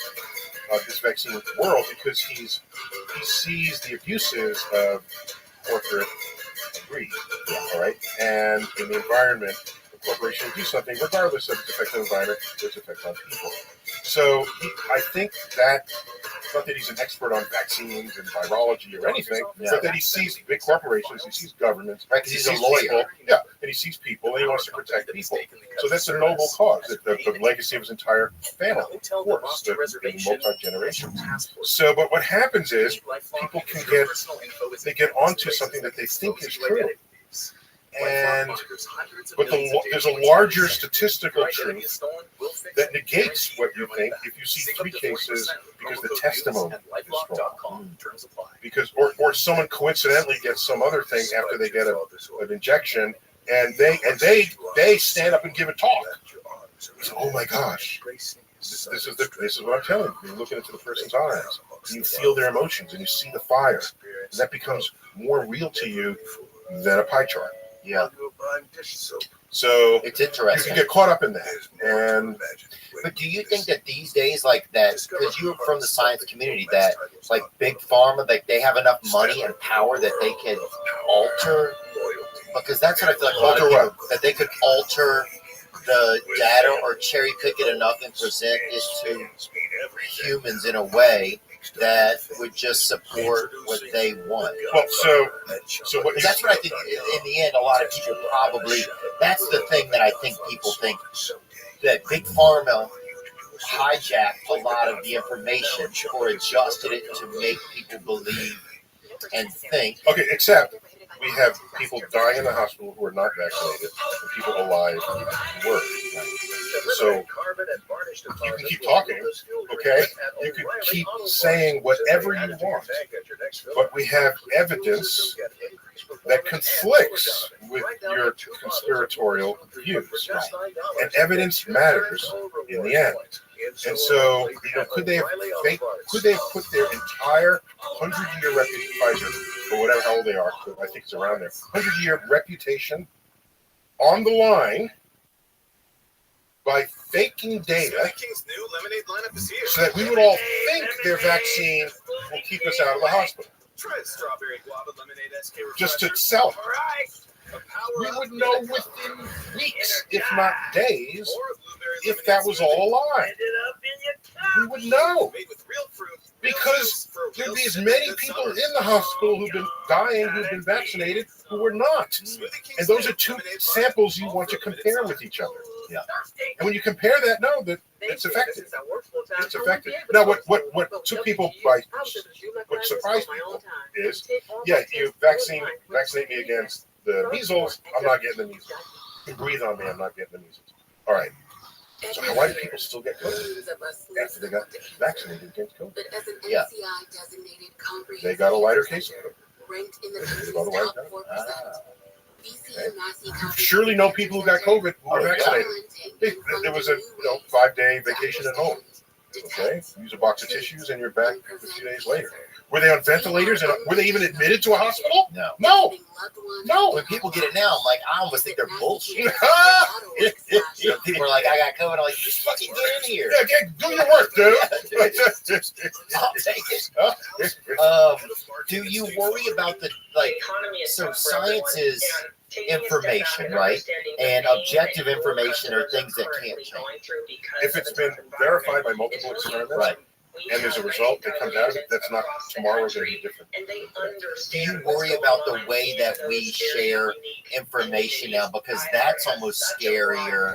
That's, just like news channels and outlets and clips, the way we see things, it's adjusting the way we think all the time. It's taking over the value of the information. That's insightful and perceptive and correct. That they're not only controlling the information you receive, they're shaping how you receive it, which has an effect on how you then behave and act on that information. So, as a scientist, we're trained, not always successfully, we're trained to detach from the emotions of a testimony. We're trained to be skeptical of a claim that's made that's opposite other claims that have been made before. If someone says, you've seen the YouTube video, who's the dude hanging on his arm? And it said, no. The guy who wants you to do his diet, his muscle growth. He wants you to grow muscle. Sylvester Stallone? No. He's just some guy. Okay, like a fitness expert. Okay. But he's got something he's selling you. And he's saying, the best way to get ripped muscles is not by going to the gym every day. It's by doing my thing. Oh, I see. So we respond to that. Once again, it's the easy way. We respond to a testimony that's saying everybody else is wrong, but this is right. As a scientist, we are trained to be skeptical of that claim. The person that says all these scientists and they're all wrong and they're all in conspiracy, but I'm correct. We're trained to be, and then not to just be skeptical and go on with life.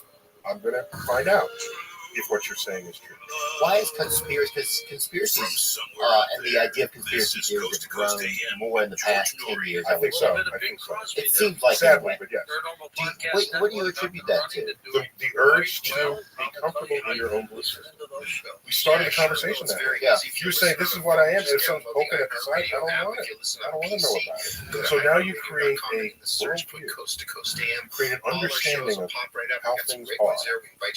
Either because someone convinced you or you convinced yourself. Okay. Now there's a gap. We're going to take your calls next hour. Or there's some information that conflicts with it. So you're going to say, if you cherish this worldview, that information that conflicts with it was falsified. Or that was wrong. They don't know what they're doing. Or if there's a gap in the information, you say someone's hiding. And that, so you say, by saying someone hiding it, that bridges you from one bit of information to another. You can maintain your worldview. As a scientist, it is our duty to disturb our worldview every day. The headline that says scientists have to go back to the drawing board because their cherished theories might be put in jeopardy. This is bullshit. We're at the drawing board every single day of our lives. That's what we do. It's what we live for. A new discovery. Who is We're not in our office with our feet up on the desk, masters of all the knowledge of the universe. That's not us. Who is the final say-so of something from science that it can go into society? Well, in my field, there's none of that because the patient doesn't die. Okay? I can be spectacularly wrong about how a galaxy is rotating, and there's no product that's going to be made based on it. Right. So as what you do gets closer and closer to the conditions, the human condition, then you need sort of regulations and careful scrutiny. That's why the FDA exists, and there's no counterpart to the FDA for astrophysics. Can the FDA be compromised or not? In principle, I think anything can be compromised. But what it comes down to is, you would say, the FDA is saying this. Does any other agency say something completely different? I'm not talking about a YouTube page. An agency. If it's complete, then let's take a closer look. It's a reason to look closer, not a reason to reject or accept. That's all. And might they give? Oh, so here's one. I got one. The food pyramid. This is Oh, yeah, I remember that. This is a completely interesting. Other places that have it, the doctor's office. I'm even going to say honest. Your social security number. The power company that mistakenly cut your service. It's an interesting sequence of events. Here it is. As your passport info. It's a study Your in Europe. information is in endless places outside of Tens of your control. thousands of people. Any one of them It's a could diet accidentally study. expose you Okay? to hackers And they identity find out theft through lax security that breaches. the Mediterranean diet LifeLock is monitors healthier for you. millions of data points Low every in second. saturated fats, Alerts you no to butter, a wide not so range much of meat. threats. If your identity Grains is stolen, a US-based are in there, restoration so specialist will work beans to and fix it, guarantee wheat you your and money this sort of back. thing. With plans And covering so, up to $3 and billion saturated for fat, so stored that's funds bad and for you. expenses. It'll reduce Mistakes your. happen. So Don't this let study not came out. having protection be Okay, one of them. this study Save up came to out, 40% and your it was. first year at LifeLock.com It took the with world by promo storm. code There's George. so many That's people. promo code And George Europe at is LifeLock.com to save up to westernized, 40% right? from- And we all live a Western life. Suffer So, from headaches, general inflammation, this was, or arthritis, oh my God. organs too, while taking traditional We all drugs got to do this. So drop the saturated fat, drop the cholesterol, drop all this stuff that'll kill you fast, and eat the breads and things and that. Okay, that's what contributed to in part just the diet, the carb diet. Okay, and when we did that, everybody started getting fat. You know what happened? Something else happened. Like there's the other side of it. There's another carb in your diet puts your metabolism on a roller coaster, and you end up with food cravings that you didn't previously have because you got your calories from sources other than carbohydrates. So there was a secondary effect that was not folded in. But more important, that European study of, I forgot how many countries, was missing France. How do you have a European study that doesn't have France in it? I don't know. People Okay. don't like them. Okay. I mean, There's no other explanation. We hate the French. Maybe they didn't call. Maybe they didn't answer when you called. Okay, you have a study. But that is, yeah, you on got the to have effects of everybody. cholesterol. Well, not just you have to have everybody, which is true. You have a study telling people that cholesterol is bad for you, and you're missing a country that is steeped in animal fat. The foie gras, the butter, the croissant, the duck fat. All of this. And do you know that the life expectancy in France is like 6 months? No, it's like 6 months shorter than Italy, which has the Mediterranean. France is also at a Mediterranean thing, but their diet, you don't think it was the Mediterranean diet. So they had not significantly less life expectancy than other countries that didn't eat any of that. And that was not in the study. So the study had a built-in bias that people were not thinking of at the time the study was being. So this is the bias you have to watch out for. Yeah. Here we are doing an experiment, believing something that's not true. And that's why lately they say put in some cholesterol back in your diet. And because we're learning that what we thought was true out of that from that one study. That's the point. One study doesn't make it true. You need other studies that test it and verify. Because I was watching, I was just watching that show, Dope Sick, and it was about like the opioid crisis or whatever. Yeah. It's crazy. Yeah. It's crazy sometimes that why do we let bad things into our society that seem so bad, you know? It would seem like sometimes we would be able to. So we have addiction problems, and that's a problem. Yeah, addiction. That's a good point. Yeah, right. If we didn't have addiction problems, then you need none of that. Right. Yeah, let me get high today, and then I'm fine tomorrow. Right. I'm not. You know. So that's just susceptibility we have in our physiology. You can be gambling addicted, and many addictions. Oh yeah, we got a lot of addicts listening to this. Okay. We do. Okay. No, I've been an I don't addict, mean to so laugh. that's why I talk about I don't mean to laugh. Right. Oh, no, it's fine. Right. We laugh about it. Yeah. So the addictions are that weakness, and when you have other people that exploit that weakness, like the casinos and the drug dealers, anything, anything. Someone's there to make money off of your inability to stop what you're doing. Yeah, that's what I worry about. Like even with the drug dealers at like big levels, it's like, are we? What happens is very often when these people get back, they do wipe the conscious memory, but you can't remove the subconscious memory, so that's always there. So I often encourage them first of scary if you've been on someone's, someone's craft.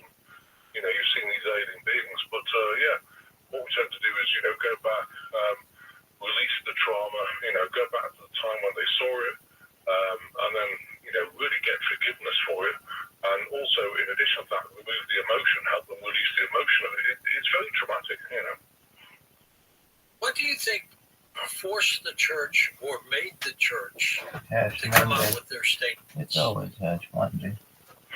I think they're really concerned about people understanding that there's a lot more beings than just the church, and start to understand that there's a lot more, to a connection to prime creator God, whatever you want to call God. And I think the other thing about it, they don't want people to realize that there's some satanic things in a lot of religions. There's some negative things, and they're encouraging people basically to do some like a blood ritual in church every Sunday. And if people realize that, they'd be walking away in droves. So they're trying to cover up all this. Plus the fact that, of course, with the Vatican and Luciferians, the Vatican is Lucifer, and the Luciferians, there's a lot of them actually under the Vatican. That's why they created Vatican City, to kind of, so they'd have their own laws, so people can't just come in and start investigating them. And it's a very interesting place, the Vatican. And, they also, for example, in Christianity, when you do communion, you drink the blood of Jesus, eat his flesh. Is that sounding good? Probably not. So people say, well, it's remembrance of me. Hang on a minute. It's because of the New Covenant. Okay, what's the New Covenant? So if you investigate the New Covenant, it goes straight back to the Vatican, and it's all about God, so, sacrifice it to God. And my personal opinion is, and, God doesn't want sacrifice. God loves you unconditionally, and God backs you 100%. So I think all these things, people need to really look at carefully. I'm not judging anyone for doing whatever they do, but very important to look at what you're doing. And parents when is right. Eating the blood of Jesus, eating the flesh of Jesus, drinking his blood. Now, my personal opinion, it's not. That's just me. I never liked that either. No, it doesn't feel good, And like I say, look at the New Covenant. It says in the Bible, because the New Covenant. And I've had people say, yeah, but that's his, Jesus' connection to God. No. It's because the Vatican put it in. If you go back and do some research, it goes straight back to the Vatican.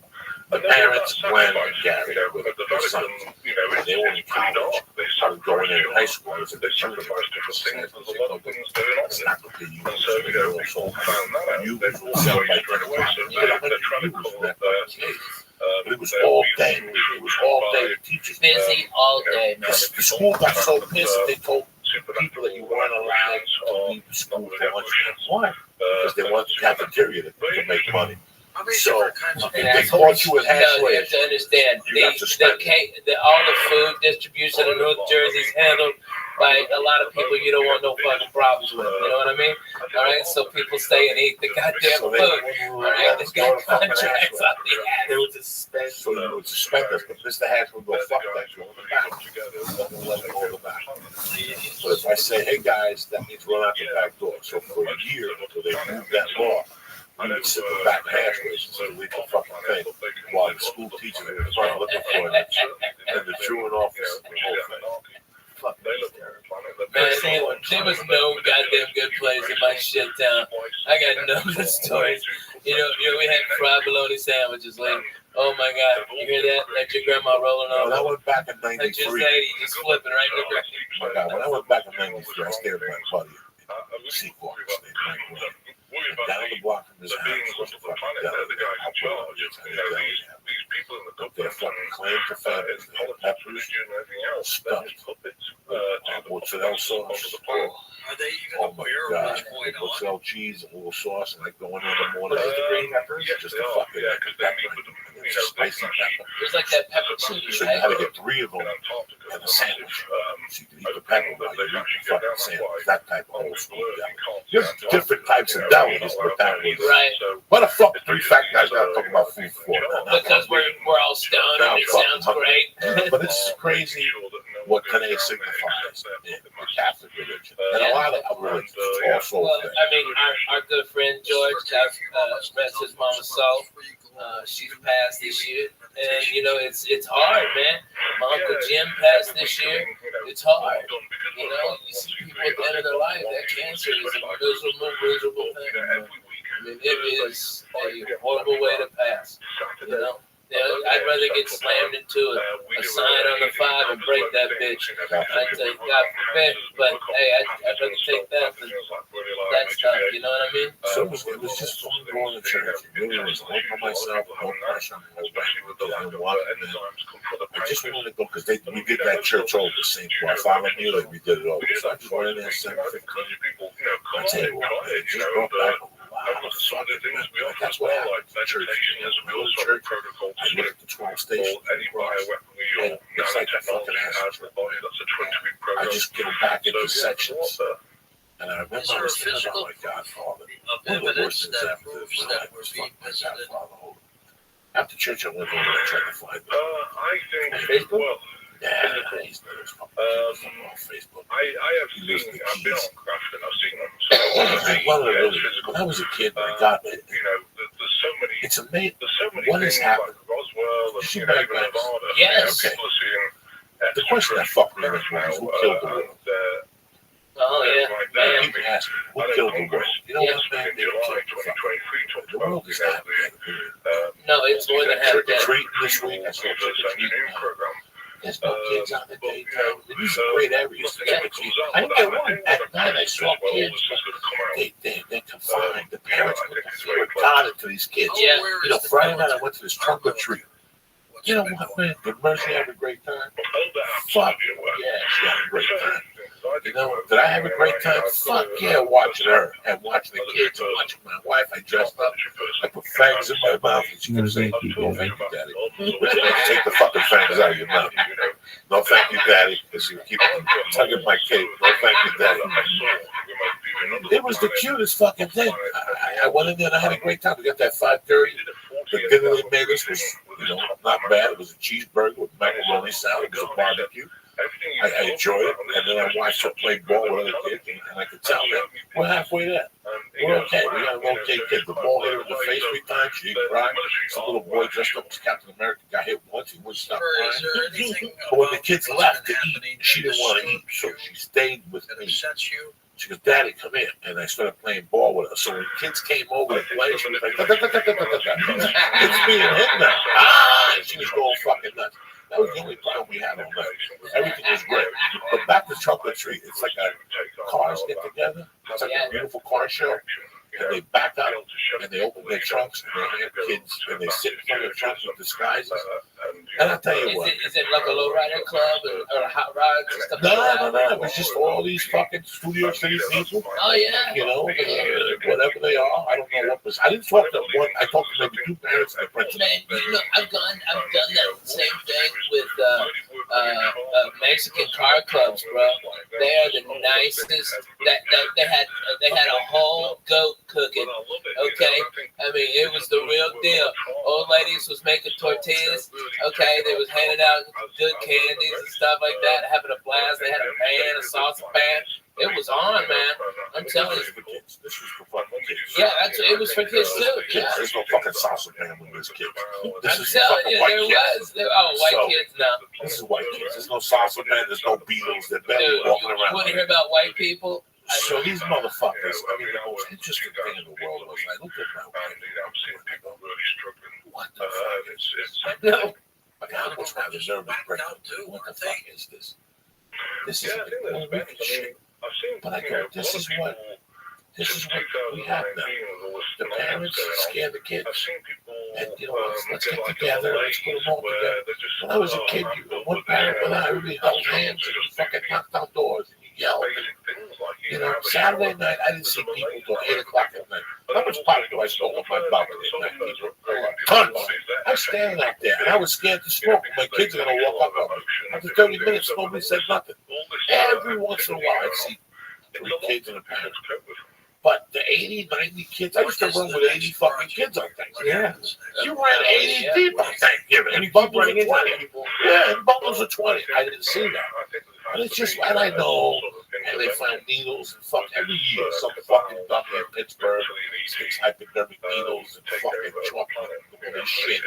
Man, that's why I tell all my kids, hey, Daddy has to inspect all of your candy. I need to bite out all of this shit. That's what I did on Saturday night. Friday night, though, I got so high after trunk or treat. I went home and she came home with a bag of candy, and I kept sitting there. I started talking to me like cocaine. And you have one Reese's. Oh, you're fucked. Then you're fucked. Reese's will fucking put you over the limit. Dude, if you start with the little ones, the bullshit. That's what I started with. I ate 3 of those. I took 3 cups. Getting cups out everywhere. Then I went back and got the whole cup. I went back and got the Swedish fish. All those are good. And Swedish fish, that's my world. That's my world since I've been fucking 5. Since I came from Cuba, I discovered Swedish fish. The red ones or the ones? Listen, the red ones. They only come in one color Swedish fish. That's it. The ones that 7-Eleven in the bag. That's the only one I eat. All those imitations, skinny worms and shit, shove those up your mother's ass. I don't need none of that shit. I'm a fucking Swedish fucking fish fan since day one. When I was a kid, I'd buy them by the box. And I'd get a brown bag and I'd stick my hands and put them in that pocket. That's how there was something. I was put them in your pocket, in a bag, in a brown bag. You get there's a big tray of them. No, I bought the box from the wholesaler. Oh, really? In Holy the 6th shit! grade, I used to know where to buy the box. There was a fucking wholesaler for candy. What's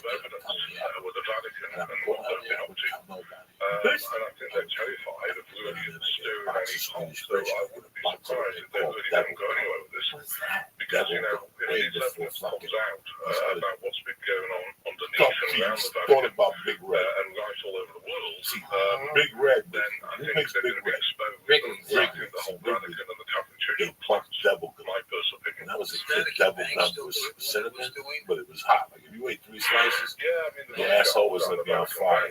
That's what Mexicans give their kids when they're dating. We had atomic fireballs. That's all we had. Right, no, atomic fireballs. But you also swallowed them. You're not supposed to swallow it. That's why your asshole's on fire. My asshole's not on fire because of atomic. I've been swallowing gum since day one, so my body knows how to process it. I just spit out no fucking gum. See, if you start swallowing gum when you ate, then you're fucked up. I've been swallowing gum since day one. Can the doctor please email Joey Diaz? And do what? What's he gonna say? I've seen him learn how to. Listen, I have pulled the gum out of my asshole. I have pulled little pieces of gum sometimes that don't get processed. Yeah, out of the hair. Or sometimes you're gonna pull the shit out of it and you can hear the gum going.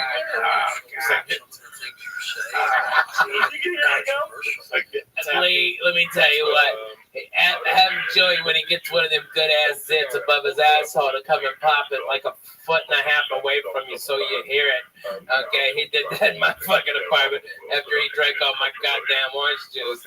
All right, he drank a whole fucking thing of orange juice in 10 minutes. And then proceeded to pop his zit on his asshole? Yes, no, not on his asshole, in the crack right above it. So to get any pressure behind it, he had to take those big ass fingers in, go one knuckle deep.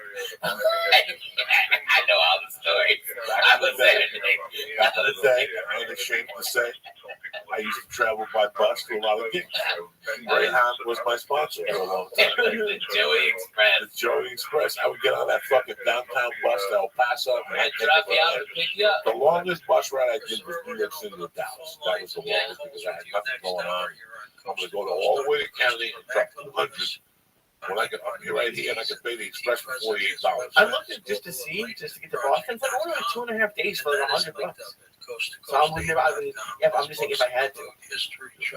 Man, I travel by bus because I own one.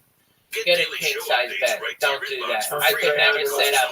I could never sit like that. But you guys ought to jump on the bus sometime and we do this church at other parts of the country. Yeah. Where's the bus now? The bus will be here tonight. It'll get in tonight from Tennessee, and then we're here. We're gonna be driving. They're gonna be driving around Wednesday, or Tuesday and Wednesday, and then we go north to do some gig. I don't know where it is, to be honest with you. I don't look at my calendar. I don't travel with no fucking Foo Fighters. You guys would kill each other. You guys would before you got to that first rest stop.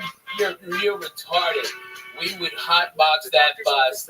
It would be just look, bro. Yeah, but then look, Lee. Shut the fuck up, okay? Me and Coco have lived in an apartment smaller than this fucking studio, okay? And we left our asses off. And when the doors were open and the windows were open because it was so fucking hot and we couldn't hardly go to sleep because it was noisy as shit, we put on Joy Medina. 5 minutes sleeping time. Wake up, the kicks for Jesus. Making biscuits, and I had him on the floor of futon, okay, and John Wesley on the floor. Jody Furry on the bed. Yeah, it was crazy. We were in it to win it. This was Team Us. 1440. You don't even understand. Kill ourselves, we're brothers. Are you kidding me? Well, not literally. I'm just saying, like, you'll put something on the TV that he doesn't want, or he'll start. I got 5 fucking TVs. 5 fucking TVs on that goddamn bus. Pick what channel you want. Where I got it. I've got a king size bedroom that pops out, okay, and then the living room pops out. And then there's 3 bunks. It's got a 2 bathrooms and a shower on it. And I've got, I think there's like 6 air conditioners on it. So if we go someplace where it's hot, like I went to Bonnaroo this summer, everybody, all these dirty white people are out there when it's 120 degrees and dirt. Fuck you. I took 3 showers a day. I was the sweetest smelling motherfucker out there. People were like, they thought I was Pharrell or something. I was smelling so good. Okay, I was doing it, Jack. It was awesome. Everybody boo-hooing, it's hot. Yeah, me too. I'm gonna go make a fucking margarita in my bus, take a shower, and smoke a bone. Fuck you. I hate that band. Okay, it was awesome. It was so great. But that's how we gotta go, dude. We gotta go on the fucking bus. All right? Your babies would go bananas in that bus. Your baby would love that fucking bus. I can't go for that no more. I just ate an expired bike and sleep. Go happen. You get stuck in that gum. You know what happened? Yeah, right. What happened, Pop? A couple weeks ago, I went swimming in Toledo. And I got on the fucking plane. The next day, I got an ear infection, right? Oh, my God. I was sitting there and I tell you, Every business faces challenges, but complicated, expensive, and uncertain shipping could be one of them. USPS Ground Advantage, United States Postal Service, you can avoid all the noise. That's all that work. More unexpected surcharges, hidden fees, or dude, I'm past that. Yeah, you get slammed on your back. Cost-effective and dependable shipping. Taking your business's frequency to success and turn shipping to your advantage. Learn how at USPS.com/advantage. USPS Ground Advantage. Simple, affordable, reliable. Whether you're looking to affirm your faith, grow in your daily walk with Christ, or simply give comfort to others, In Touch Radio Network provides biblical teaching you can trust. Featuring daily devotions. Yeah, the opiates are going down. Yeah, the benzos are going down. Listen, I'm telling you, as your In brother, Touch Radio Network fucking will go. lift you up throughout your Work day. out with any problem, no Listen savages anytime. down there. Just search You In walk Touch over, on your I'll do iHeartRadio an app. experiment with you, motherfucker. I will experiment. I will give you an leave one night, of Americans and a week later we'll do it again. This staggering number means the majority of adults need to lose that weight hat. and improve their Call metabolic me health. tomorrow. The good Tell me news, which day Prolon makes you can feel help. up. That's what Prolon Bruce is a Lee patented structured plant-based Nobody knew nutrition why he was eating marijuana 40 years ago. Danny the Sandler said that he gets it. And right now, That's why he streaming was listeners get 10% marijuana. off at Because he knew that a leave will kill you. but only until Yeah, May A leave 31st. and Advil Eat your will liver. eat your fucking liver. You gotta drink gallons of water. If you take a leave, you gotta drink fucking water throughout the day. That's why I don't take them at night. I take them when I get home. Get your bath. I'm not, or kettlebells. I'm not sore an hour later. Whatever the fuck I do when you're sore. Sometimes you just walk flying. Dude, I get wiped the fuck Oh out. shit, man. First of all, well, 6-hour flight. Leave your fucking okay, sore. all right, yeah, okay. You fly and your connection. Dallas got bumped, so now you're in fucking Chicago. And you land at B32, and yours is, next flight is H17. You got 15 fucking minutes, and Chicago fucking terminals are so close together. There's no room for a fucking one of them chairs. You give $20 to a black guy with a golf cart. No, you gotta fucking hump it, dude. You gotta fucking rock. And then if You're hungry. You're fuck fucking you. hungry. You gotta You wanna run. eat? There's no way. Sometimes I take one night with my ear infection. Are you interested in owning your own business? Become part of a supportive network dedicated to senior care leadership. Visit rightathomefranchise.com to learn about our franchise opportunities. Experience the satisfaction of helping others while enjoying the rewards of business ownership backed by a network of experts. Take the first step towards owning your future, making your mark, and building your legacy. Visit rightathomefranchise.com today. I think I like those pills too much. I don't do them. I don't talk about them no more. I like them too much. 50,000 titles. Here's an iHeartRadio podcast preview. It all began here. Mike Davis was a night manager here at the Dixie News some years back, and the rest, as they say in the movies, is history. I can't sleep. There's a long line of them. Yeah. I could fall asleep. You're not us. When I get up at 5, you're a titty baby. When I get up at Thursday morning, I go do I get up at 6. Are you They're me up at 7:30. So I don't want to just get up at 7 long. I get up, I will relax, and read the paper, and do breakfast. It is the money, obviously, that attracts organized crime. Davis has managed to insulate himself and others in his getting up time managers. Yeah, with half. Yeah, you fly to the other side of the fucking country for 6-7 hours.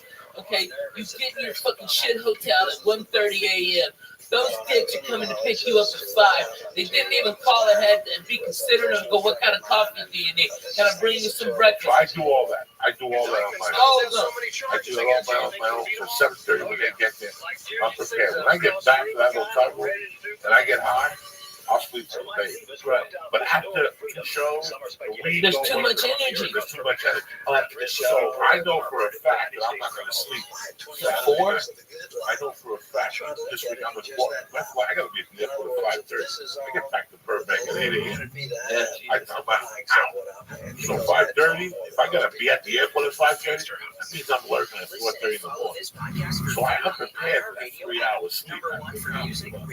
So what I do is Saturday morning, I get up, eat breakfast, I walk around, I get high, do whatever the fuck I do.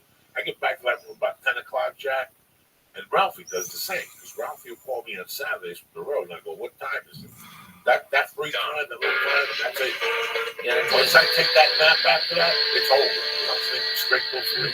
Yeah, because we're at work. After, and I don't sleep late. Work. You know me, I don't sleep late. Ever. But Saturdays, I don't do lunches, I don't do nothing. I don't be working all night. I know that I have a chance of falling asleep for 3 hours. Probably not even. Yeah. I'm used to it now. Bro, they got a flight. I'm going to Jersey, and I'm still flying to Jersey.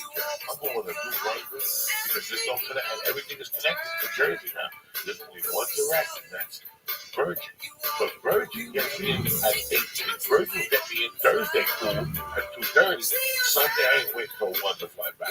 No. Gets me back here at 3:30. I can't do it. Hey, man, so Virgin look at Southwest. They got one place. Get 2 chairs. Southwest is yeah. 2 hours. Yeah, your back starts to hurt. No, there's no entertainment. There's nothing. There's no. Someone gives you free TV. They give you free TV on the Wi-Fi. You have your own TV. I got locked in and all that shit. What the fuck? I sit there. Oh my God. American Airlines, you got 1,000 miles. Yeah, right. Virgin, Platinum. Right. There's no Southwest. 4109. The first time caller line is 818-501. Nevada, California, LAX to Austin. Yeah. Houston, 2 hours, 210, 215. Anything after 2.5 hours in Southwest, you're asking for trouble. This whole story starts with the pimple in the ass because of the bus. If you want a pimple in the ass, that's that bad. Fly fucking Southwest. So what happened was, I come back on a Monday night from fucking El Paso. I've been sitting on a bus for 12 hours. I must have fell asleep sideways. I was about 370 at the time. And the crease of the fat in my ass built the pimple up. 3 or 4 inches from my asshole, headed like north of my asshole is right here. On the cheek, on the inside, I got a pimple that stuck out an inch. And it was developing, like it started with an inch. How did you find it so quickly? How did I find it? I couldn't sit. Every time I went to sit, I'm like, wow, something hurts. And then he pulled the hair out. So I took a fucking mirror. And I took, this is the days when I was flexing. the mirror, and I had to look at my ass and bend over. Guys, it was a white head on my ass. Oh my God. That was throbbing. It hurt so much. And I couldn't take it when I'm sitting there talking to Ralphie. And I remember that he was telling me a story about something. And I'm sitting there finally opening my pants. I'm like, no, you didn't even take your pants off. I didn't take my pants off. That's when you had the ball pants. I stuck my hand through a hole like in a your fucking yoga position. I had to get to a yoga position, Lee, and I had to squeeze the pimple, but turn it. But I had to turn the skin down so it would go pop. And Lee, you could hear it go pop. And it was just a yellow ball of pus. And I had to go back in, and I had with my fingernails. I had to take the fucking, I took a piece of skin out. You take stuff out of them? Yeah, you have an ingrown hair. Don't sit twisting on the floor. If you sit down all day, you will have pimples on your ass. All those fat people that walk around and work on offices, look at their ass from time to time. Oh my God, it's big ass. It's like stripping. Somebody's a stripper. Always got a big white hair. If you look at a stripper's ass when she's dancing close, look up close. You always see a little white hair on her teeth. I'm just teasing. It's a joke. Yeah, Lee's going in. It's like, really, it's just for the experience. I didn't know you had to pull stuff out of it. Well, when it's an ingrown hair like that, yeah. And it was a long hair too. I saw it. Made me look bomb a little bit from now. Totally gross. Terrible. I know. People think that comedy. You saw those buses for that long. And now I, it's why so much over the years. And Southwest, I love them. I'm not saying that they're bad. Not at all. Southwest is fit, fast, Burbank. I take Southwest up for whatever that thing is, the level.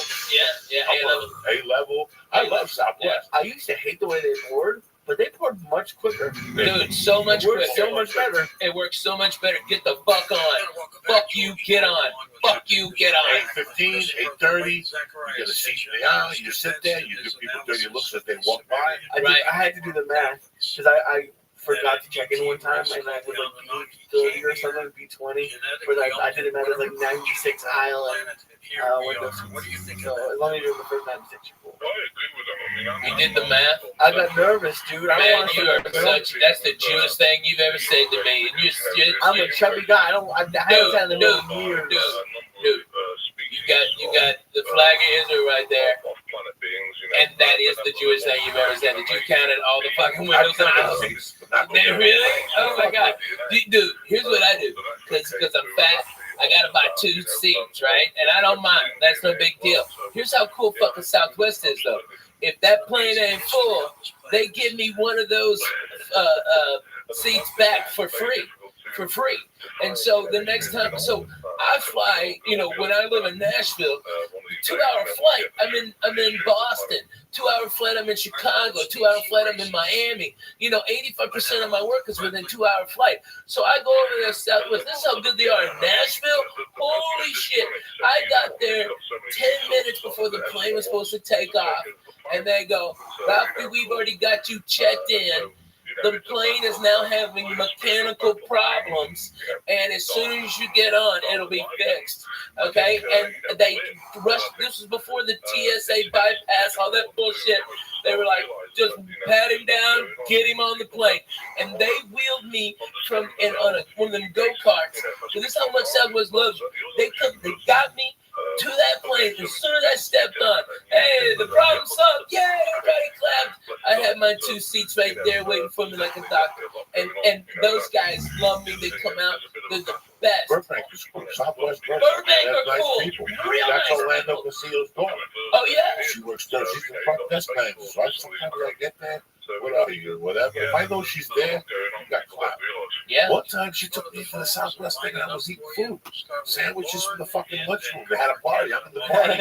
She just got delayed. So you might as well come with me. And I went into the there. And they had little sandwiches cut up with potato chips. People from the Southwest were back there eating. They're really nice. I didn't say they were bad. No, but it's not that comfortable. It's not that comfortable. You know what I mean? Here's the thing. It's not actually a virgin birth. The plan is bad. And we're a fat fuck. Right. Okay, my shoulder goes. Man, me too. Oh my God. I get shoulder pain on Southwest. I made a mistake. I connected my time to save 3 comments on the Virgin Birth Fleet. You know, because you're always looking the same. Right. And flying is something that if you're looking the same, you're going to have a culture. Prepare for it. Go on their website, spiritual worship. You know, United has a thing where they give you a bigger seat. Yeah, for $75. It's worth every dime. Yeah. Because that means I'm walking in the first class. Right. There's That's first worth class, and then $75. first class, and then there's economy. There's economy. United offers that. Right now, 75 each way.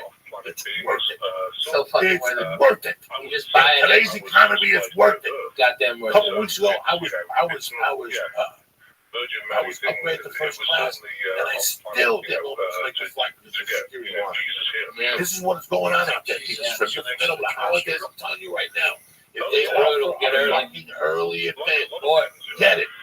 if you have a passport, by the way, and you travel a lot, just go get TSA pre-approved. It takes about 5 minutes, okay? Which utterly scared the living shit out of me. That I just show up with my passport and my ID, and they asked me like 6 questions, like, "Do you love America?" Of course. Are you allied with any of the a terrorist group against the country? And I go, not only do I fucking hate them fucking cocksucking dirty sons of bitches, okay, they shot at me. Fuck you. All right, I hate Russians. I'm bona fide, Jack. Fuck that. And they go, have a nice day, Mr. May. I raise my hand, sign a piece of paper. Boom. Had it there. And all you do is go up there. You don't have to take anything off. No shoes, no fucking. They emailed me, and I showed my Is it wife. true that you have to give them like access to your social media? No, that's bullshit. What are you talking about? I hear stuff. I don't know. That's bullshit. But you know what? You know what though? It would be smart, and let me tell you, every business I'm doing it. I put on the bus a tower, a mobile cell phone tower, a Wi-Fi rather, like the largest one you can get on in a mobile unit, and so it's free Wi-Fi at all my shows. All right, but what happens to log in is I get all your information. So next time I'm in the area, I can hit you up and go, hey, I'm here. All right, and that's how I do it. I provide. It costs me a lot of money to do it, but at least I get something in exchange, and they get free internet. You know what I mean? Right. And it's really cool. That's what you got to do for people. But businesses all around are doing that. But you know what they do? It's not like on Southwest, you give them your email, and if you got like an iPad or something, you can watch real TV, and they've got movies on there too. All right, and you can flip channels, and it's real time, and that's for free instead of like. What is it, Boeing or something like that? That's like fucking $22. Goddamn, and it's shit. You can't work Twitters or nothing. But that's garbage. That's way too fucking much. I mean, like a month. So Southwest gives you free Wi-Fi. Yeah. But it's you want I don't get it. So you just have to. They don't want to pay for screens. So you could bring out your tablet and log and just log in, just hit accept, and then they have like a whole bunch of TV stations. Yeah, but you can get all your Wi-Fi, everything on there, everything. Especially if you're A-list, you get everything. You get all of it for free. I do not fly JetBlue. I'm too wide in the ass, and I don't live in a hub of it. But I do live in a hub. Nashville's a hub for Southwest, and you know they've got 3 directs. I took American here, first class like a doctor. I was out of there at 6:15 on Saturday on Halloween. That was the first one in there on there. Dude, it's a fantastic flight, man. They had one during the winter. Yeah, it's a problem. Like in the winter, you have to look. They had an extra one really bad because usually you have to leave her example that night. Yeah, they get nervous about Dallas and Chicago, so they add an extra direct to Nashville because Nashville's such a great hub that you can get all to the south and right there from there. Like that's like their emergency one. Like when Dallas has an ice storm and Chicago's fucked up, they add extra flights to other key cities. Just so, like, to Miami, so they can bring people up to the East Coast. It's crazy, but that's what they do. They're smart, you know? They do it like they do, baby. They do it like they do. A lot of people don't fly. They get. Dick Syed. I'm gonna tell you what the best flight. I'm gonna tell you what the best ticket is. I think there should be a conscious. Virgin. So I don't get it. It doesn't add up. Fucking A, man. I tell you what, Virgin first class is bomb, dude. I'm talking about the main cabin. Oh, yeah. One behind. It's fantastic. Afford first class. Oh my God, it's first class. It's first class. It's first class. It's first class. Like it's first class for half the price. It's half the price. Best seat in the business. And then without a doubt, you've got more leg space actually than you have in first class. I've been more comfortable with main cabin select than I am in first class. Yeah. Because they have a desk. I could actually fucking type and you can stretch it, bro. You can stretch the fuck out. It's got more space than first class does. You have to hit a button. They bring you free food, free booze. Everything's on the house. So it's still first class, only not in first class. And you still stay on the first class line. That's fucking Brit. And if you want to fly first class, you book 12 hours before the flight. Yeah, if it ain't filled up. $149. Yeah. Boom, they bump you. And then that's going across the country. That's going across the country. The only problem is they like, all right, I want to go to fucking Austin from LA. Right. No. You gotta go to San Francisco. Yeah. That's the problem that I foresee. Chicago, I'd love to take birds to Chicago. You know what? I want to get that LAX at 9. Yeah, that's hard. LAX at 9 is rough. That's a rough flight. You know what? American will get me anywhere at 5 a.m. if I go over there. That's one thing about American Airlines. That's one thing about American Airlines. That's why. That is why I fucking fly American. They are 9 out of 10.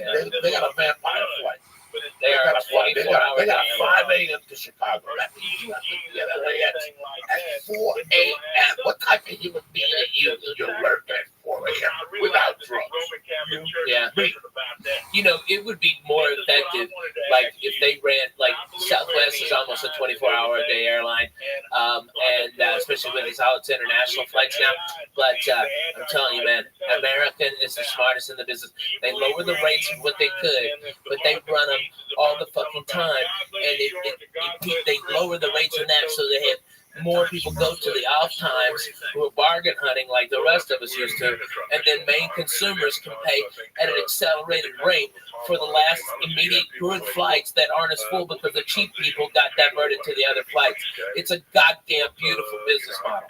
That's how you fucking make money. It's amazing how much these companies treat the customers like crap.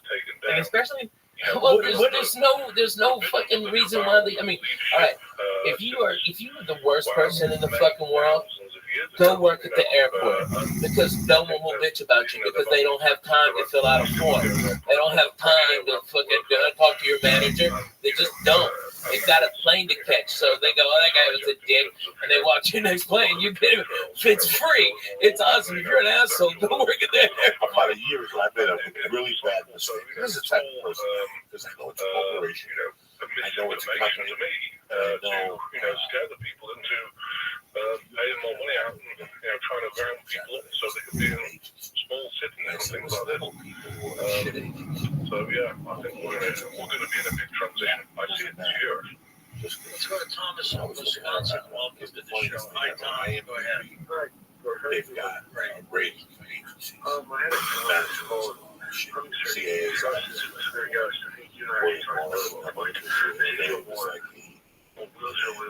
Agents out with like 200, 300. You know, it's a fucking nightmare. There's some management companies I looked at. It was fucked up. Just us management. Yeah. They're 4,300. A regular person would look at that. I would be all like that. Yeah. What do you mean for the? That's how, like, that's the rating. That was the rating. That was as far down the list. But they've got 3 million. So it doesn't matter. It doesn't fucking matter. It doesn't matter. You understand me? So it's all bullshit. What are the rankings based on? I guess the client's earnings. Look at the Bible. And yeah, the client's earnings. And so, like, I'm with William Morris, and they're, I think worldwide they're number one, but here in America, CAA is, especially in LA. All right, but William Morris is badass. Who gives a fat baby stick? If they're at that level, they're I mean, unless they're worthless or fucking strung out on something. I mean, there's been a lot that have risen and fallen because of what they're snorting and what they're drinking on their fucking expense. But man, if you got one client and you're that guy's manager, and that fucking guy is Kevin Hart, your rating would be, I mean, that you only have one client and you're so far down. But Kevin will work hard and make a ton of money. But what if he takes 2 years off, just to relax and build up a new act, That's when your rating drops to 5,000 like Sussman's. I mean, how much TV does even Joe and Kevin do anymore? No more. They I mean, is Joe doing? He's still throwing people around at the UFCs, right? Right. But that's So that called me a big he would be such a fucking amazing action hero. And I understand. Listen, He would be fucking amazing. Okay, with Joe Rogan, with a fucking skull and tats and crazy shit, driving a hot rod through the fucking desert for hot bitches. What the fuck? I'm all for that. That fucking nice ass Corvette of his fucked up. Oh, god damn it, run to it. He could throw it.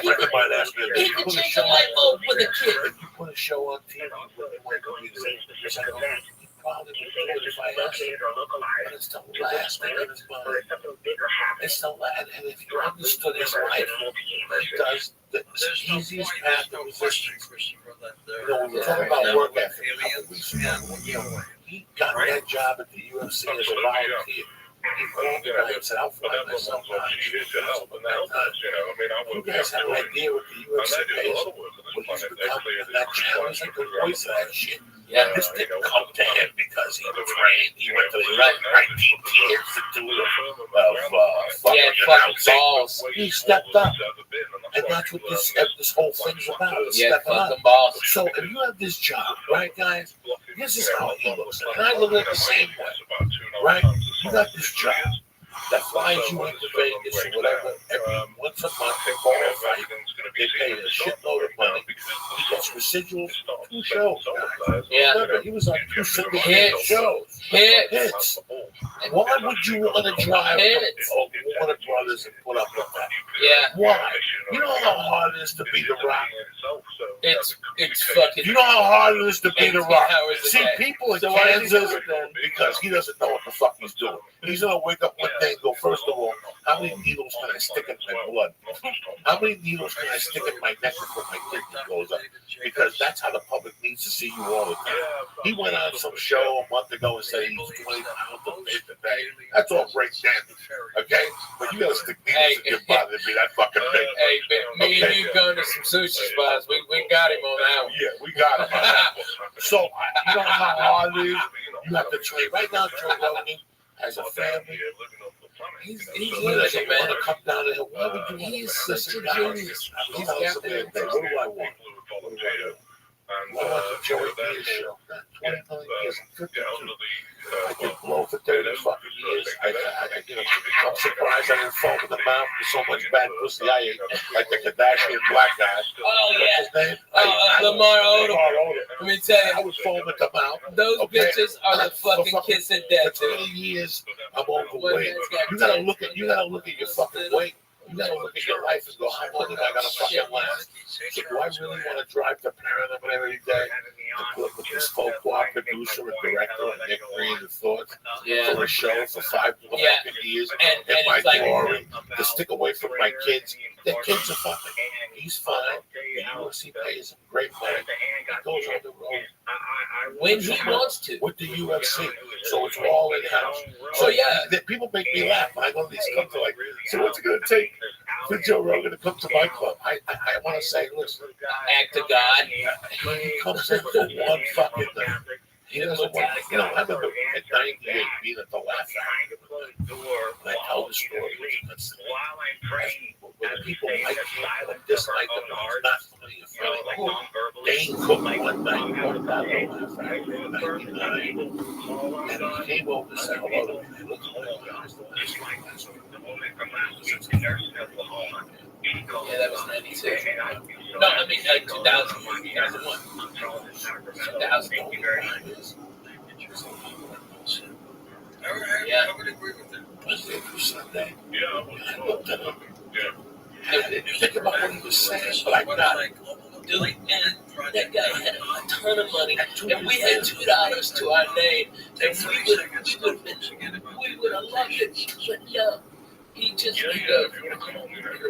That's it. That's it. One show. He put that out there. He changed comedy with that movie. And I saw it happening. I remember saying, Dane is the one who started it.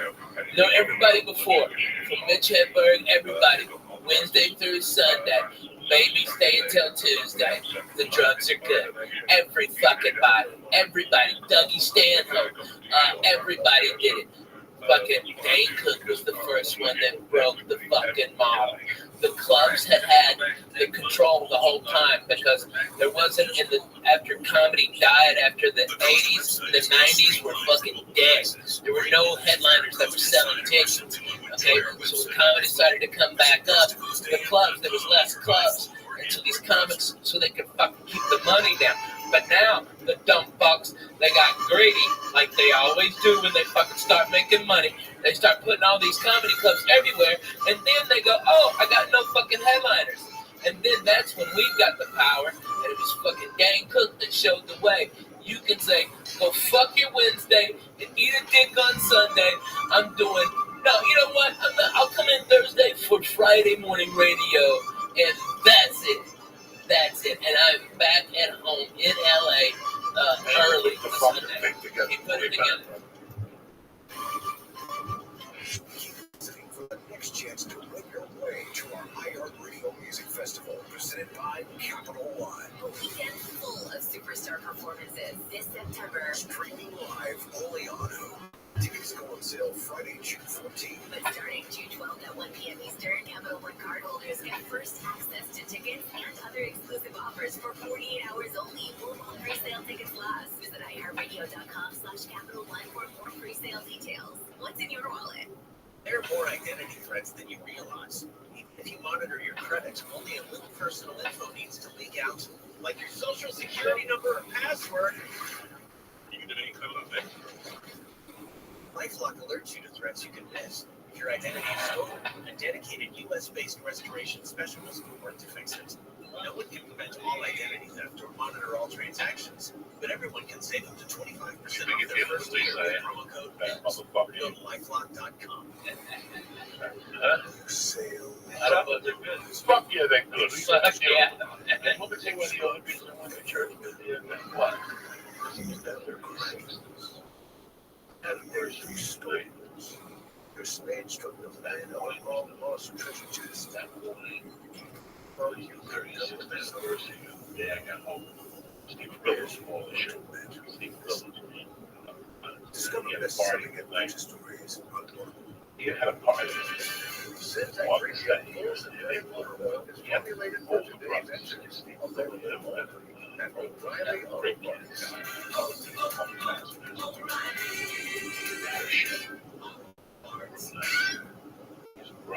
My new $3 English muffin deal.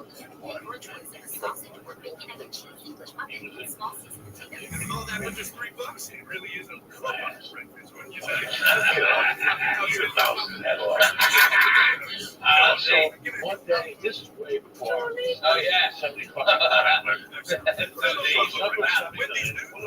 day for a party. The only young kids that were right into the party would be in the building. And at this party, they took a private garbage can. And they filled up everything they had. They filled up conversations. And the insights and told the server. Trying to think about eating look at the fucking dick. So and with ice. And this stuff had like 150. It tasted terrible. So fucking. They scooped it out. I was in a garbage can. And I had chunks of it. And I'm back there smoking the pot next to it. And walking up. Front yard. Dallas, Texas. And I'm walking up like Ray Ernesto. Ray Ernesto was a cop in the neighborhood. But he always wore colored socks and drove me crazy. And at the end of the fight, at the end of the basketball game, that was the argument. Ray, you gotta go home with colored socks. I'm gonna punch you in the mouth. Fuck you, Ray. You're gonna punch me in the mouth. You fucking 40. You're fucking dead. Go fuck yourself, Ray. But Ray was a cool motherfucker. Ray picked me up. fucked up. Come on, I'll drive you home. So my mom answered. She said, what's going on? I go, Mom, I fucked up. I fell asleep once. This was thing. She was fucking sleeping off the radio. She yelled at me. This was like in the office. This is the first time. That's when parents and police were goddamn police. Right? They're gonna have to be fucking parents too, He was in man. the neighborhood. Right. I'll never forget that. I was fucking all over. This was the first time ever that I was all over. 5:30. 5:30. A sophomore. I'm going to be a sophomore. This is like 2 weeks before they put me in the hospital for a lung infection. I'm fucked up. I'm not doing drugs though. I didn't do drugs. I was smoking pot and I was high. I wasn't a big drinker, but I drank a little.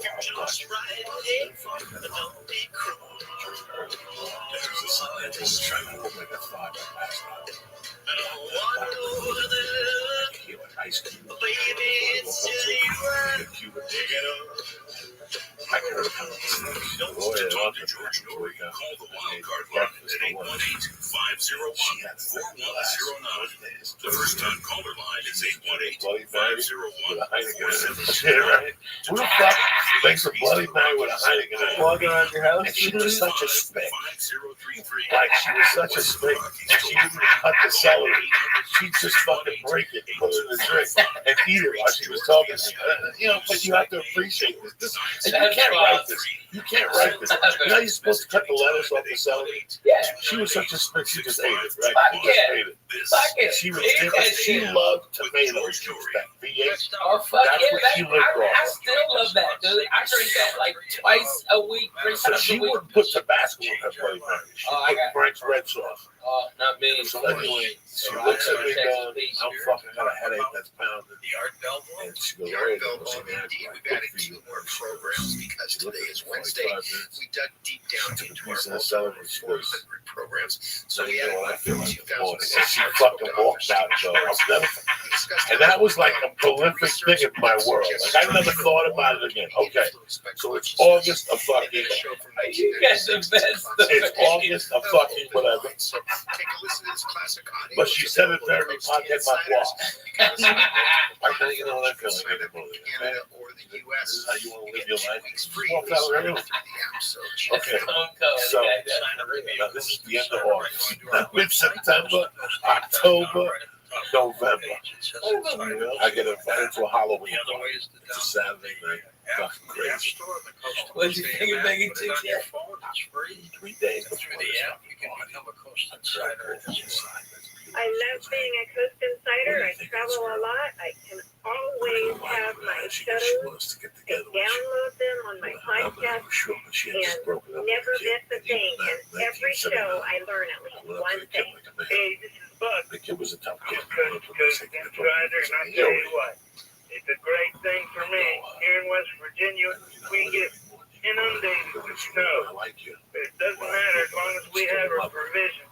I've got 5 years of Coast program. You know, but that's how deep I was in 79. At 15, I already knew that boundaries were going to be a man. And then Halloween night, all this stuff like versus just accountability is the true secret. and it was tremendous. It was tremendous. And at 11 o'clock, I went to fucking meet her.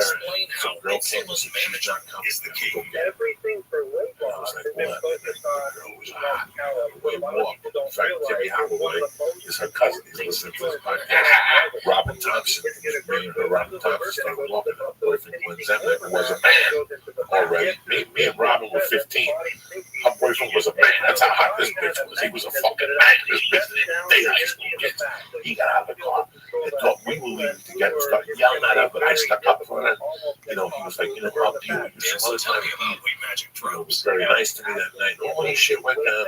God, the whole thing, I forgot to call home. That was the rule of the house. You gotta fucking call home. So Saturday night was this night. It was a Halloween party. But it was, in those days, that year, if you look at 1979 math, Halloween was on a weekend.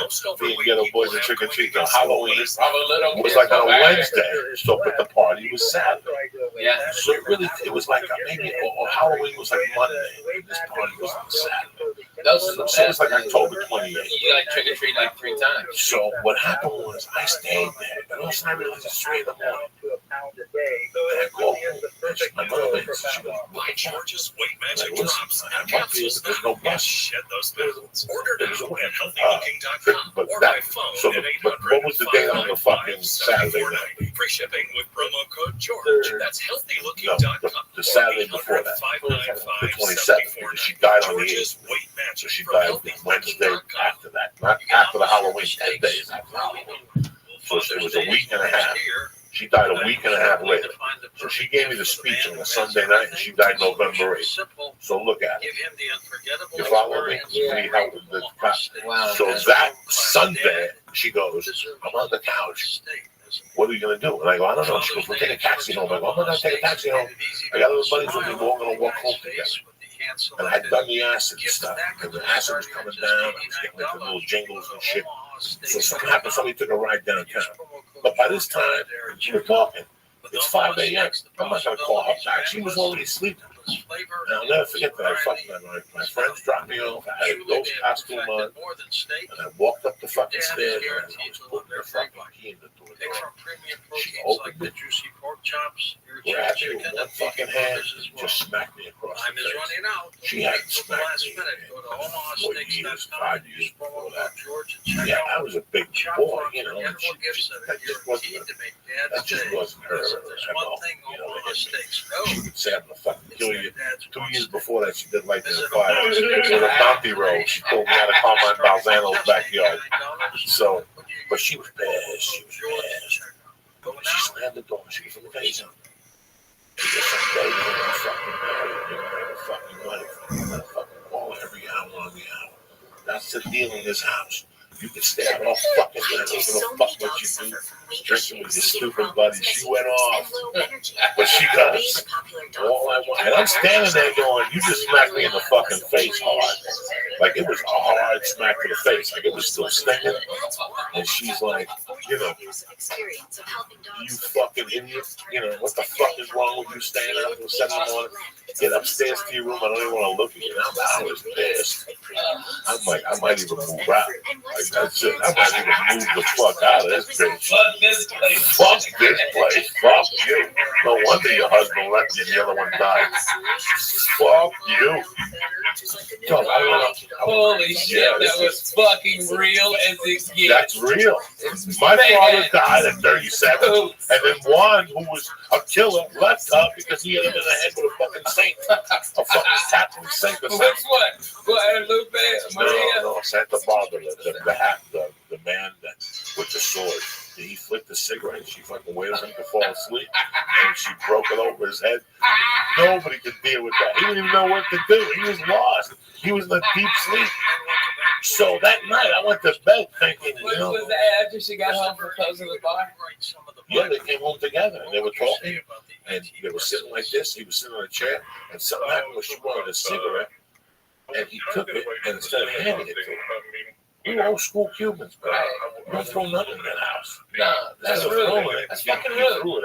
Give a fuck. What if somebody flipped us? Hey, can I have a cigarette? Like you say, if I'm thirsty, hey, Coco, can I have a sip of your water? And you fucking threw it in me. It's the same fucking thing. It's rude. Fucking rude. My mom's the medic one. There was a disrespecting, so she would have go to bed. She didn't know. And he fucking left the next day. But so I'm walking up the stairs thinking. That's just. I'm walking up the stairs. Oh yeah. I'm walking up the stairs thinking, you know what? I ain't tolerating this shit no more. You know, I'm 15 and a half. I get a job. I can live with the Balzanos. That was my plan. I don't need this shit. People hit me and shit. I learned about Balzanos when I was working in Hasbrook High School. Yeah, Pete. Political Pete. So the next morning she woke me up again. She's like, "Hey, I cooked something." They don't really the same level of option we do. On the top of the planet, so of course, what they want to do is eventually come up. So that's why people like Gates and different people are trying to do geoengineering to block out the sun and blame it on global warming because they want to reduce the oxygen so that these beings can come up. Now, we're cattle of these beings, so they're huge. You know, I mean, the next level animal, whatever you like to call them. So, you know, they can be as 12 feet tall. And they so, yeah, they don't want these on the planet. I am a fucking man. was just sucking titties behind the high school last night. I'm a man. I'm a fucking man. I worked last summer. I made $75 a day. You know, my head. Whatever. So 10 days later, when I found that on the floor, the first thought was like, she's never going to find this out like back. But the second thought was, here's what she was saying. She gave me a heads up. That's all she wanted, is for me to be a man. Whatever I knew in her world what that meant. But I just wanted to celebrate that. I know that she liked churches. My mom loved going to fucking pretty. There was a church down the block in St. Patrick's. This was the 70s and 60s. Every year, February 26th, my mom would give the guy 100, and bring him a bottle of sugars, whatever, flowers. They would set the casket up, like a faith casket. And my mom would do a fucking thing like that. And she used to say, I love fucking. We used to go to churches just to fucking look at churches. Even though she had the Memphis, she would go to churches. And in the 6th and the 5th grade, I was 10. That's 1973. And that year, something happened. New York Mets went to the playoffs, the NLCS playoffs. Because, look it up, Lisa. This is everywhere.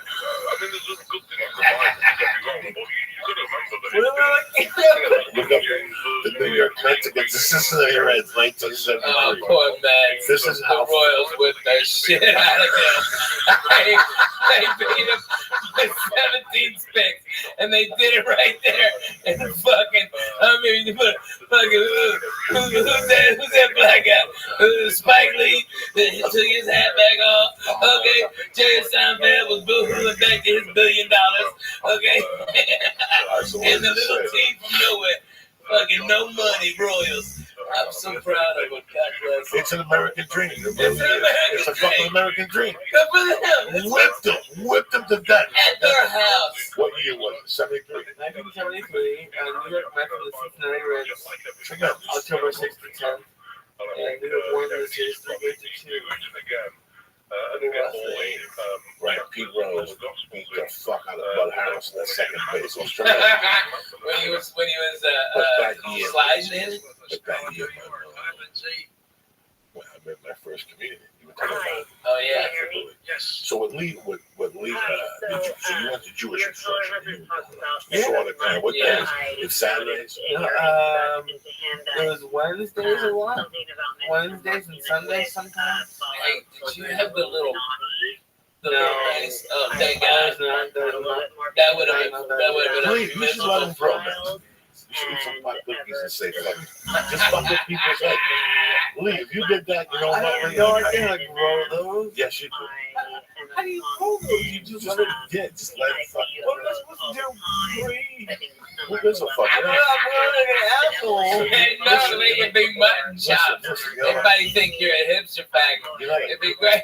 You're not a ball. We can give a fuck what they think. You got a girlfriend? Get you some mutton chops. Get a mutton chop. Get you some extra dough from a sponsor. Yeah, we get you some Jew wax. You get some money on a sponsor. Oh, yeah, man. Lee's Jew wax. Yeah, get you one of them mustaches, too. It makes you look like one of them fucking evil villains. Like you got a bitch tied up on a train track. That's what you need, Lee. That would be the look. Yeah. Come on, Lee. You gotta do that. Come on. You got that stash. There's no way that's my look. Dude, that's your look. That's your look. And then shave your head and you'll be a circus strongman. Okay, that's what you'll be. You'll be such a strongman.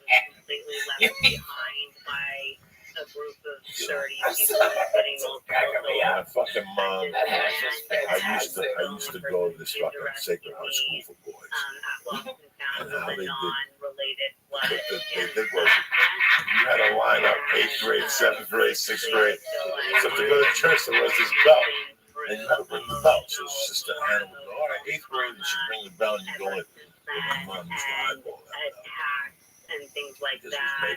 And I guess Cuban, big saint in Cuba, which is October 6th. Another goal.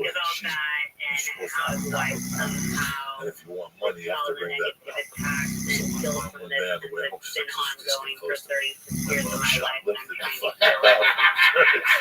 And she would take it to the next game and bring that fucking bell. So in the back of her mind, that bell was everything. That bell was bringing her luck.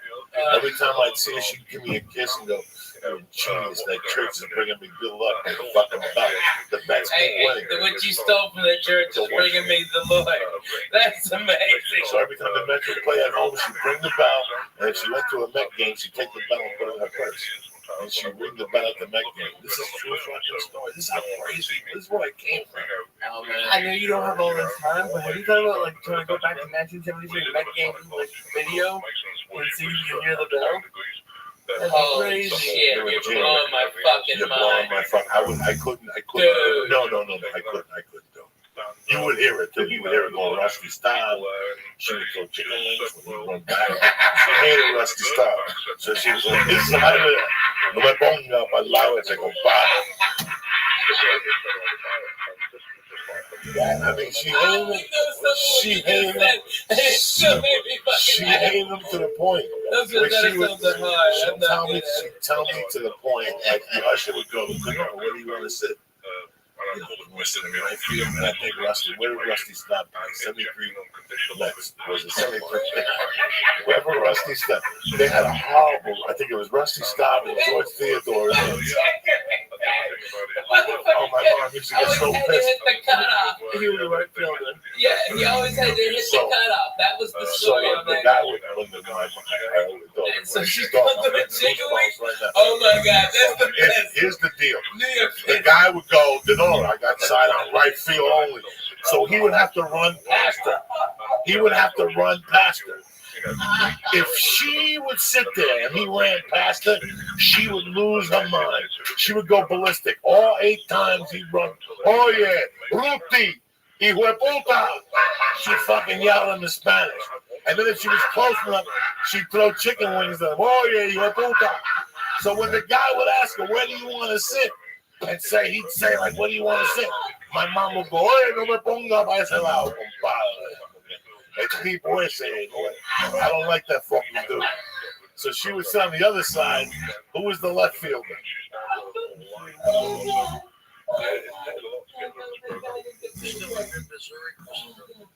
Plus, they had Wayne Garrett on third, so she was in love with Wayne Garrett. If Wayne Garrett took his dick out, my mom would jump the fence and suck his dick, and Tom Seaver at the same time. Okay. Your mouth got hot. Give me the team. By the way, this Friday I'll be at the Club Nokia here in Los Angeles. If you're a church member, please come in. I'd love you. I'd love to see you live. I'm going to do about 2 hours and blow your fucking mind. Come on, baby. What's the team? Who's the left fielder then? Who was the fucking third baseman? Cleon Jones. Who was the third baseman? Wayne Garrett. Yep. That motherfucker, dog. He reminds me of David Wright, the hot corner they used to call him. And my mother loved Wayne Garrett, so she could tolerate him. And my mother used to call Cleon Jones La Cleon. Vamos para la Cleon. Vamos a hablar con él. Because he was black, so my mom would clap. And Wayne Garrett, she liked Wayne Garrett. But if you put her on the other side, she'd be tormented the whole game. With Rusty Stop, she'd turn and look at me. Oh, well, look at this motherfucker. I gotta sit there and look at this motherfucker. So, he did an error. She lost like $10,000 one time because he dropped the ball, and that was it. That's it. My mother's world. Yeah. Because I heard he did something stupid. He couldn't throw it to first base. He had to hit the cutoff. I don't know what he did to my mother. My mom just didn't like him. So my mom, if she sat on the right side, not only would she ring the bell for the Mets, but then she put voodoo on her. She stopped with the same thing. Right, so that year, bro, listen to me. The fucking Mets beat the Reds, right?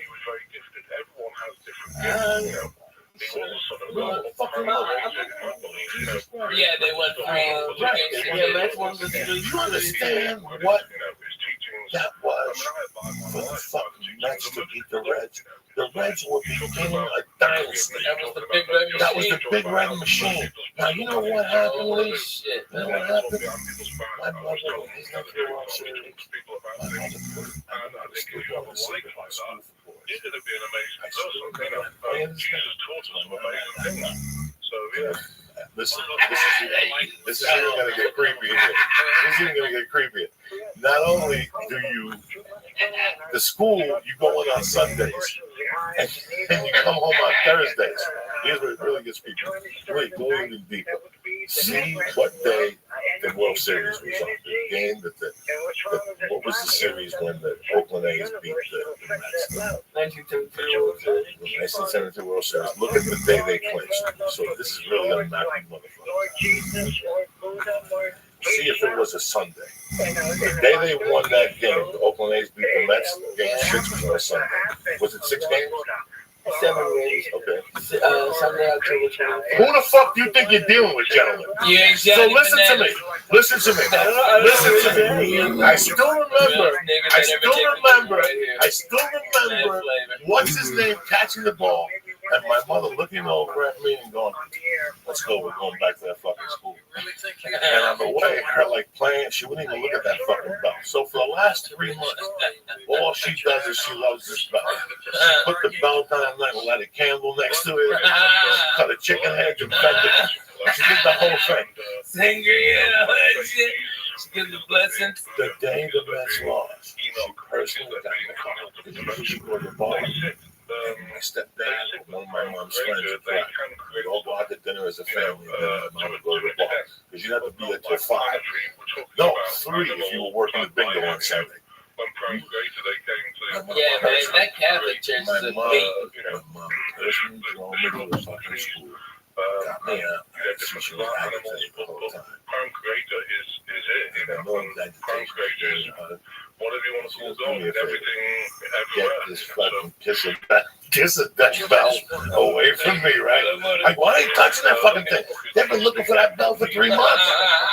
They've been doing searches with dogs for that fucking bell.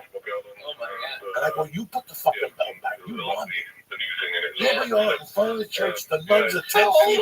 10! I'm fucking 10, and my mom's telling me, go put this bell. I don't ever want to see that fucking bell again. I don't want to see that. I don't want to see that bell. I don't want to see Rusty stop. As long as I live, I swear to God, I don't know what I hit. My mom used to get superstitious at certain things. Okay, so now the bell had carried us throughout the whole baseball. Not only that, the bell helped the Mets beat the Cincinnati Reds, which at that time were royalty. Yeah. Okay. Now, because they lost in Game 6 or in Game 7, the bell was bad luck. She didn't have the fucking out. Take this fucking bell out of here. Like I said, she personally. How much you think she lost on that bet? Because you know she bet the shit out of the Mets. Keep in touch with us, all right? Jesus. I hate that motherfucker too. My mother. I'd run that bet. My mother had a linked up in Coast to Coast AM. women play things with those slot machines. That My is mom made you look like a fucking. It's My called mom was Sacred Geometry. All sports. Universal language of divine baseball alignment. horses. He's going to talk about how The sacred horse geometry it's every day. You can't do anything every day in life. to reduce stress, She lost everything manifest because of her purpose, baseball bet. Everything. interference, Her teams were betting electromagnetic baseball clearing. with the Red Sox. When we come back. At that time, The Ghost they were hot website is then. now Those were one streamlined of for the. mobile So devices. this whole Great last news week if you're a Ghost was really Insider or emotional. simply I want watched to the enjoy our fucking website Mets. on your phone. I watched Visit it. I cheered for them. coasttocoastam.com I on gotta your tell you iPhone or Android I was browser. cheering for them up to when they went to Shea Stadium the first night. And when I saw them singing "Ring Me a Song," "You're a Shadow Man," whatever that Billy Joel thing, that was it for me. I was disgusted. I've never been that disgusted. That's not the New York I left. They were all hugging each other. And they were singing, "Sing me a song, you're a piano man." And Billy Joel with the top acting like a jerk. That stuff drives me crazy, dog. That's a baseball field. You're supposed to go and throw things and ring bells and yell obscenities and shit. They created it into something else. That's what pissed me off. That's why I got so mad. I might say, you sang the two lines. Also, when they get beat up and shit. No, that's why I kept preaching last night. Where's fucking Billy Joel? Get him singing. That's the night they won. The night that he fucking sang that song. Now they're losing. Where's Billy fucking Joel when you need him? Where the fuck is that cocksucker? Fuck yourself, Billy Joel. That's what I was Fuck him. No, Kansas City. Let me tell you what's wrong with Kansas City played. Kansas City played with my man Brad Pitt was trying to sell Moneyball. Moneyball is, and you know why? Did you watch the series? Fuck yeah, Fuck, man. I didn't watch it, and I was disgusted with him. Are you serious? Did you I watch even that watched piece it. of shit Monday night game? Did you watch that fucking football game? That was hot garbage. What was you watching? He was here. Let me tell you The something. fuck? You got a fucking 9-foot TV behind you. No, he don't like. He said he don't watch no less. I love the World Series. That's American as fuck. What were you doing? Were you playing some shit? He was here working though. He was here working. Playing the shooting He was here game. working. One of those screens had one of them fat shooting games. No. He was shooting somebody in fucking in Belarus right now, and they're both cussing out dirty fucking Russians. He knows he can't. I know. He was googling his fucking cousins. All right. Whoa. Yeah. You know that's what Kansas City does. And I love that. I hate when people forget about Smoothie King's the game. Small ball. Small ball. Lee, they stole bases. They stole I love when people steal. They put pressure. You really want to fuck with a motherfucker, and if you look at Cincinnati Reds, the big red machine, that's all they think. Get a job. Next time classic baseball, the Cincinnati Reds play, you sit there and you watch that whole game, and you're gonna go, oh my god, nobody had more than 1,500. Eric Foster. Small ball. The main job they did was steal. Get a single and Stealing singles is something that's forgotten about. Yeah, man. You know that's why Ricky Henderson played baseball so long and for so many teams. Just think about it. He played for the rest of us. He played for everybody. Ricky Henny played for everybody. Listen, Ricky was goofball dumb, but he was one of the greatest baseball players to ever get behind. All right? This guy, if you've got a pitcher and he is out of business at 96 pitches, and Ricky gets on base with a bunt or a fucking single or walk sometimes, he gets on there, he jumps out, that guy's going to throw over there 3 or 4 times, he's going to wear out his arm. They're going to bring that middle reliever that's a piece of shit that hadn't worked in 8 days in, and then they have to go through 3 closers. So what do they do the next day? Ricky Henderson blows out their next guy. That's what genius small ball is. That's what they did, man. They played fucking great baseball, man. They played Great baseball. Beautiful like college ball. Cincinnati Red games, the leadoff was always Joe Moore. He always stole. Once Geronimo came on, those fucking Indians, those Geronimos, they go crazy. And they had like 3 people who would steal. Pete Rose would steal in your ass. You know, Pete Rose wasn't a thief, but he just... You know, it just guerrilla you. And if you watch this, there was a game I watched on classic baseball maybe 8 years ago that they actually showed the Discovery chart stumping. Just going like, I don't want to deal with this ever again. This was not baseball. This was because it's small ball. It's slow pitch. Every pitch, something happens. There's always something happens. Every time you let that ball go, it's either a single, a bunt, or this motherfucker steals. That's torture on a pitcher. You can't focus. You gotta stop. You lose your concentration. It's fucking crazy. I used to love baseball. I used to know everything about the Red Sox. 162 games before the postseason. I don't have time to watch all those games. Well, not every one of them, but watch one of each series and feel like a fan. You know? You know what I mean? I like the Houston Astros. I started standing up there in 90. I loved them. Me and John Westling, we went for a foul ball, and the little kid was going for a foul ball. We were stoned out of our balls. Instead of me squashing that kid for that fucking foul ball, I broke the seat. Okay? And the kids got the ball, and everybody's cheering. We're on the big screen, and I'm holding that chair together, motherfucker. I got my left hand holding the chair up. Okay? And John's laughing. He goes, "You broke that chair."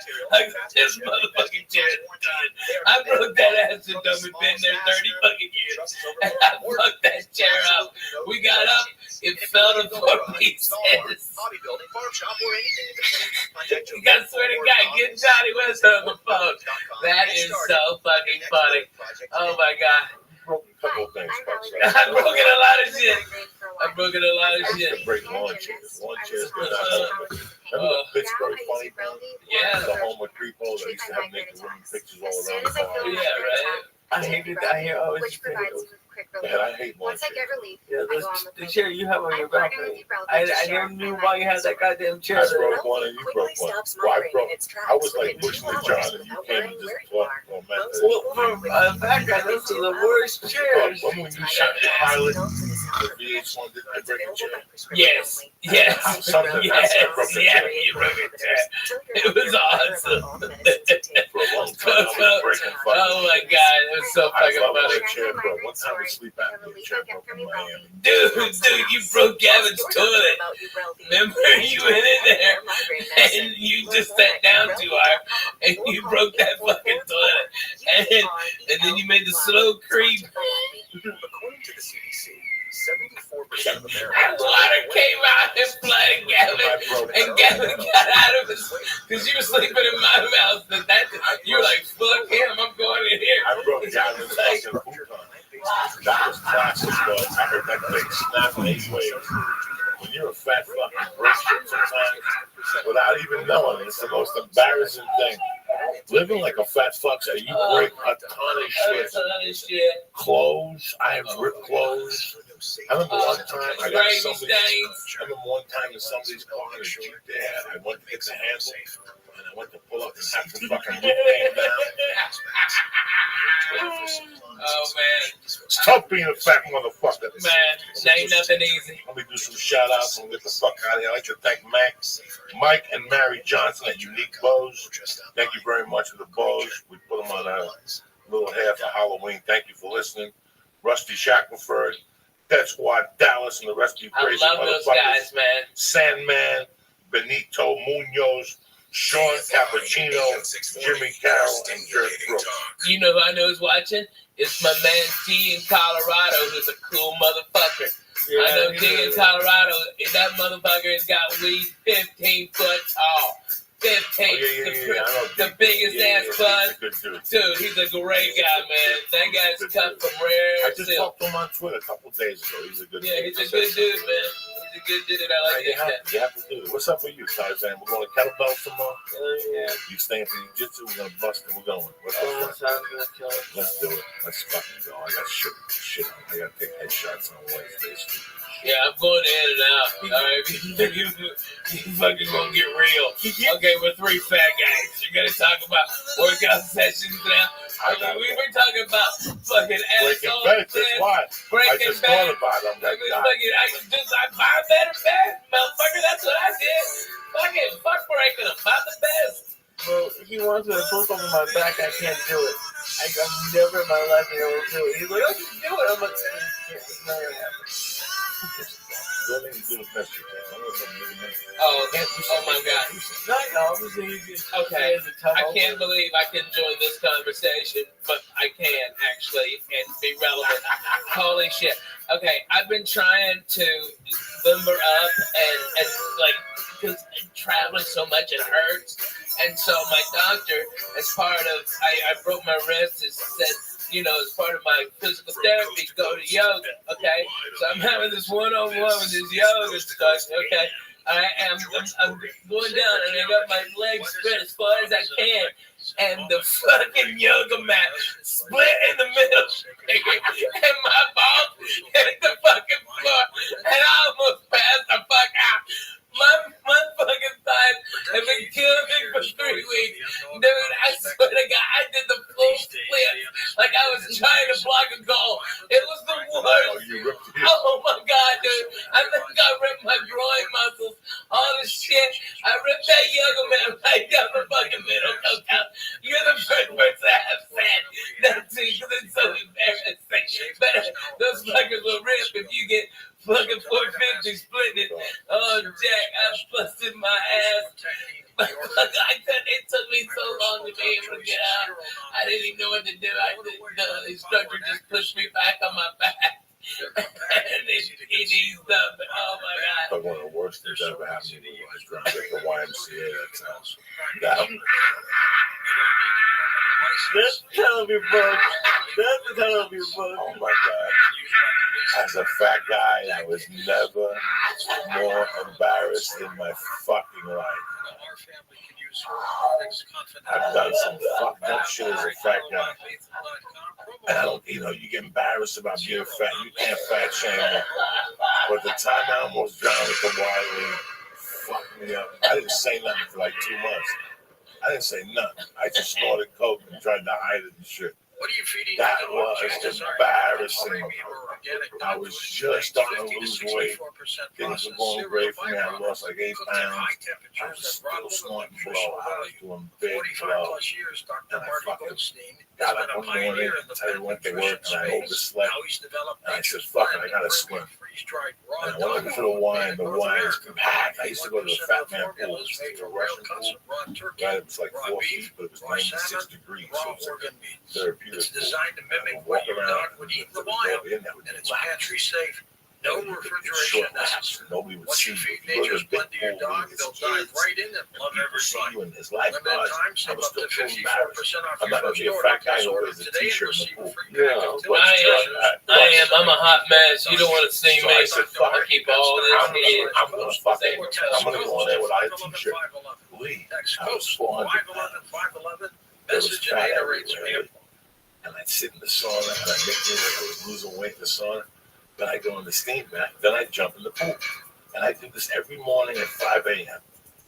I did this to start off, but I was still snorting blood. So my And mind welcome back ate to sushi. Coast, George And I Lori, went to with the your Gregory Hogue and his wife Gail are leading experts on sacred geometric technologies, co-authors of the best-selling Sacred Geometry, the Universal Language of Divine Alignment. Upon meeting his wife Gail over 38 years ago, they recognized their calling to discover and utilize universal principles of resonance embedded in sacred geometry to evolve consciousness. Combining that wisdom of art and science, they harness the multidimensional qualities of energy.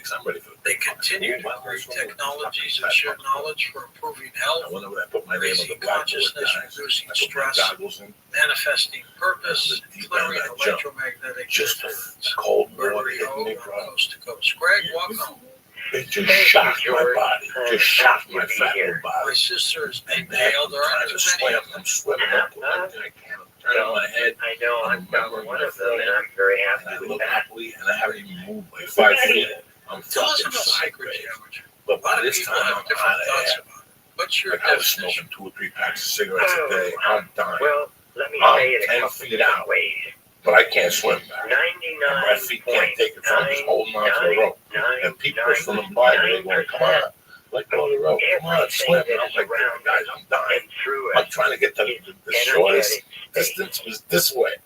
If I swam vertically to the fucking wall, I'd never make it. So I had to swim this way. So I pulled myself like Spider-Man throughout the rope.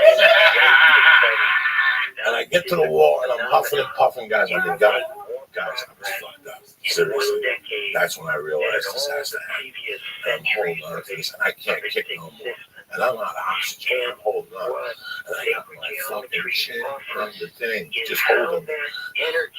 And some kids are like, Mister, are you okay? And I'm like, no, I'm not okay. Help me. They're like, come on, pull them out. And all these little kids get together, these little Mexican kids. And they're trying to pull me out, and they can't pull me out. They're like, 1, 2, 3, pull. And they're pulling. And I'm turning purple. I mean, Lee, I'm not breathing. I don't even know if I'm breathing through my nose. I'm starting to panic. People are starting to circle and look around. And these little kids can't pull me out. They're like, fucking ring the buzzer. Ring this buzzer. It's With any other species in the universe, gets on the thing, turns this thing around, and they're actually going to make me. And listen to this. They couldn't get higher mad. dimensional reality Drop a hoist reflect into the pool. They wanted me to swim into it. And they were going to pull me out like a fucking whale. Another way to and by this time, there's 50 people watching me. with sacred You have geometry. any idea, Lee, how embarrassed I is? I got tits. They're by my stomach. Lee, I'm purple. And they're like, swim to the middle. Get to the middle. Get to the middle and go in and we'll drop the hoist. And the hoist will pull you out. And then we'll bring you to the side. Lee, by that point, I'm so fucking embarrassed. And now, out of the corner of my eye, I see ambulance workers running in with a fucking mattress. Like I got shot in Vietnam. And something made me put my fat little foot over. I just went, and my fat foot got over, dog. Oh my God, that thigh must have weighed 1,000 pounds. And I fucking pulled myself up and I rolled on. I just rolled onto the pool. I got up and I got up right in time because I went to the fucking door. The 3 ambulance workers were running in. They're like, "Where is he?" Like, that's him. And I just walked right past him, dog. Just rule number 1, don't stop and don't sign nothing. You don't need to get checked out. Mind your business. You're fine. You know, as long as you get to your car. I gotta be honest with you. I think there's a thing called secondary drowning. Look it up later. It happens. You just take a little bit of a little bit of water in your nose, and it gets down your actual windpipe, and it can be a very small amount. You don't have to have this deep lung thing. It's a secondary drowning. Look it up, Lee. Explain it. I believe that's what it is. That's what I thought you had, because I swim all the time, man. You know, we belong to that tennis club. People inviting you to come up there like regular white people, and let's have a goddamn party, okay? It's on 8 days of fucking year. I'm calling it out. Let's go, okay? No, not next summer. Stop. Come on. We got the whole holidays. We got the holidays coming. I'm gonna smoke turkey. I'm trying. Okay, if you could teams in me, all right, trust me, I got problems. Okay, yeah, fucking Jay-Z over here, but I got 100. All right, word of that. But you know what? She's fucking being so great. It's like it's so like freeing for both of us, and I still love her. I'm in love with her. I love my babies, and that's why. You know, this wasn't an acid trip night, you know what I mean? It could have been, but it just simply wasn't. I got real shit to do tomorrow, you know? I've got 2 beautiful babies to love their daddy, and I've been getting so much bullshit, you know, about me and the wife filing for divorce. Truth was, she was just responding. They only check LA records. She was already, I had filed on her, like, 10 days before, okay, and so there was going to be this big jurisdictional battle. Then my lawyer in Tennessee goes, you know, you're going to spend about $150,000 just fighting over what state we're going to have the divorce in. Okay, not count my money. All right, I was supposed to write a retainer tomorrow if she wanted to go to war for like $50,000. Okay, it's retarded. All right, and we're just being cool. It's like my babies, I always want them supported.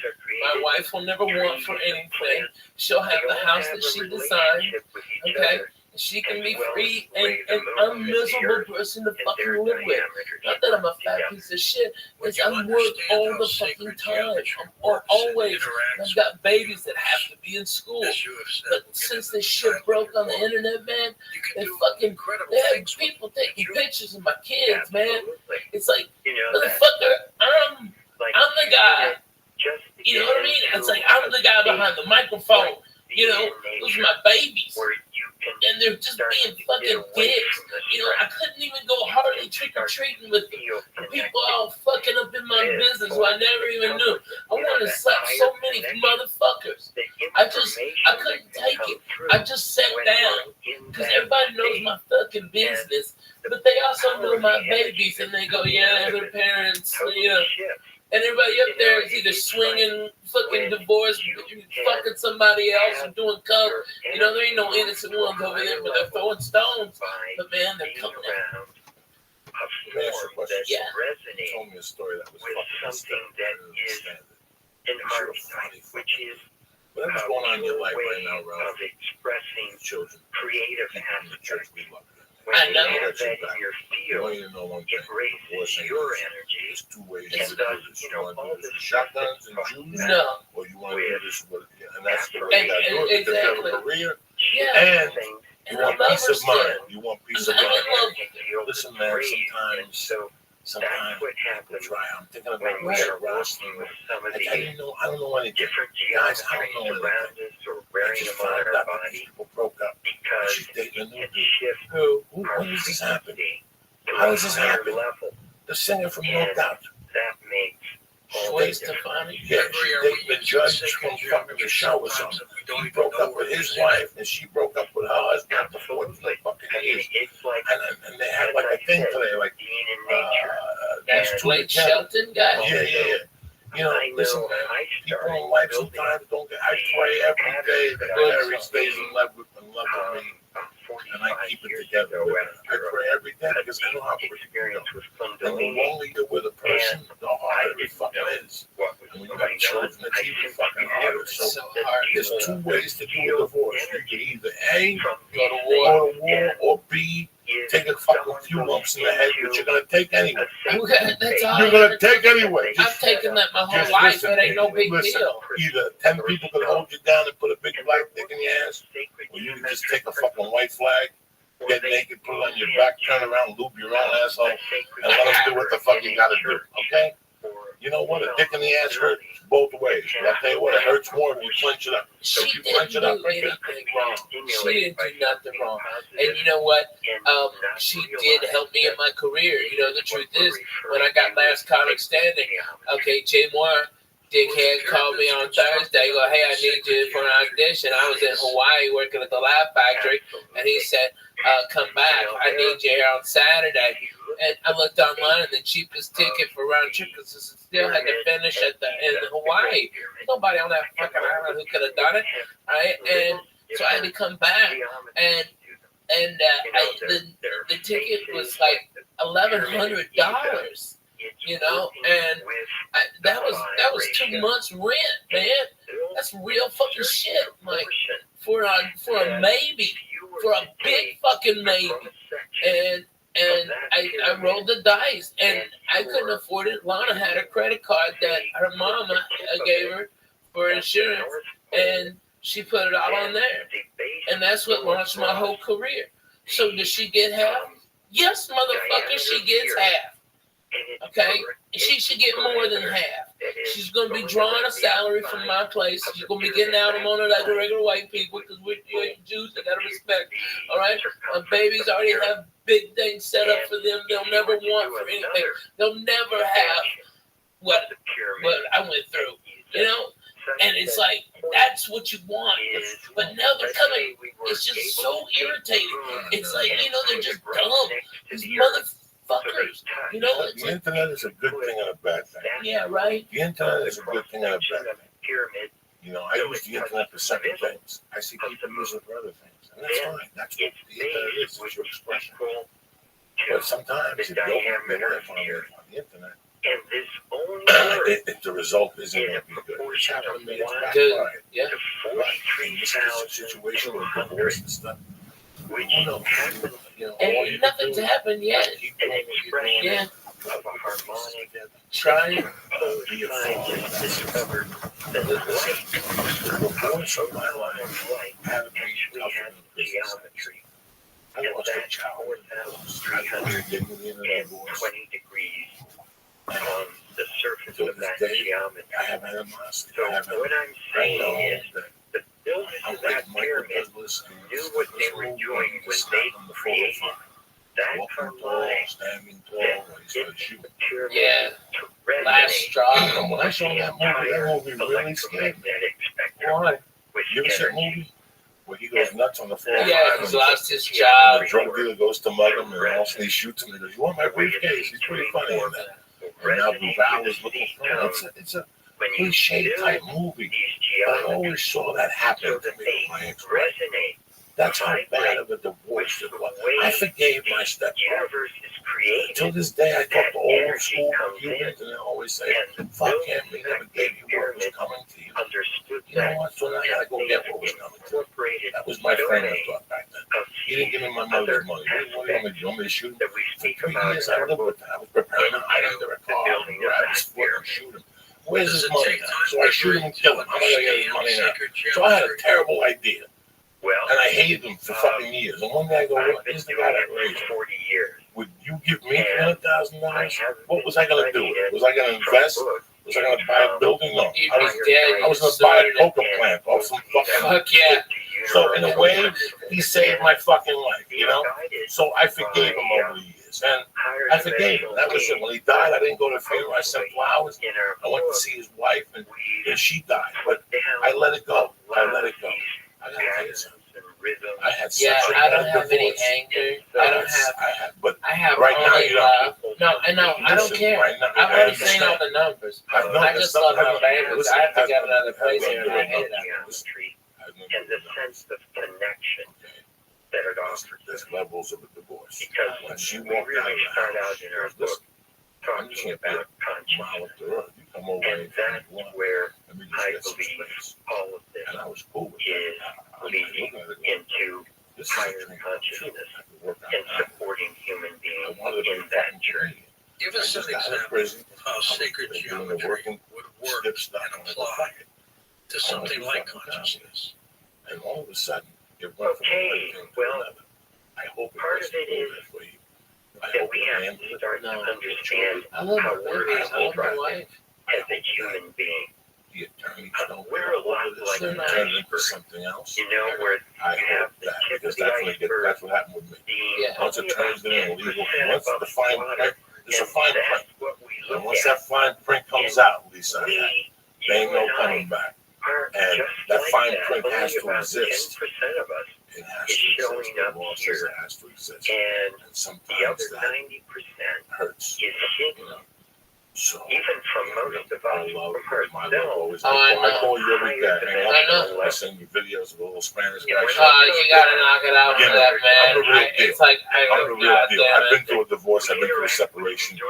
Guys, it is brutal. I always advise people to keep it together. Keep it together. Well, no, I disagree. But if there's no love, there's no love. If there's no love, there's no love. You have love. No, so there's something we still both there. have so much love for each other, but it's like, here's the real deal, okay?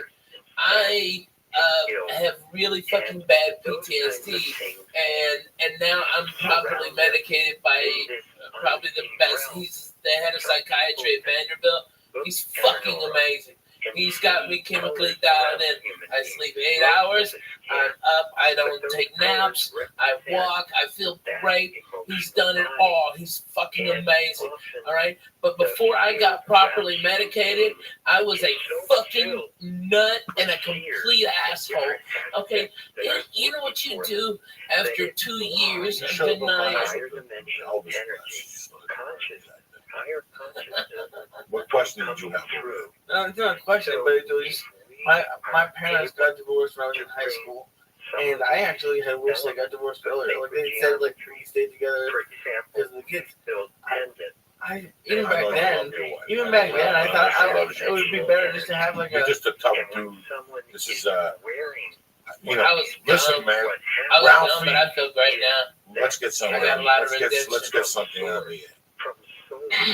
Comics Center is a great show.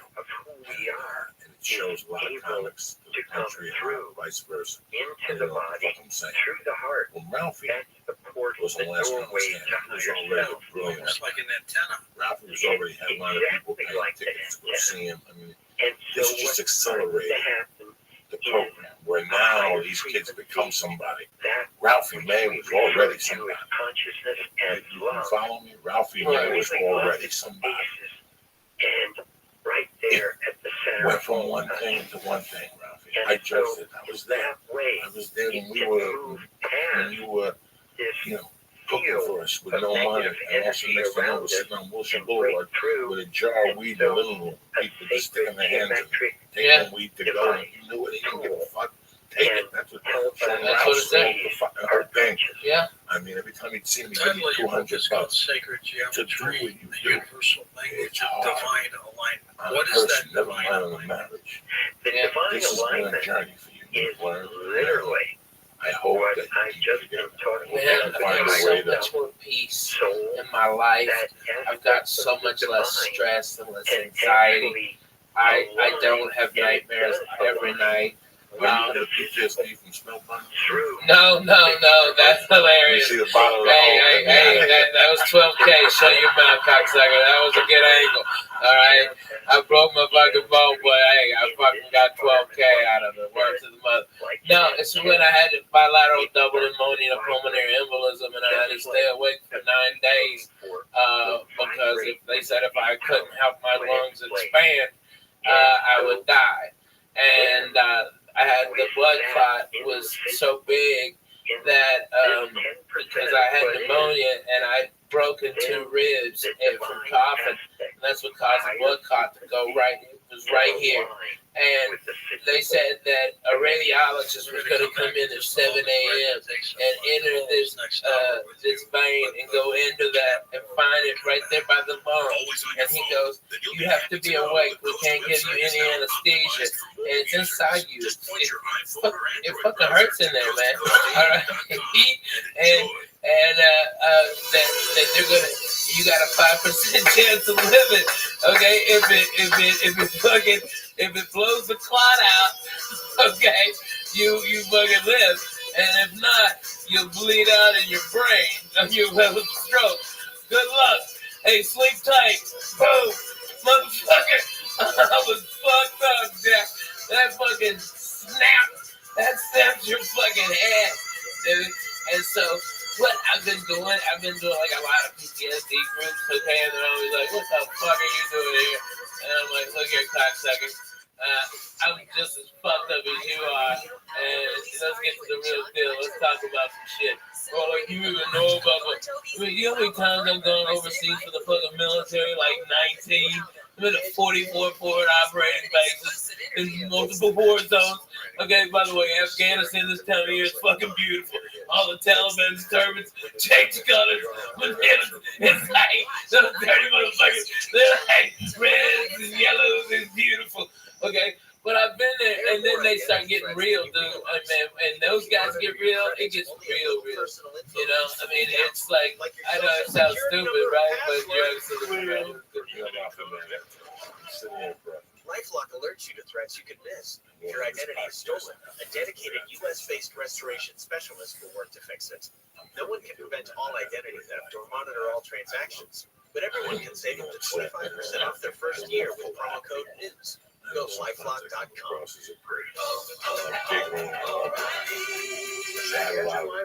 Take the guesswork out of your check engine light with O'Reilly Veriscan.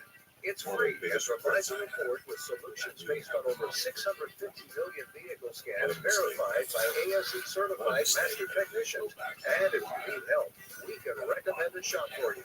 Ask for O'Reilly Veriscan today. That was on the all-time HBO's all-time greatest comedy show, but you can't. And you know what? I'm sitting here across from Ralphie. I'm listening to. Do you have the desire to be a business owner?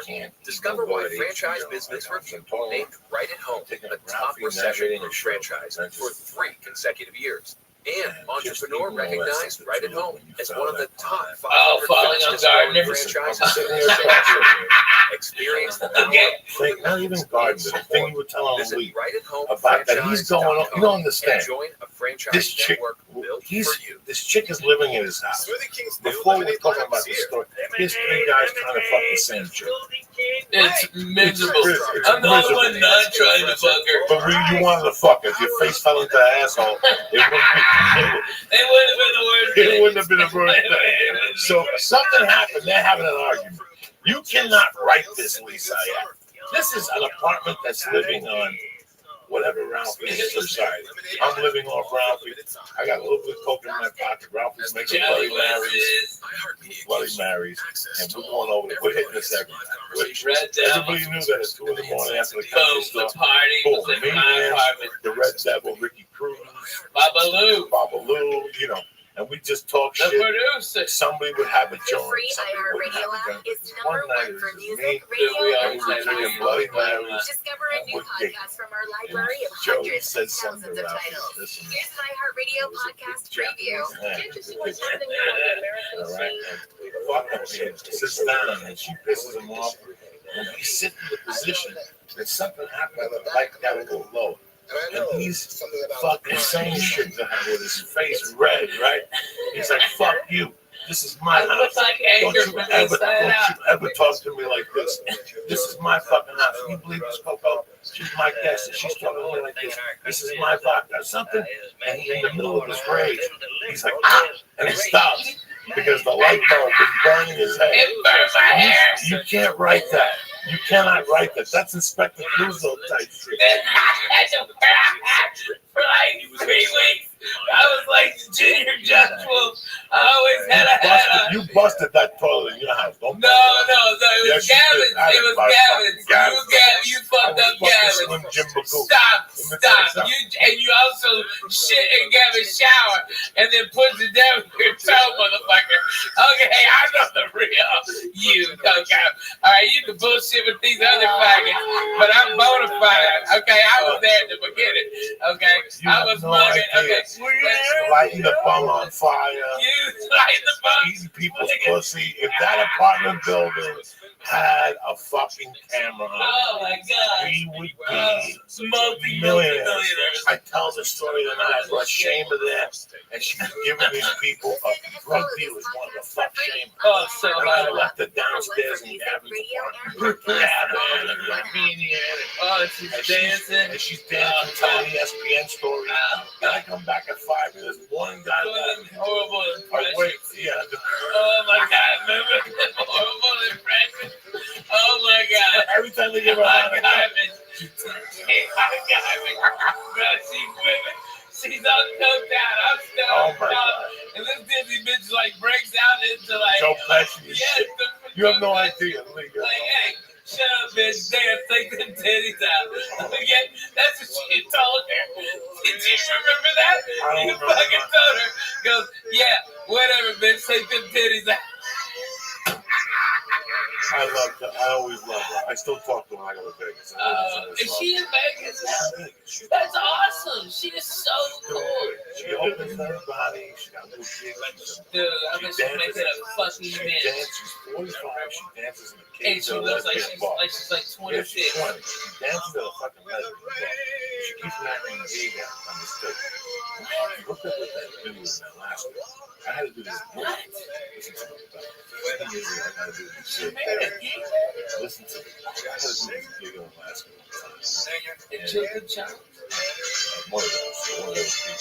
And I canceled. This is Coast to Coast AM with George Norrie. And she went up We're going to take your calls next hour with Gregory Hall as we talk about his work, Sacred Geometry. She put his name part of the program. Oh, whoa. Back to LA, they were he was like unemployed, but he always came up with a little bit of money. That's a lot of members. We'd like you, if you're looking for a date or a friendship or just somebody to connect with, go to paranormaldate.com. Now, if you're looking for somebody a bit more mature, say 60 plus, you can head over to paranormaldate.com/seniors. Find those same folks to connect with. They think like you do, but they're a little bit more mature, 60 plus. So paranormaldate.com and paranormaldate.com. This is the name of the guy that she's got on her pussy. This guy is a go-go dancer for old dudes and smoking meth, so she throws it. She throws it up. I hear about this. About a month later,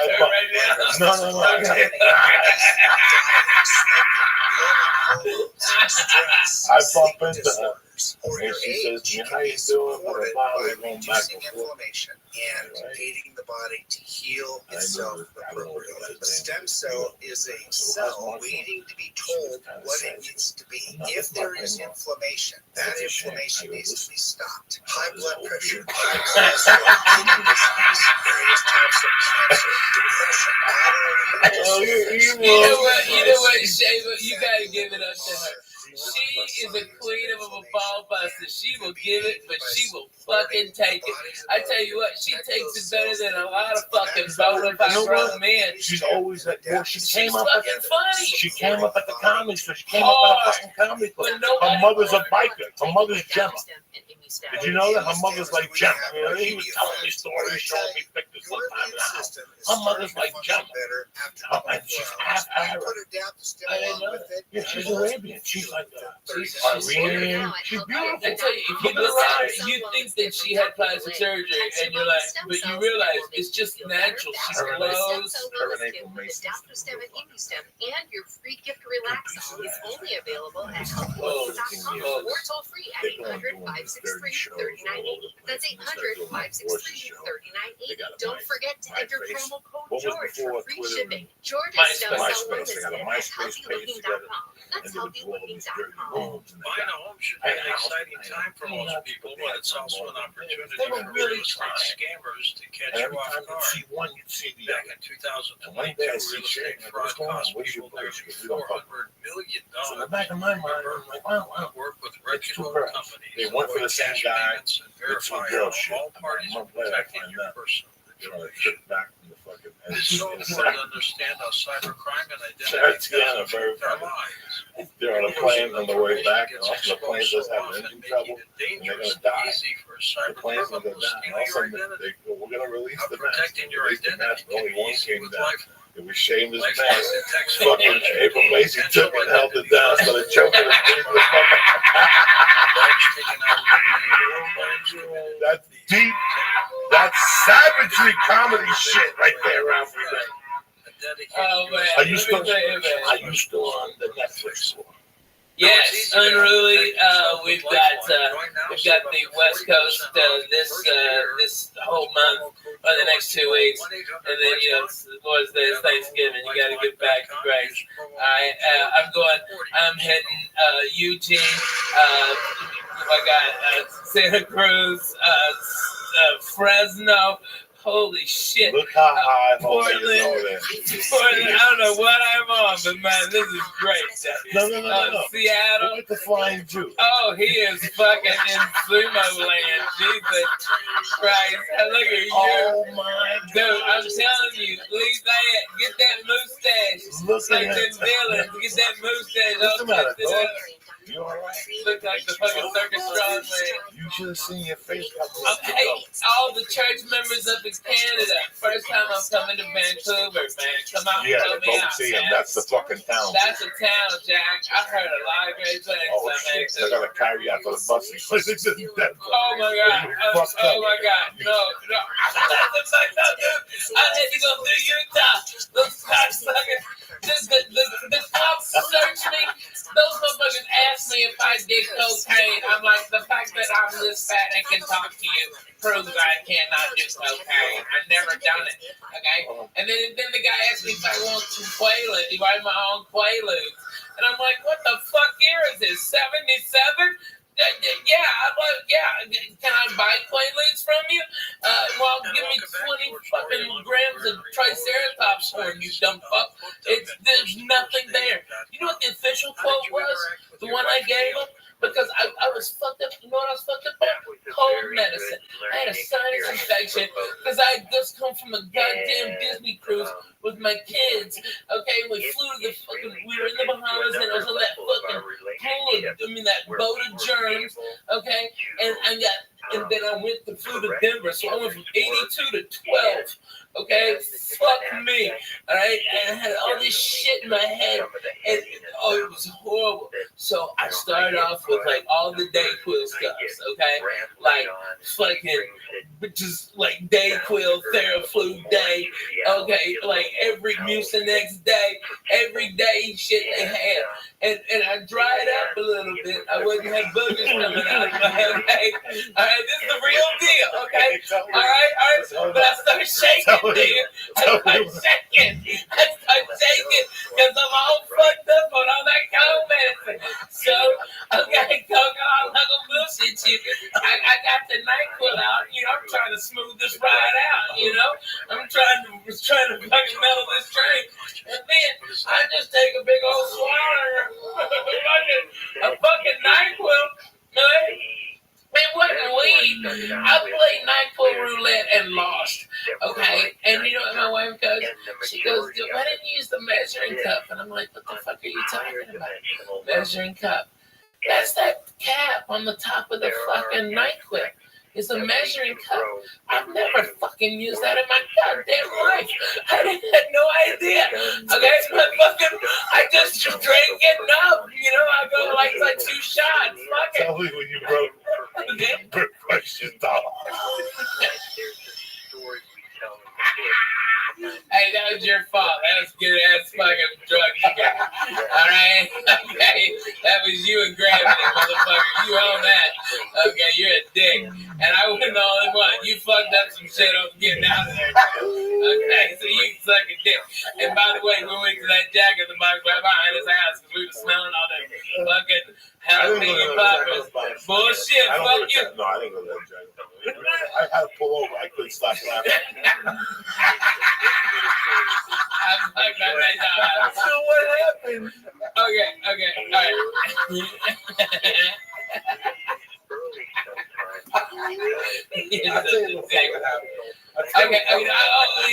Denver, let's do this. You keep your mind that motherfucker.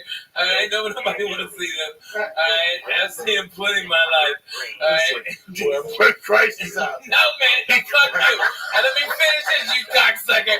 All right, because I know you don't believe me, but my wife goes, "That's a measuring cup," and I'm like, "Well, I might be dumb, but you're a dirty bitch. I ain't never seen one in a dishwasher. That's just gross. You leave the same cap. That's disgusting." All right, and so I was just, I fucking hit it. But you know what I quoted them?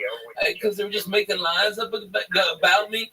I was like, last thing I said before I head on stage, I heard was, all I said was, "Yes, Mr. Cosby, I'd love another cocktail." That's all I remember. And that's just, go fuck yourself. You get fucked up on that. Dude, I was so fucked up on that. You got a bottle of NyQuil, we'll give you a star. And we'll smoke a joint. It's all over. Dude, in 92, I played the hip hop comedy stop. Steve Harvey's and Rashawn McDonald's, all black, at Comedy Club at a hotel. Okay, and I was sitting back there with these crazy ass, like, I met this guy and he goes, "Yeah, my name's Willie D." All right, and he's Willie D from the Ghetto Boys. Okay, and then this little ass midget walks over, Bushwick Bill. Okay, and he's gangster. Okay. I mean, Bushwick Bill was no bullshit. He had knives on him and shit. That little motherfucker cut your balls off. That was eye level to him. Okay, no, codeine syrup. Codeine, and we listened to fucking slow records that this guy named DJ Screw would do. All right, but we drink that with 7-Up, okay, or Mountain Dew. Boom, they do a Mountain Dew so they wouldn't pass out, so they just drink that syrup. All right, and we was fucked up. How much we pour? Because I only. Like every time I get bronchitis, dude, they poured a lot in mine. Okay, they poured a lot, and they shitload, and a lot of them was putting that. What's that? The raspberry liqueur, like Chambord or something. They pour Chambord in it too, so you'd have like grape soda with some Chambord and syrup.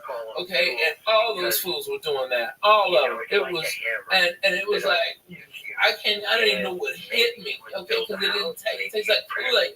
And I was like, what? And they called me up on stage. And for whatever reason, it was the greatest set of the 4 years I've ever done comedy. And but I was, I've been smoking weed in the back with this little crazy midget passing it because it was so funny to look at a midget when you're on codeine and smoking weed. And like if the midget takes the joint out of your hand, but it looks so much infinitely bigger in his hand than it ever did in yours. It's crazy. Like what? Whoa. Okay, it was amazing. But I came in and blew the place apart. Got a standing ovation.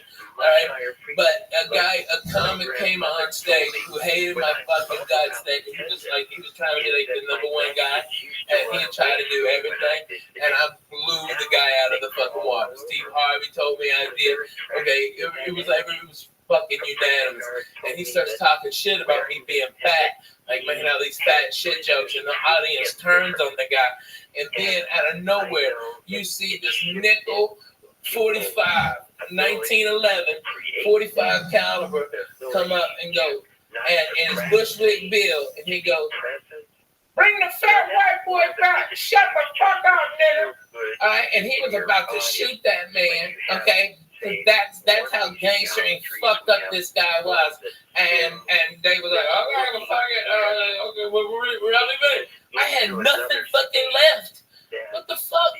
How can you follow what you just did? I had nothing at all. I'm like, man, I love those midgets. midgets, you know, they've always got your back up to here. All right, and I got the fuck out. I was so scared. I'm like, this, he's already pulled a gun once. He's gonna shoot me for making a midget joke at him. But he loved it because it was all fucked up and falling over and shit. It was crazy, man. Midgets, when they pass out, they just kind of like, you know, wiggle wobbles and then they go, okay? They got big ass, okay? You never hung out with no midgets like that? No, not me. I like them. They're good people. Shit happens. Word to that. Great church, by the way. Thank you for having me come. Midgets getting fucked up on call. I want to drink black people drinking now. I saw it on drugs. What is it? That shit they drink in Run Face and the What is it? like a liquid codeine and they mix it with Kool-Aid. Oh, yeah, the syrup. Yeah, that's the exact same thing they were doing. It's just you mix codeine with a drink. No, what you do is it's cough syrup. It's cough syrup. And some I never got prescription. fucked up on that stuff. Well, I drank NyQuil as a kid. As a kid, I discovered NyQuil when I was like 9. I remember it would help me fall asleep. Oh, So I liked it, but I didn't like the feeling in the morning. I've never chugged codeine, but it's great just to have it's like a joint. It's like a joint. Pills get me. Dude, I get so fucking. I can't eat that shit. My fucking little pooper gets worn out. I can't shit and it's miserable. Fuck that. I don't do none of that shit no more, man. Dude, you don't want to. Oh man, that's what we used to do. Play slow records. Horse in this motherfucker wine.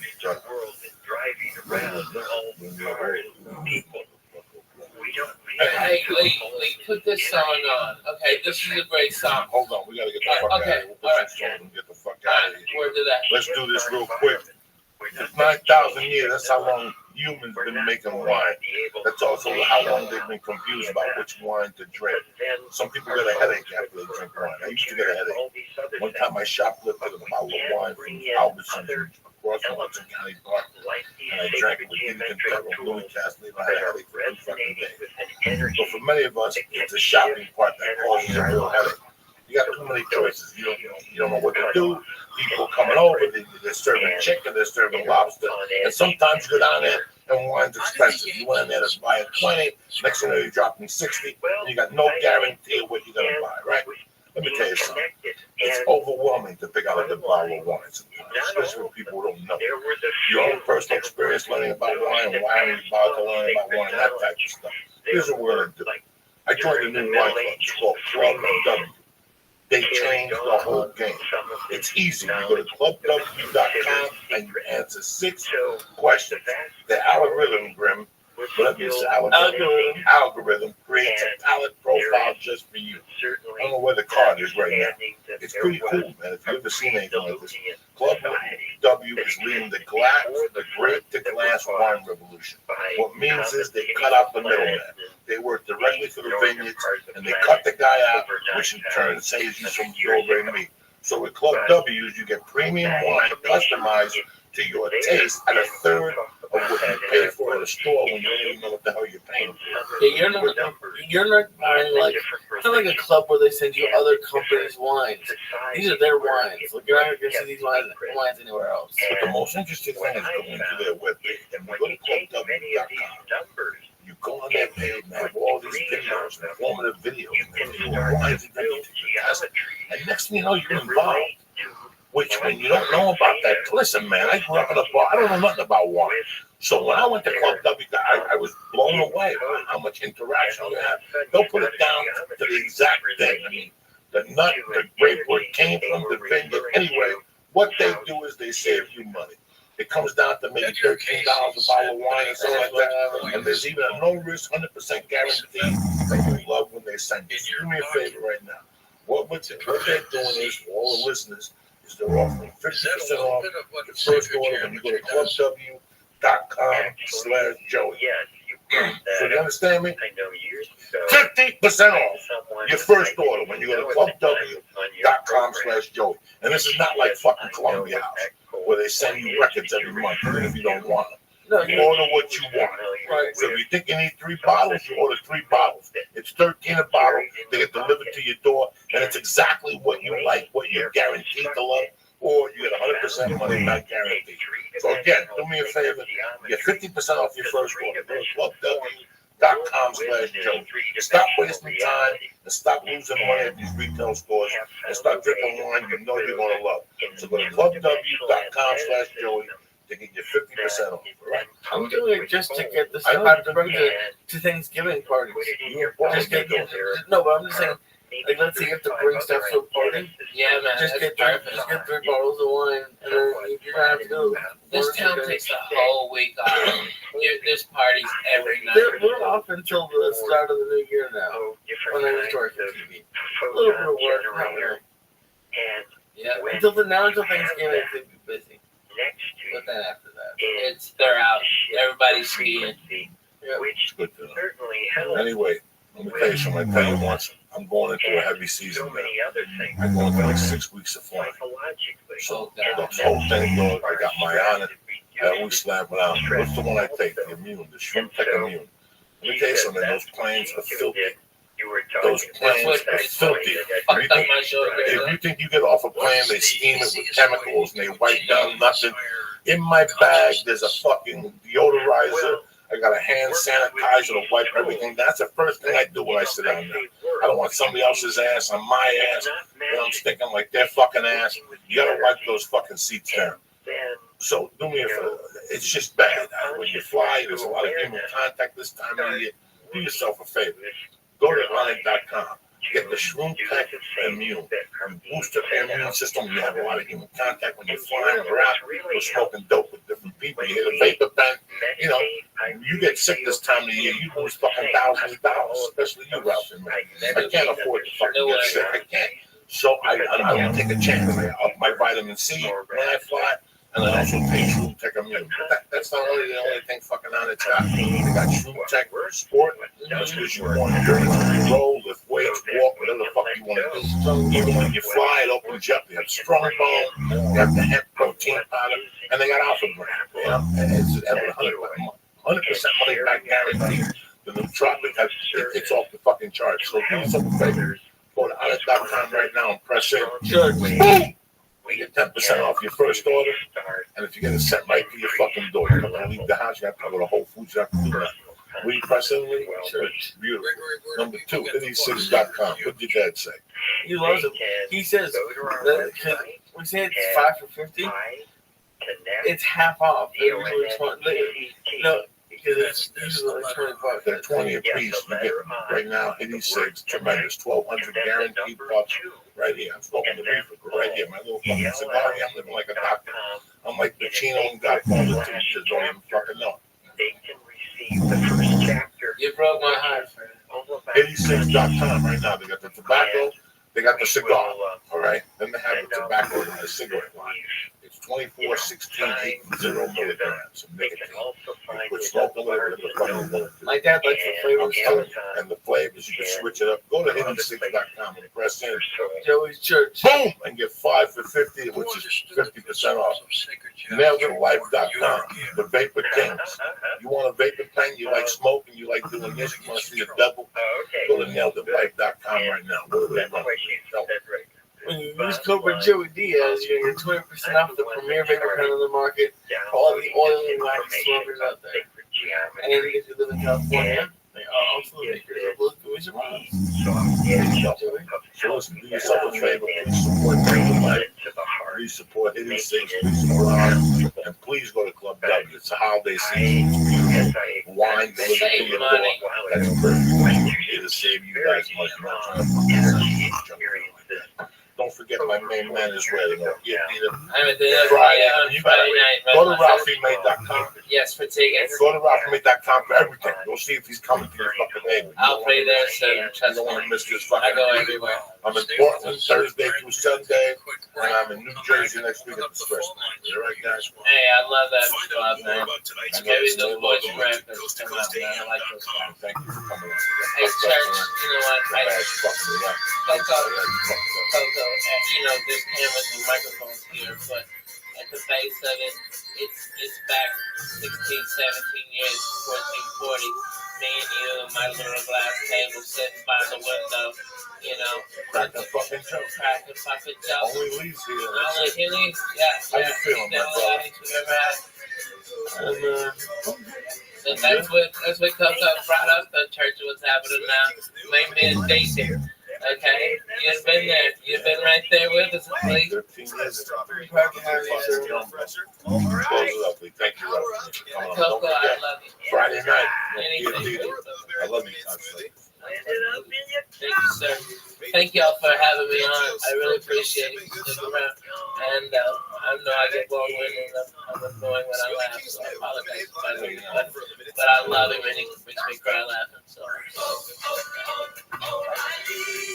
Check engine light on? Take the guesswork out of your check engine light with O'Reilly Veriscan. It's free. This show was brought to you by Club W. Go to clubw.com/Joey to get 50% off your first order. Good. That's right. Go to clubw.com. Clubw.com. Get 50% off your first order. In this week's Marketers Report, Angela Cepeda, Chief Marketing Officer of Hyundai Motor America, talks about audio storytelling. For an auto brand, a lot of people scratch their heads and say, why would you put your brand on a channel that doesn't show the sheet metal? But there's a lot we can talk about these vehicles that gets people excited about the car. And it's more than just the sheet metal. It really is about lifestyle in a lot of ways. For us, it's about storytelling. That's driving a lot of brand awareness, but we can also drive a lot of intent, and that's because we can talk a lot about the features. I think we're learning that we can get a lot more from audio. The PetNet Smart Gear will feed the healthiest portions at the right time, every time automatically. Go to PetNet, get your PetNet Smart Gear, plus free shipping when you go to petnet.com/Joey. That's petnet.com/Joey, petnet.com/Joey. So it's also brought to you by Honest.com. Go to Honest.com and use code CHURCH to save 10% on all of the optimization products like Alpha Brain, Strongbow, KFI, KOST, HD2, Los Angeles, Orange County. It's time for your morning wake-up call. Oh, shit. Here's Church, what's happening now, bitch? Check that mule. Monday, Good morning. It's October 17th. This is your wake-up The day the call devil was for buried in Thursday, sleep. June 6th. I'm Amy King. We're live everywhere on the Lisa, iHeartRadio yeah. app. Time to get up, get your day started, got my coffee, got my breakfast. Ralphie May. We're ready to go. Here's what's ahead on Wake Up Call. More than 160,000 Allied troops stormed the beaches of Normandy on June 6, 1944.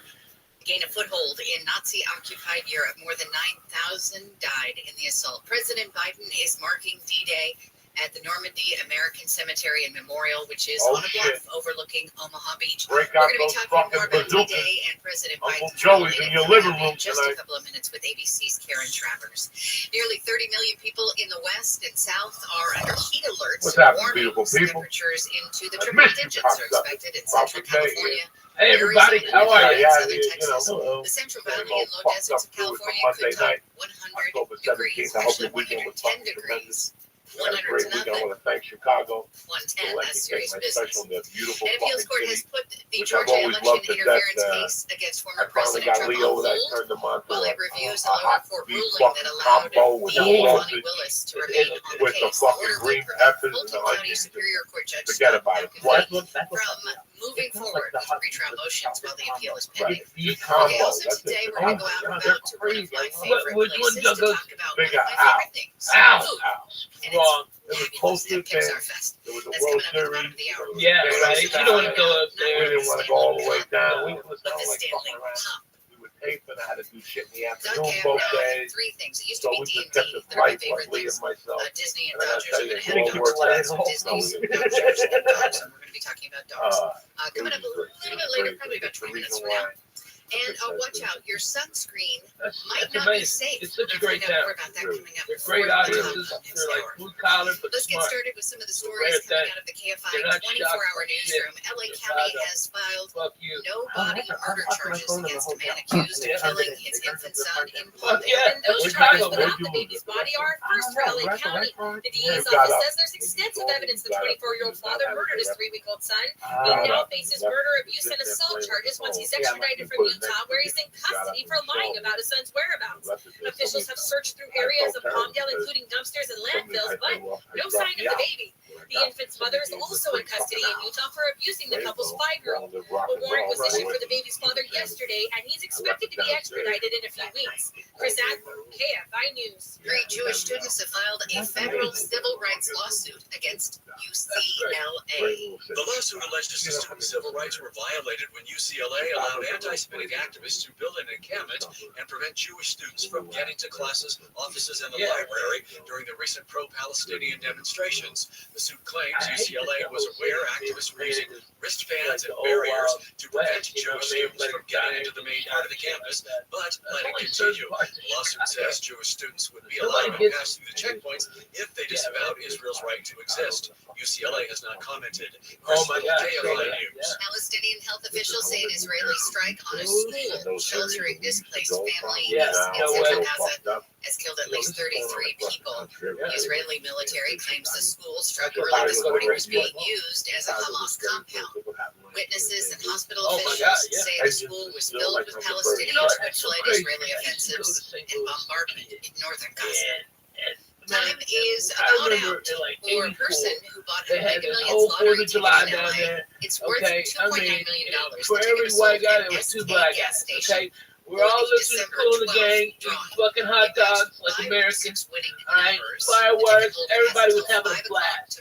I can't believe that town went to what shit is today. You know what I mean? I mean, it's like I've never seen more people having more fun and no racial BS bullshit anywhere than at that fucking 4th of July. So let's check in with Nick fucking outstanding. Cool in the game.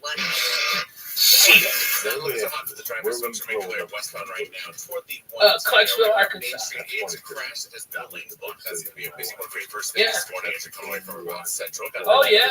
Anything else slowing you down? Pound 250 yourself on.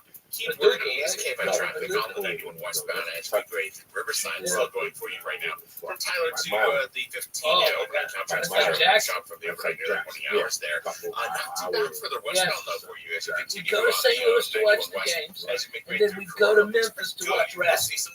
And we go to Hot Springs to go to the horse races. My grandfather would get us one. Taking the drive on the Oh shit! Fuck no! When we saw him on local TV, I mean that's where I first met Dick Murdoch, fucking the Funk Brothers. Okay, man, Jerry Lawler. I saw Jerry Lawler and Kaufman fucking wrestle. But then, like 2 weeks later, I saw Kaufman get beat by a woman. One of these big bitches from Tennessee. I mean, she's big, probably Mississippi, North Mississippi. Okay, this big bitch whipped his ass. Okay, I saw that. It's 3rd tier, but it's legendary. You know what I mean? It was Mid-South and something else. I forget the name of the other one, but. I mean, dude, I went to so much wrestling. I saw Ric Flair win the heavy metal belt from Harley Race, and it was the 2nd world championship. And then I saw Dusty Rhodes beat him, and then he beat Dusty Rhodes again for his 3rd championship. It was tremendous. Blood was everywhere. It was fantastic. That wrestling was so fucking good, dude. I remember as a kid spitting on fucking Abdullah the Butcher. I spit on it. You dirty motherfucker. Okay, I spit on him. Who else I spit on?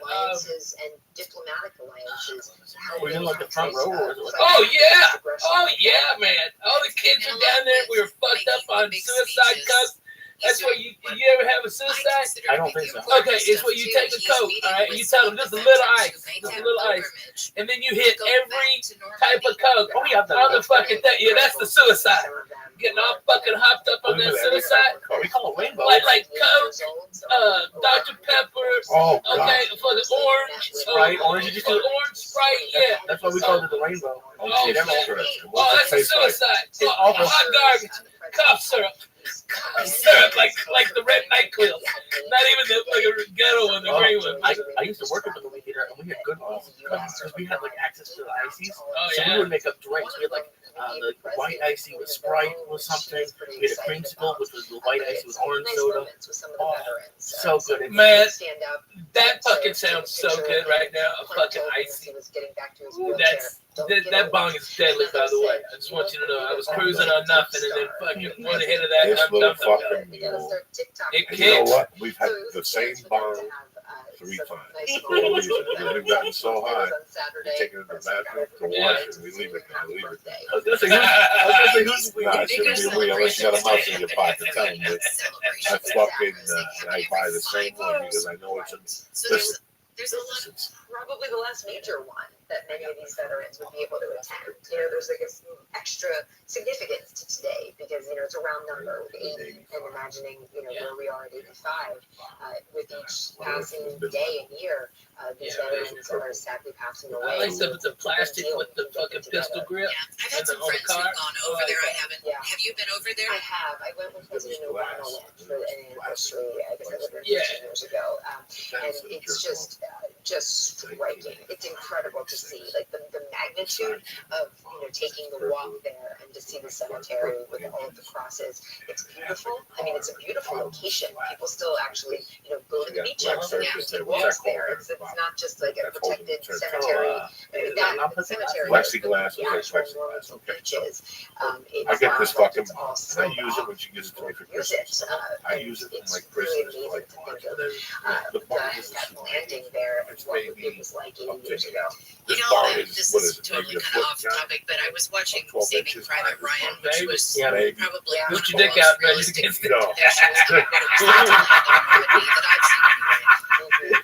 barn had to be, baby. 15 minutes, I was like, I gotta get out of here. I can't So I used do the barn this. till about March. She gave it And to then I me. thought, oh my God, those people were there, and they couldn't just walk out into the hallway of the movie theater. I mean, they had to live that nightmare, and they did it for their country. Absolutely, and you know, just some incredible stories. And I was drinking, but compared to what I was doing I was fucking playing it so. Lee, I'm talking about, Lee, what we do now times 10, but the fact that didn't know. And David asked him, you know, what and this was clean and sober for you. This was clean and sober. I got it. Because people like there's people in my family who think I need an intervention. No. Okay, so. You want a number to a good rehab? I got one. BBC's Karen Travers. Sure, yeah. Let's get back to some of the stories that we have at KFI 24-hour newsroom. LA police are searching for 2 people who pushed a man into the lake at MacArthur Park. The man's body was recovered from the lake yesterday morning. LAPD Lieutenant Nobody Ryan can read says with your fucking I was trying to figure out my paper. I don't have the back of the scoreboard. Like I said, I don't have the scoreboard over here. But from what we've seen, from 80 to 85. Rabat says security cameras show 2 men pushing the man into the lake while he was still alive. LA has rejected a donation of 2 canines due to a company's name. Horse International in Riverside County shares a name with a bumper before that, I was already scouting. I don't know whether you think that it's not connected. No, already I was doing. I was already dancing for money at the bar. No, but I was already. I had already. They've had plenty of time to change the name. And do something about it. The council voted to decline the $27,000 donation from the Police Foundation and send the issue to the Public Safety Committee for further review. Michael Banks, KFI News. Hunter Biden's exes have taken the stand in his gun trial in Delaware. ABC's Terry Moran says ex-girlfriend Zoe Keston told the court yesterday their relationship was highlighted by Biden's crack addiction. Keston testified she saw Hunter smoking crack just 3 weeks before he bought that Colt 38 gun. And you, said he Ralphie, smoked so you sold 40 of them, and you already Right. got your money Princess back. Weston And you admitted still during had cross-examination that she lost 960 of contact them with to Biden do it. days There was no, later you could and had only no a idea loser what he was could doing lose at the money time on he that applied game. to purchase a And I would gun sell in those for 2018. wrestlers Well, what and you the doing that chicks. now? He was decrying on a forum Right. about his You addiction to get buy the, the gun. not He's getting pleaded the not numbers I was guilty. getting before. Officials in Not for France those may numbers. have foiled Walgreens a don't get would-be them terror those attack. French anti-terrorism authorities But say these black firefighters movies were treated a fucking Russian solid. I wasn't Ukrainian getting man that. for burns in a hotel near Charles de Gaulle Airport. Authorities found devices used to make explosives in the hotel. ABC's Grant Clark says the man was taken into custody Monday for reportedly targeting French military equipment headed to Ukraine. So you figure U.S. officials say the man is currently suspected of participating in a terrorist conspiracy and bomb plot. Several European countries have accused Russia of being behind major arson attacks in the last few months. Medicare and whether it'll still be around for retirement is weighing heavily on the minds of older Americans. A West Health Gallup 2024 survey on aging in America says nearly 3 in 4 Americans between the ages of 50 and 64 are extremely worried, or at least worried, about Medicare not being available when they become eligible for it. That's up 13 points from 2022. Author Suzanne Collins says a new Hunger Games novel is going to be released next year. The Ballad of Songbirds and Snakes, a prequel to the Hunger Games trilogy, was her last book in the series and also was the last movie. It was released in 2023. I know they're dark.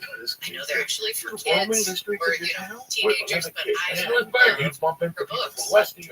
The Dodgers take on the Pirates this afternoon in Pittsburgh with first pitch going on at 12:40. You can listen to every play of every Dodgers game on AM 570 LA Sports and stream all the games in HD on the iHeartRadio app. Keyword AM 570 LA Sports, powered by LA Care for all of LA. When we come back, we have the Puppy Bowl before Super Bowl, right? Well, now, before this weekend's Stanley Cup Championship, we have the Stanley Pup Championship. We're going to tell you all about it coming up next. From the Southern California Toyota Dealers Traffic Center, let's go places. We've got a crash. It's in downtown LA on the 101. As we going toward the 110, going to be the three left lanes that are shut down, and that's going to be slow going traffic on the southbound side up. And that's what right now from Colorado here making their way southbound, and it looks like delays are building for you in the area. I got an update on this issue. Anything that's slowing you down, pound 250 yourself on keyword ASKFI traffic southbound side of the 5 in the Santa Fe Springs area. No longer decent. Going to be rather southbound side of 605 as you make way toward the 5 right on Telegraph. Going to be an earlier problem that was in the carpool lane. It's just been cleared to the right shoulder, but you're still seeing a rough go for the drive. That's Pico Rivera from as far back as Washington. But Southern California's all that's what I want to about reports. I'm I went from There are more identity threats than you realize. Even if you monitor your credits, only a little personal info needs to leak out. Like your social security number or password. LifeLock alerts you to threats you can miss if your identity is stolen. A dedicated U.S.-based restoration specialist will work to fix it. No one can prevent all identity theft or monitor all transactions, but everyone can save up to 25% off their first year with promo code NEWS. You'll tell me this before we leave the LifeLock.com. house, like 8 times. And you'll agree with me? No, what you say is I'm going to do more than that. Yeah. Embracing it's good meatballs. The Heineken's taste good. Experience love like never before. That's why you're buying dish soap. The guy fucked up in the chemicals. There's more to I made imagine. 100 of them, but he had to prepare them that way. So all the chemicals went to the fucking bottom of the toilet. So the ones on this side is the one he sold us. Wendy's new $3 English muffin deal, you can get your choice of a sausage or bacon and cheese English muffin with small sweet potatoes. Well, that for just $3, it really is a clock. Like I remember people saying it. You see that clock? In 1 hour from now, I'm gonna be the fuck out of here. And I would just sit there and go, this is when I become De Niro in Casino. With Mickey Rickles. Remember when the plane would break? When the plane broke and now they got you? That's me. At that point, That's fucking what's his name? Don Rickles. Mickey Rickles. At that point, Lee, that's when you come around and you go, that was Next, they give you highly accurate results in seconds. Next, they're more affordable than many insurance copays. Next, they're doctor recommended. And they work drinking. That means some skinny fuck with a missing tooth walks in. That's over-the-counter Contour Next test strips. Blow for $75. Give me 25 and I'll give you 50 next week. I mean, and you're sitting there going, it's Monday fucking night. What else could happen here? And all of a sudden, fire walks in. Let's get fire. Joe Lucci's cousin. Did he hit a light bulb and set his hair on fire?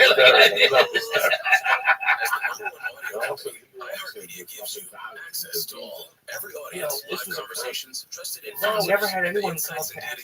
They don't even ask you. They just get a drink. Stay away. Next thing you go to the bathroom.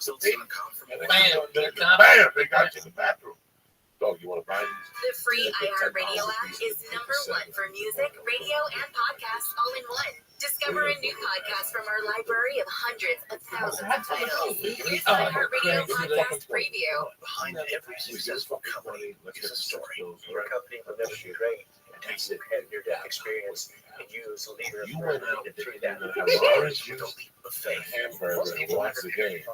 And you go jack to the gills. Sometimes people do things for the people With that the grandma blowing your pocket. The 6 players you didn't want. But business is And your dick's mysteriously wet. Well, because I owe you $20. I gave you 3 of the squares to the whole. Yeah. Because I don't want to play with you because I don't want to be. Oh, man. George would be holding, he didn't even know it. He didn't check the inside pocket. So that was like some people carry it sometimes. Don't get me wrong. The package, there was no putting away. There was people that said, "Oh yeah, I do 2 lines and put it away." Once I stop, it ain't stopped. It's like M&Ms. It's like cigarettes. It's like anything else you put in front of me. I think honestly, okay, for the people at home, okay, Coco is the head preacher man over the church that's having that. I've been a member of the church. I might have been the first member. It was just the first member of the church. It was us. And okay, the last time I saw Coco do exactly what because he's talking about the 80s, like he was a demon then. 10 years ago, Christmas. No, Thanksgiving, pardon me. Coco did a quarter ounce of mushrooms. He smoked nearly an ounce of my weed, drank beers all day long, and then went down and did the Comedy Store and copped. Okay, and that was the last night of evil. Oh, and acid. Acid too. He had 4 hits of acid. What? He ate a quarter ounce of mushrooms. I swear to God. Okay? A quarter ounce. Okay. All right. And then 4 hits of acid. Smoked at least an ounce of my weed. Drank all my fucking orange juice. Okay? I had to call the candy store twice to come up and bring the orange Tell them juice. about those sandwiches. Oh, dude. Are they still there? Yeah, yeah. Tell them about the sandwiches. Okay, I get them instead of fucking chicken salad and toast. Nice. Stop. Chicken salad, yeah. Here's what we're following in the KFI 24 Jesus, Damn, Lee, that was fucking straight juice food, but it Tell was them about the right. time you were California at that alleging place. UCLA allowed anti-Semitic activists to sandwich. keep them and You other sent it students from back, going to and she classes, still gave you a offices, bill the for half the library. sandwich. Oh, yeah. Because she said Palestinian that there was protests only in April and ants May. on the one. On one side. Tell me how Oh, my God, where the filthy. fuck is that spot? The place next to the Laugh Factory. Oh, my God, That's the yeah. last time. Fuck, yeah. Take me there every other Yeah, fucking Greenblatt. Greenblatt. The fucking bitch charged me for having the Dog, sandwich because they had I hands saw on it. it. Listen, I saw Oh, my God. They say they don't believe the student stabbed was one of the grads. He's expected to survive. Former President Trump's going to be campaigning in Arizona today ahead of fundraising sweep through California. It's his first appearance in a battleground state since his hush money conviction. Joe Biden won Arizona in 2020 by about 10,000 votes. It was, along with Georgia, one of 2 states decided by less than half a percentage point. It's expected to be close again this year. They must At have 6:05, it's the handled on the dumbest news. fucking Well, the people, bird flu has killed a person. I went there the time before that. Right now, let's say good And morning I to got the executive a producer fucking of salami the and egg Stanley sandwich. Cup. Okay, It's that's a Michael strong Levitt. move. Good morning, Okay, Michael. late at night, boom, had a couple of pops, stoned as no. Nice to have you Boom, up and that's great. about with us for Wake Up And Call this they morning. fucking fried up the salami, and the for Super goddamn, Bowl they is kind left of the become a new plastic on the tradition. outside so it But burned. now It's for all the Stanley toxic. Cup I'm like, Championship, what the we have a fuck? new Okay, competition just send for this our back. furry Fuck it, friends. I Tell don't us want about it. anything here. Then I got high with you, which went back to that fucking place. television producer of live event specials series, but I also Oh my God, Nobody gives a shit. No, you want to make fun of because like they would get pepperoni. The reason I haven't got pepperoni in a few months is because they would always leave the plastic on. I'd be eating it, the plastic would come off with every bite. Wraps. No. I would make sandwiches. Oh my god, really? And with every bite would have the ring on it, so I have to tell them. Like the third time it happened, a different one else. Similar idea, and so we chatted and decided to partner and make this show together. And I couldn't be more thrilled that it's finally become a reality. Okay, so it's the Stanley Cup. I know. They got It's going to be on before the Stanley Cup LA's Championships this problem weekend. is it's like an airport. When they cut it this way, right? So it's like a wrap, but not the fucking plastic. No, it was the plastic. No, there's a difference between the wrap and the case. I'm used to that. Always the case. It was We are the case. yeah, okay. No, but it was A couple of different ways. So tell us about the game. around it. You It got was like, a I've had bunch of pepperoni, dogs, and and you put them out on the ice. There's not that. How And I did they told them, react? and when you tell them about it, you can see Well, a difference. first of all, But that's it's, why I don't I go think to something really weird break today. the fourth wall here, but it's synthetic. I left my car as well. I got pissed off. I was going to ask They about didn't have what I wanted. Like the other car was full. But it It was way looks full. like a I was real looking down ice my rink. car. But what we did was No, we partnered with Magnolia. nonprofit Tesco Love, who have 4,000 refugee partners all over the country, and we sourced 16 puppies that represent each of the NHL teams that made this year's Stanley Cup playoffs. And so we created 2 all-star teams versus Why you West get shitty in coconuts. They don't a have battle royale they to don't see have the which coconuts team there. comes out on top and No. claim Where do you bragging go? rights, or So as we the say, rouse up bragging by rights fucking cold to water and be any other rouse but that Stanley one. Cup They don't have a champion. slice of it. And of all the dogs, No, they have a slicer. Yeah, but no, they don't shit. Yeah, most of the time No, they don't have to do coconuts. You didn't go there. You gotta go to Vine. Vine, yeah. That's where I a go. good That's where I go. Magnolia Vine. Mike, Bring out the fucking word. You said across the street from the barbecue place. No, That's not not that. representing the LA Kings. I looked at him. He's adorable. That's where that Jack and Box is or something. Yeah, there's a cross. Okay, is it? That's why you go And there. I That's took a Subway. quick peek at it. That's It's why not you know just why one that size. is. It's not That's just why big dogs. So if you think of hockey you don't players think I as know, being but I know. big Okay, I burly think that. guys, but you've got No, some you can't little go there. dogs in there You gotta too. go on by Ventura. Well, these are all actually puppies that were 12 to 16 weeks. Yeah, but Even cuter. but the 16 teams that did not make the playoffs are represented. No, there's a worse one. There's Because one we on do World these Canyon wonderful where they don't adoption have a belly segments counter. of That one's scary. older dogs all I over the looked at country once. because, while this show is meant to be very entertaining, Used to be John's. Oh, I live near that too. John's. Scary, all Russian-y. Watch the show and realize that puppies Food for and less? dogs of all ages Oh, yeah. and animals. And Usually they're I wanted to go in there with fucking like get a bunch of newspapers, like I'm about to get shanked in the yard. Oh my And some of the dogs that are available, I saw that they have little banners across their pictures saying already adopted, which is great, but there's still more to be that are available for adoption. The only place you go. Yeah, some are adopted. Quite a few are Like still this. available. It is a fucking How many nice. spoons? This thing. Just shot a CD in San Jose. No, DVD in San Jose, whatever. All the dogs have participated, and it's it's fucking the funny, dogs man. that they were interested in are already adopted. They just gotta get in. rescues to look for My more brother signed available Bob dogs. get in And the here other after cool this thing is on that podcast. website, Oh, fuck yeah. you can also enter your zip code Yeah, and but you they go can only to link to hundreds of available dogs in your own community. Oh, I love that. Okay, so here's my question, Michael. If you see one of the pups that's still available and you've got your heart set on it, does it have to be Man, mentioned Joe's going geographically, big, or like man. theoretically, could you find a Fuck pup in yeah, LA and say the one that I want is in another state? Could you still be qualified to get that pup? To be here, Well, I think logistically, if the pup you're interested in, if I understand what you're saying, is on the other side of the country, that might be challenging. But I Kids in the know house. Oh my god. Oh my god. by going to that website, we were the original sunset. Yeah, man. to, organizations all over the country that could Yeah. you Mitch certainly Hedberg, find Nick a DiPaolo, Oh, that whole neighborhood. or dog Dude, I just hung out with Doug. He just came and stay with me. And Andy Andrews and fucking Junior Stopka.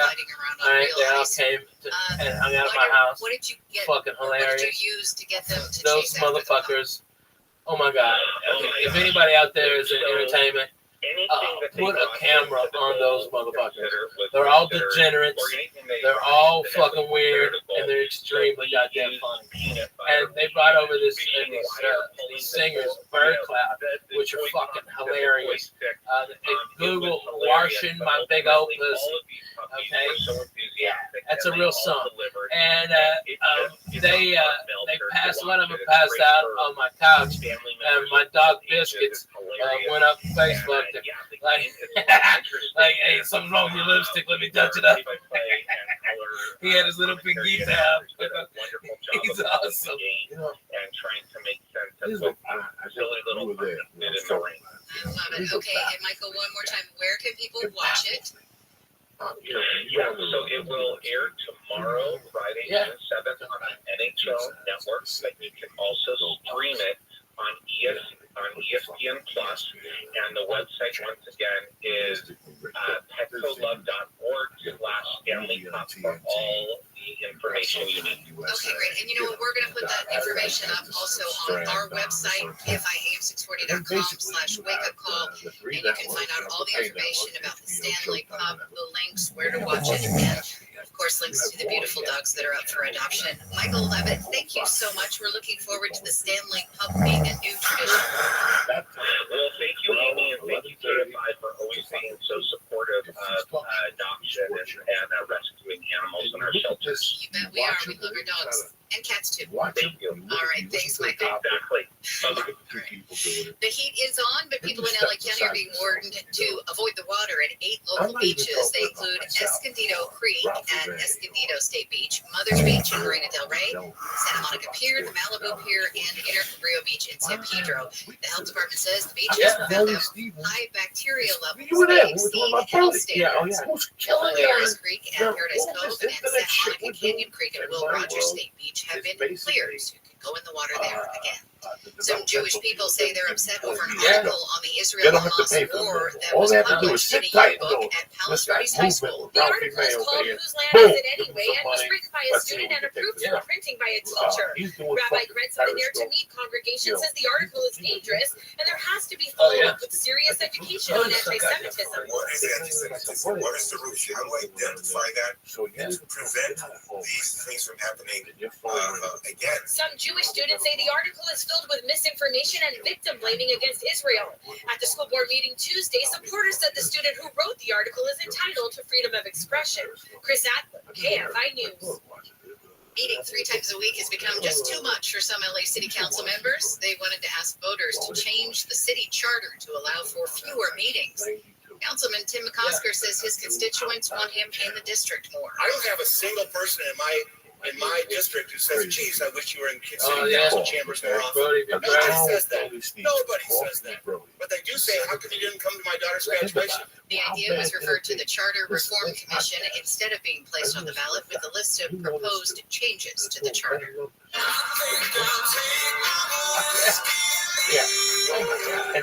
Gwen Stefani, Doja Cat, Paramore, and Hozier are among the stars performing at this year's iHeart Radio Music Festival in Las Vegas. The festival happens September 20th and 21st at T-Mobile Arena. It'll also be live streamed on Hulu. Tickets go on sale June 14th. Always a great show. When we come back, I'm going out and about to one of my favorite places where we found some of the most magical, tasty treats around. Don't want to miss it. Southland weather for KFI. June blue this morning, then sunny with highs in the 70s at the beaches, 80s for Metro LA, Inland Orange County, and the valleys. 90s in the Inland Empire up to 107 for the Antelope Valley. Sunny again tomorrow after morning clouds with highs in the 70s. The coast 80s for the metro areas and valleys. 90s in the IE. Low 100s for the high desert. It'll cool down a couple degrees, but still be sunny and very warm through the rest of the weekend. It's 66 in Fullerton, 62 in Huntington Beach. We've got a crash that has cleared in Santa Fe Springs. Southbound said the 605 past Telegraph before Okay. the 5. What would it looks like cost? everything is off on the Yes, right shoulder. what would The it cost? carpool lane shut down for a decent amount of time, but it looks like it's 12 cars off on the right shoulder now, and that is still causing you some heavy delays coming through Pico Rivera from as far back as Whittier Boulevard. Unrelated, but see some types of delays for you on the northbound side out the 5 coming off the 605 from the north adjacent area. That's pretty much matches straight up 34 via 710 and then out of Commerce East. It's just a waste of time. 710 slow going toward drive to Boyle Heights toward downtown LA and 101. For Southern California's only airborne traffic reports, I'm Nick Molly on TV. The doctor's office that accidentally mixed up your files? Yeah. That's your social security. Oh my God, the white guy. The power company that mistakenly cut your service has your payment info. Doc Good.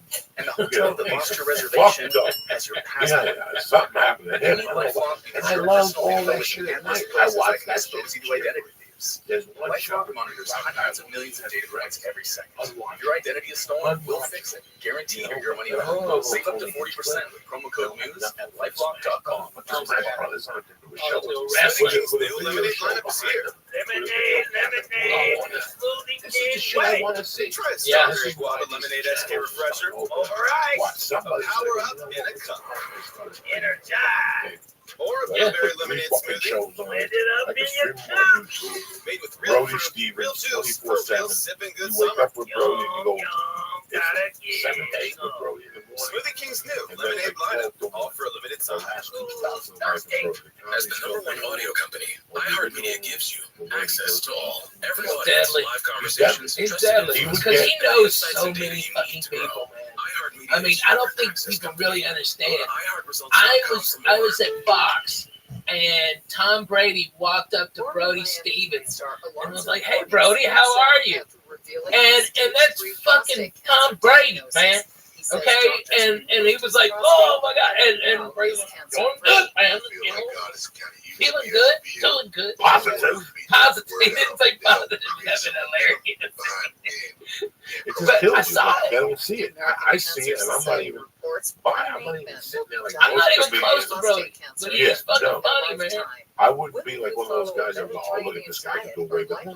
Listen, I'm old. A new study from Brigham and Women's Hospital in Massachusetts looked at medical data for more than What he does on 25,000 Periscope, women, it and they just, found you know, that and this is women who what kills me. predominantly followed the Mediterranean You don't wanna be diet that guy. had a 3% reduced Fuck risk yeah, the of more mortality. That usually means eating more fruits Plays and the drums for no nuts, reason. legumes, He's fish, in the middle of healthy traffic, fats, just and fucking less just red meat. beating the shit out of the steering wheel with He's not, drumsticks. listen, I got on there and smoked dope. I'm just a fat fucking Celtics and morning, Mavericks face off talking tonight shit in behind the Boston bush. to You tip off know the what I'm saying? NBA Finals. I don't have the The balls Where's the yet. cat? I don't have a book, but I can't smoke in the Set an house. If I NBA can smoke record. in the house, I'd While have the Mavericks every captured their day. only I'd have championship people in fucking 2011. entertaining everything, but I The can't. Stanley Cup Final will get underway when the Oilers visit the Florida Panthers Saturday night. The Oilers are the first Canadian team to reach the final in a non-COVID affected season since the 2011 Canucks. While the Panthers lost to the Golden Knights in last season's final. The Browns locked down their foundation as they signed head coach Kevin I Stefanski and remember, GM Andrew Barry to I was multi-year reading Doug Stanhope's new yesterday. book, okay? The Dolphins and quarterback Tua And Tagovailoa I remember have all the for crazy last shit talks about a we contract did extension. around fucking All-Pro center Corey Lindsley I mean, was released by the everything Chargers from yesterday as he's expected to retire. Doug, at there was this season guy, in the NFL. Blackjack, And Novak something, Djokovic underwent knee okay, surgery. that That's Doug would sports just be upset annoyed by, NBC News like Radio. so fucking annoyed, and I'd be over there and we'd be playing Scrabble or something, or just fucking, just being, I'd bring over coffee, fucking go over jokes and shit, and Blackjack would just show up because he knew where Doug was. Doug had his door, the screen door open on the Curson apartment, and every time he'd come in, Doug would just nonchalantly slide a videotape of outdoor anal fucking gangbang. Okay, this girl had 2 dicks. Okay, alright, all these cums and shit in there. Oh my God, it was horrible. It was like a balloon. You could turn it upside down, like, alright, and while Mouth was a gate, okay, alright, just gargling, guns. It's U.S. disgusting. veterans of All right, World War a II, fucking fly dignitaries and heads of state of came Normandy in. Normandy All right, honor those and that who fly died was there on the inside of her asshole when the next dick came in, and you can see it going in and out with the fly and the puddle of cum on the end of that guy's dick. All right, and we just be drinking our coffee and Doug can tell me whatever you do. Don't look over there. Don't look nothing. All right, I don't care what he asks you. 98. Okay, so I got the door early yesterday morning. January. USC posted on X that this just highlights the rising anti-Semitism on U.S. Coco. college campuses. Okay. I'm here a year before A year. But bro, okay, you gotta understand. All right, we were all disciples. We're all disciples. All disciples. Everybody who's really been on the road, look at those Doug Stanhope. The best rocket today. So when I get here, known he's as a the big insurer of shot. last Got a guy resort. from Vegas living with him. At 6:05, it's Handle on the News. Bars and nightclubs will Down soon there, have just to offer like he was just a retard. He wasn't even a That's a big fat guy, right? Yeah. Yeah. He died. God rest his soul. He was a nice and ton warm, which means you're probably going to be spending some time outside. Why you may want to think twice before you slather on sunscreen. Tell me more about that. So We went out and about this week to the Disneyland Resort for Pixar Fest 2024. Actually, I've already been there a couple of times. We told you about the parades and the fireworks and the fun new characters and activities at Disneyland and California Adventure Park. But God damn it, what was that show? Head of the class. Head of the class. Disney has done it right as it always does. Yeah. It's created a whole new menu for Pixar Fest. There are items that are all inspired by the different Pixar movies. And there's a cake that looks just like Pixar. Dougie was in ball. It's deep into that. it's also Okay, delicious. he was like all We caught up in. with Disney ambassador and food pro Victoria. She's a pro talking about some of the really cool foods that they have to offer. And so I just wanted to dive in and take a look, Victoria, at some of the special offerings that you have. Please tell me what that is. Yes, so this is one Coco. It's inspired by the movie Coco, and it's kind of a best of both worlds because it's got all the toppings you might enjoy on nachos, but inside of it too. Okay, and then moving over, there's sweet treats, and of course, Coco has all these great colors and flavors. The movie is so fun, and look at that cupcake. Yeah, so you can see kind of a nod to the Mary Gold Bridge there that keeps the living and the dead connected, so we don't be with his family, and you can enjoy a sweet treat. Okay, and then we're going to move over, and we're also highlighting this movie, which is Elemental. This is one of our newer Pixar movies. Oh yes, we met Ember and Wade earlier. Yes, okay. Hey man, I can talk to you. Inspired by You're Ember and fucking Wade. comic. Let's go over to Coach and More Horse. subtle, All right. a little softer. And we just walk over to the And Coach Ember, and Horse. who is the flame, And she's got a it little was bit of spice in a her Bud life. Light and a Okay, Miller Lite so for Douglas. let's talk about spice And because just this have a looks beer. absolutely And delicious, and it's not. I remember one night we were at the Coach and Horse, It is, so this is and great this for our guy breakfast friends. decided he was talking on this shit about faggots. We gotta kill all the faggots. God damn. Okay, and this is one of the things that I absolutely have to try. And Doug goes, fuck yeah, and Doug's amping him up, okay, and getting him with him like this. And then Doug fucking grabs my head and makes out with me, okay, at the fucking bar, all right. And this guy's, oh my God, what the fuck? Okay, so you have spicy mac and cheese with lemon Cheetos. All right, another beer. And a shot. Mac and cheese with regular Cheetos. There is nothing that does not sound. We're maniacs. Okay, and then look red, turning red. Nobody's like that now. This one is a nice sweet treat.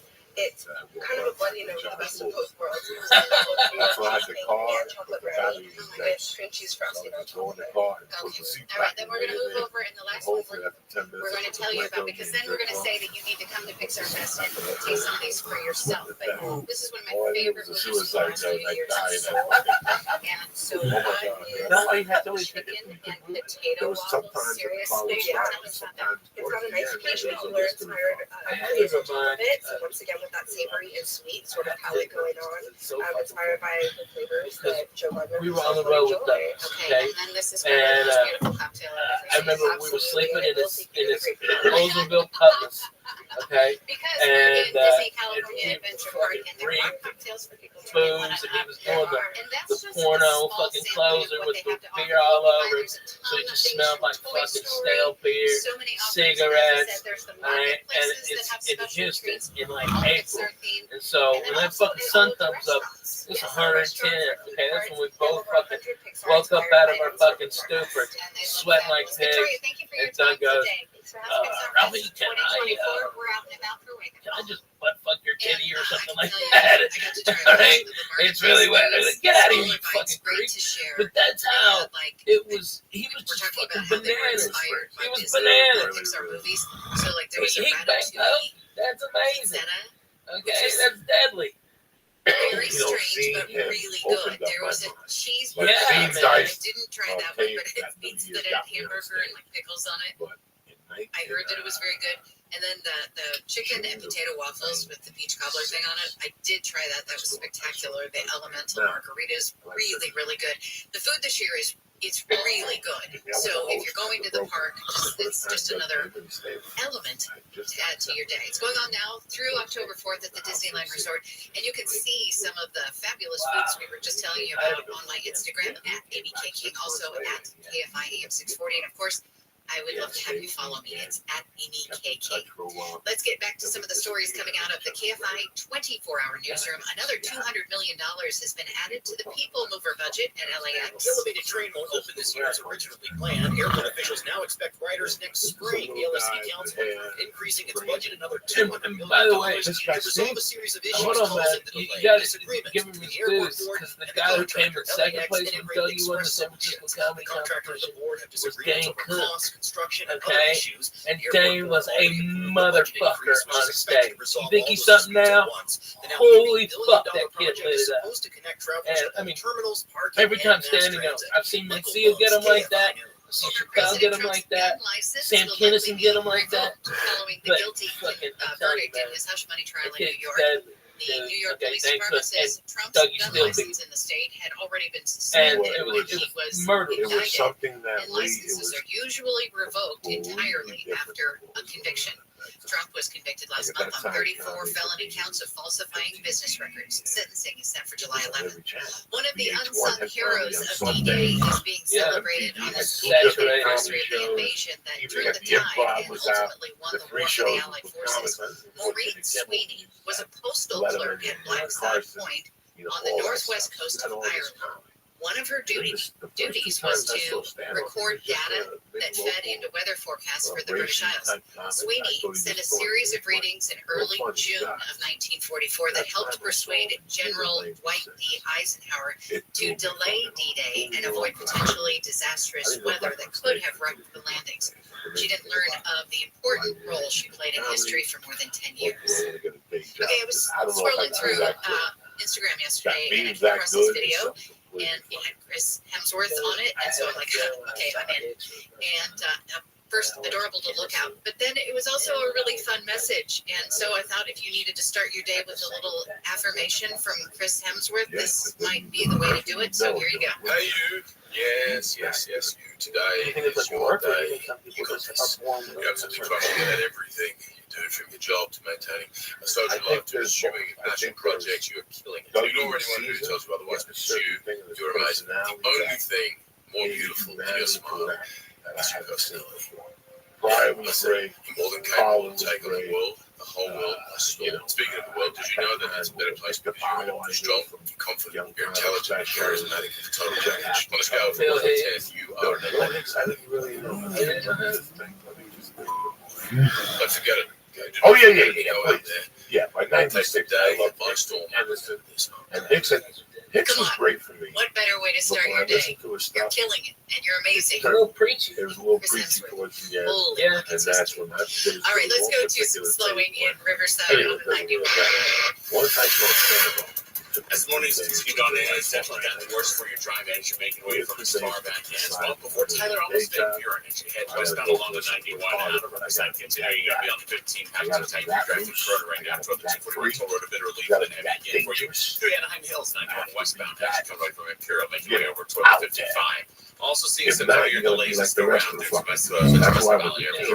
Northbound side of the 15 as you come away from before Indian Truck Trail. That'll be slow going first week right toward Los Lagos or Wiring. And the 215 northbound passenger driving out of Paris, leaving Louisville Road as you make your way toward Riverside. Southern California's only airborne traffic reports on apology. It was nonstop. They had never done anything like that at that time. He just walked into the improv. And the improv, you know, they're not the comics, though. They're like gangsters. They're writers, and they, you know, oh my God, you know, they're witty and shit. He walked in there and changed. There were rumors that he was walking people Sunday night and walking in the improv shit all that. That's what, you know, he fucking, and he made it on this fucking term. He went to war with 20,000 club owners. 20,000 of them on his term. He got his ball shaved on stage. Oh my God. The chick never recovered. The chick who shaved his balls. She ended up getting raped with a magician. That's what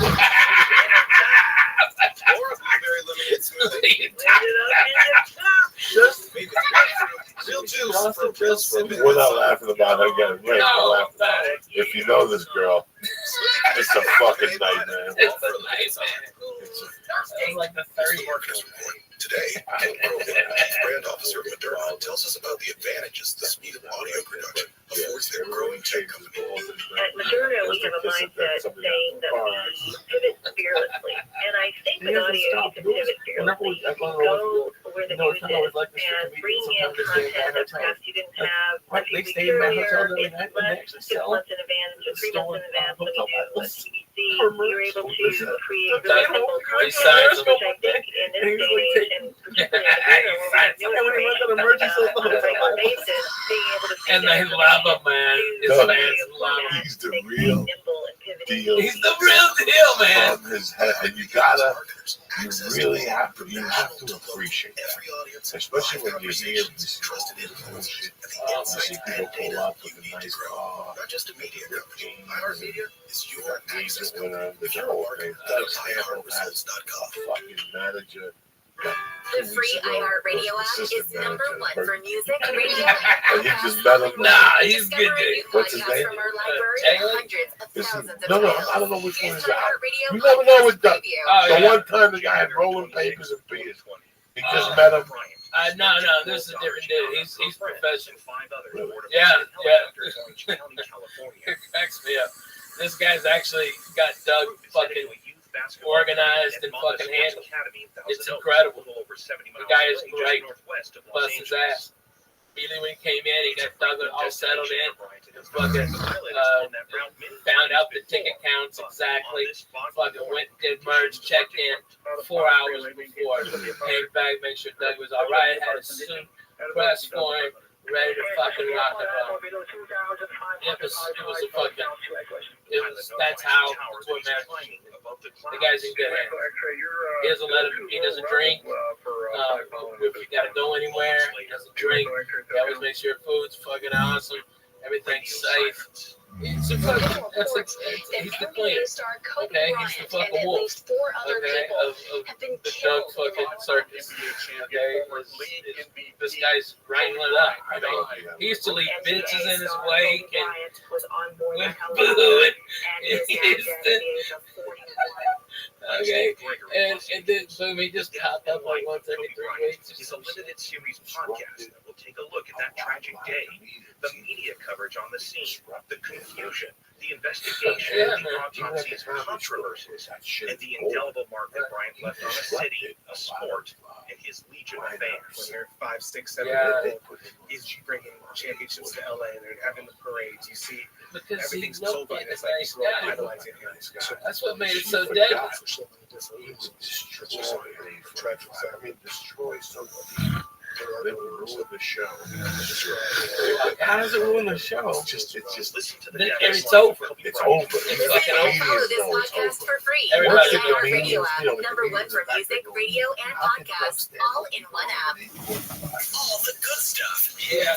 KFC on top of pop culture. For 2 years after its third season finale, Snowpiercer finally has a return date. Post-apocalyptic thriller based on the graphic novel and film of the same name will hit screens on AMC instead of TNT, which aired the show's first 30 episodes. The delay in change of platform came as Snowpiercer was one of the casualties of Warner Brothers' Discovery. Dozens of series were canceled and or pulled from the air.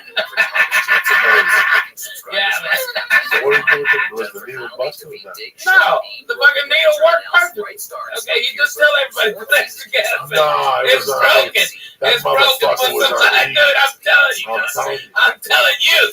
Okay, it was a total scam. No, it was a fucking dude. Well, that's on you. No, that motherfucker was on E and Disco. I go in there, I put $10, but it's one of those viewers that you go to Santa Monica and back. It was the same, it was the Oldsmobile. Yeah, the Oldsmobile Supreme. Fuck yeah. No, that thing was busted. Beat the shit. I put like $30 in that motherfucker one time, but it didn't move, Jack. That thing stayed on the E like a motherfucker. That car was at like, okay, we got rid of like 400-something thousand miles. It's 5:52 on your wake-up call. Good Thursday morning to you. I'm Amy King. Dude! One night he locked me out. I slept in that motherfucker. 3 Jewish students have filed a civil rights against the University of California, alleging UCLA allowed anti-Semitic activists to keep them and other students from going to class, office, and libraries during pro-Palestinian demonstrations in April and May. One of the students said this is America in 2024, not Germany in 1939.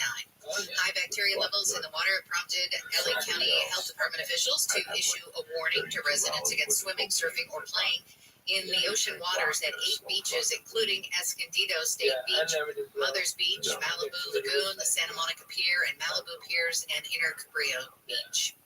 California owes the federal government millions of dollars because of an accounting error. The state miscalculated how much Medi-Cal funding it could ask the feds to reimburse for illegal immigrants' health care. And now it has to pay back more than $52 million. We're just minutes away from Kendall on the news this morning. The FDA says you're still going to need to get a COVID-19 booster vaccine this fall. Right now, let's say good morning to Emily Spillman with the Environmental Working Group. And Emily, we're going to talk sunscreens, but before we do, what can you tell us for people who aren't familiar? What is the Environmental Working Group? What do you do? The Environmental Working Group is the public health nonprofit. We work on a range of issues, environmental health, such as PFAS and agriculture, to consumer products, and really we're trying to work with the FDA, work with population to improve population, and educate consumers about what's in their products and how to protect them. Okay, so important stuff, and you just mentioned what's in products and how to protect people, and we're finding out that sunscreens might not be so safe. That's why I busted. I think I busted it, man. I think you rebusted. But at least you didn't, push a turd down my bathroom. Okay, Dre, that was always for Gavin. Okay, so I appreciate that. 1,700 you tested, 1 in 4 really have the protection. So are you finding that, like, it might say SPF 30, but it really isn't? I still remember a fucking story. And so there are some issues or criticisms of the way SPF values are assessed, but really what we're looking at, the SPF value tells you the protection you're going to get from UVB rays, which are those that cause sunburn, which is the effects that most people think about when they think about going into the sun. But there are also UVA rays, so those are longer wavelengths that more deeply penetrate your skin, that can lead to photoaging and skin cancer, and so we're really looking at protection from both and evaluating the broad spectrum of products that are getting. Okay, so some of them may have that UVB protection, but not the UVA protection. Right. Okay.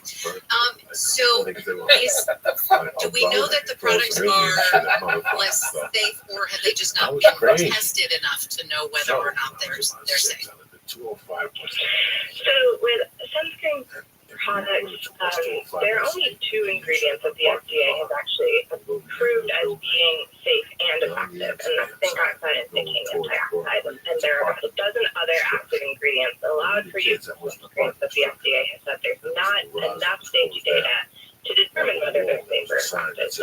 you're still allowed to use this product. There is this requirement for more data, more testing on these ingredients to verify their safety and their effectiveness. Okay, and as I understand it, Emily, other countries actually have better safety rules for sunscreens than we do. This is Oh, man. It was just a So parking there are the spot. differences with the U.S. and other countries, particularly the EU, is that sunscreens are regulated as over-the-counter drugs, where in most parts of the world, otherwise they're regulated as cosmetics. Since they're regulated as drugs, the approval process for new ingredients is a lot slower. So we've not seen any new ingredients on the market since the 1990s, even though, like you said, there are better ingredients elsewhere in the world that are in products that are safer for people, that provide better protection, but we don't have access to that. Okay, so we know that summer's coming up. A lot of people are going to be spending a lot of time outdoors. So when they're buying sunscreen, what are some things that they should check the label, and what are some things they should look for, and is there anything they should specifically avoid? When buying sunscreens, they should look for an SPF value between 30 and 50 is our recommendation to ensure that you're getting adequate protection. Look for mineral sunscreen. What do you like about it? Again, those sunscreens that might contain zinc oxide or I zinc lit some stuff on fire too. zinc oxide should be shown to provide good protection from both UVA and UVB rays. And we also recommend that people look for lotions and sticks rather than sprays, because with sprays it's a little bit more difficult to make sure you're getting enough product to get the protection that you need to from that spray sunscreen. And there are also concerns about inhalation and just other health concerns with spray sunscreen. So again,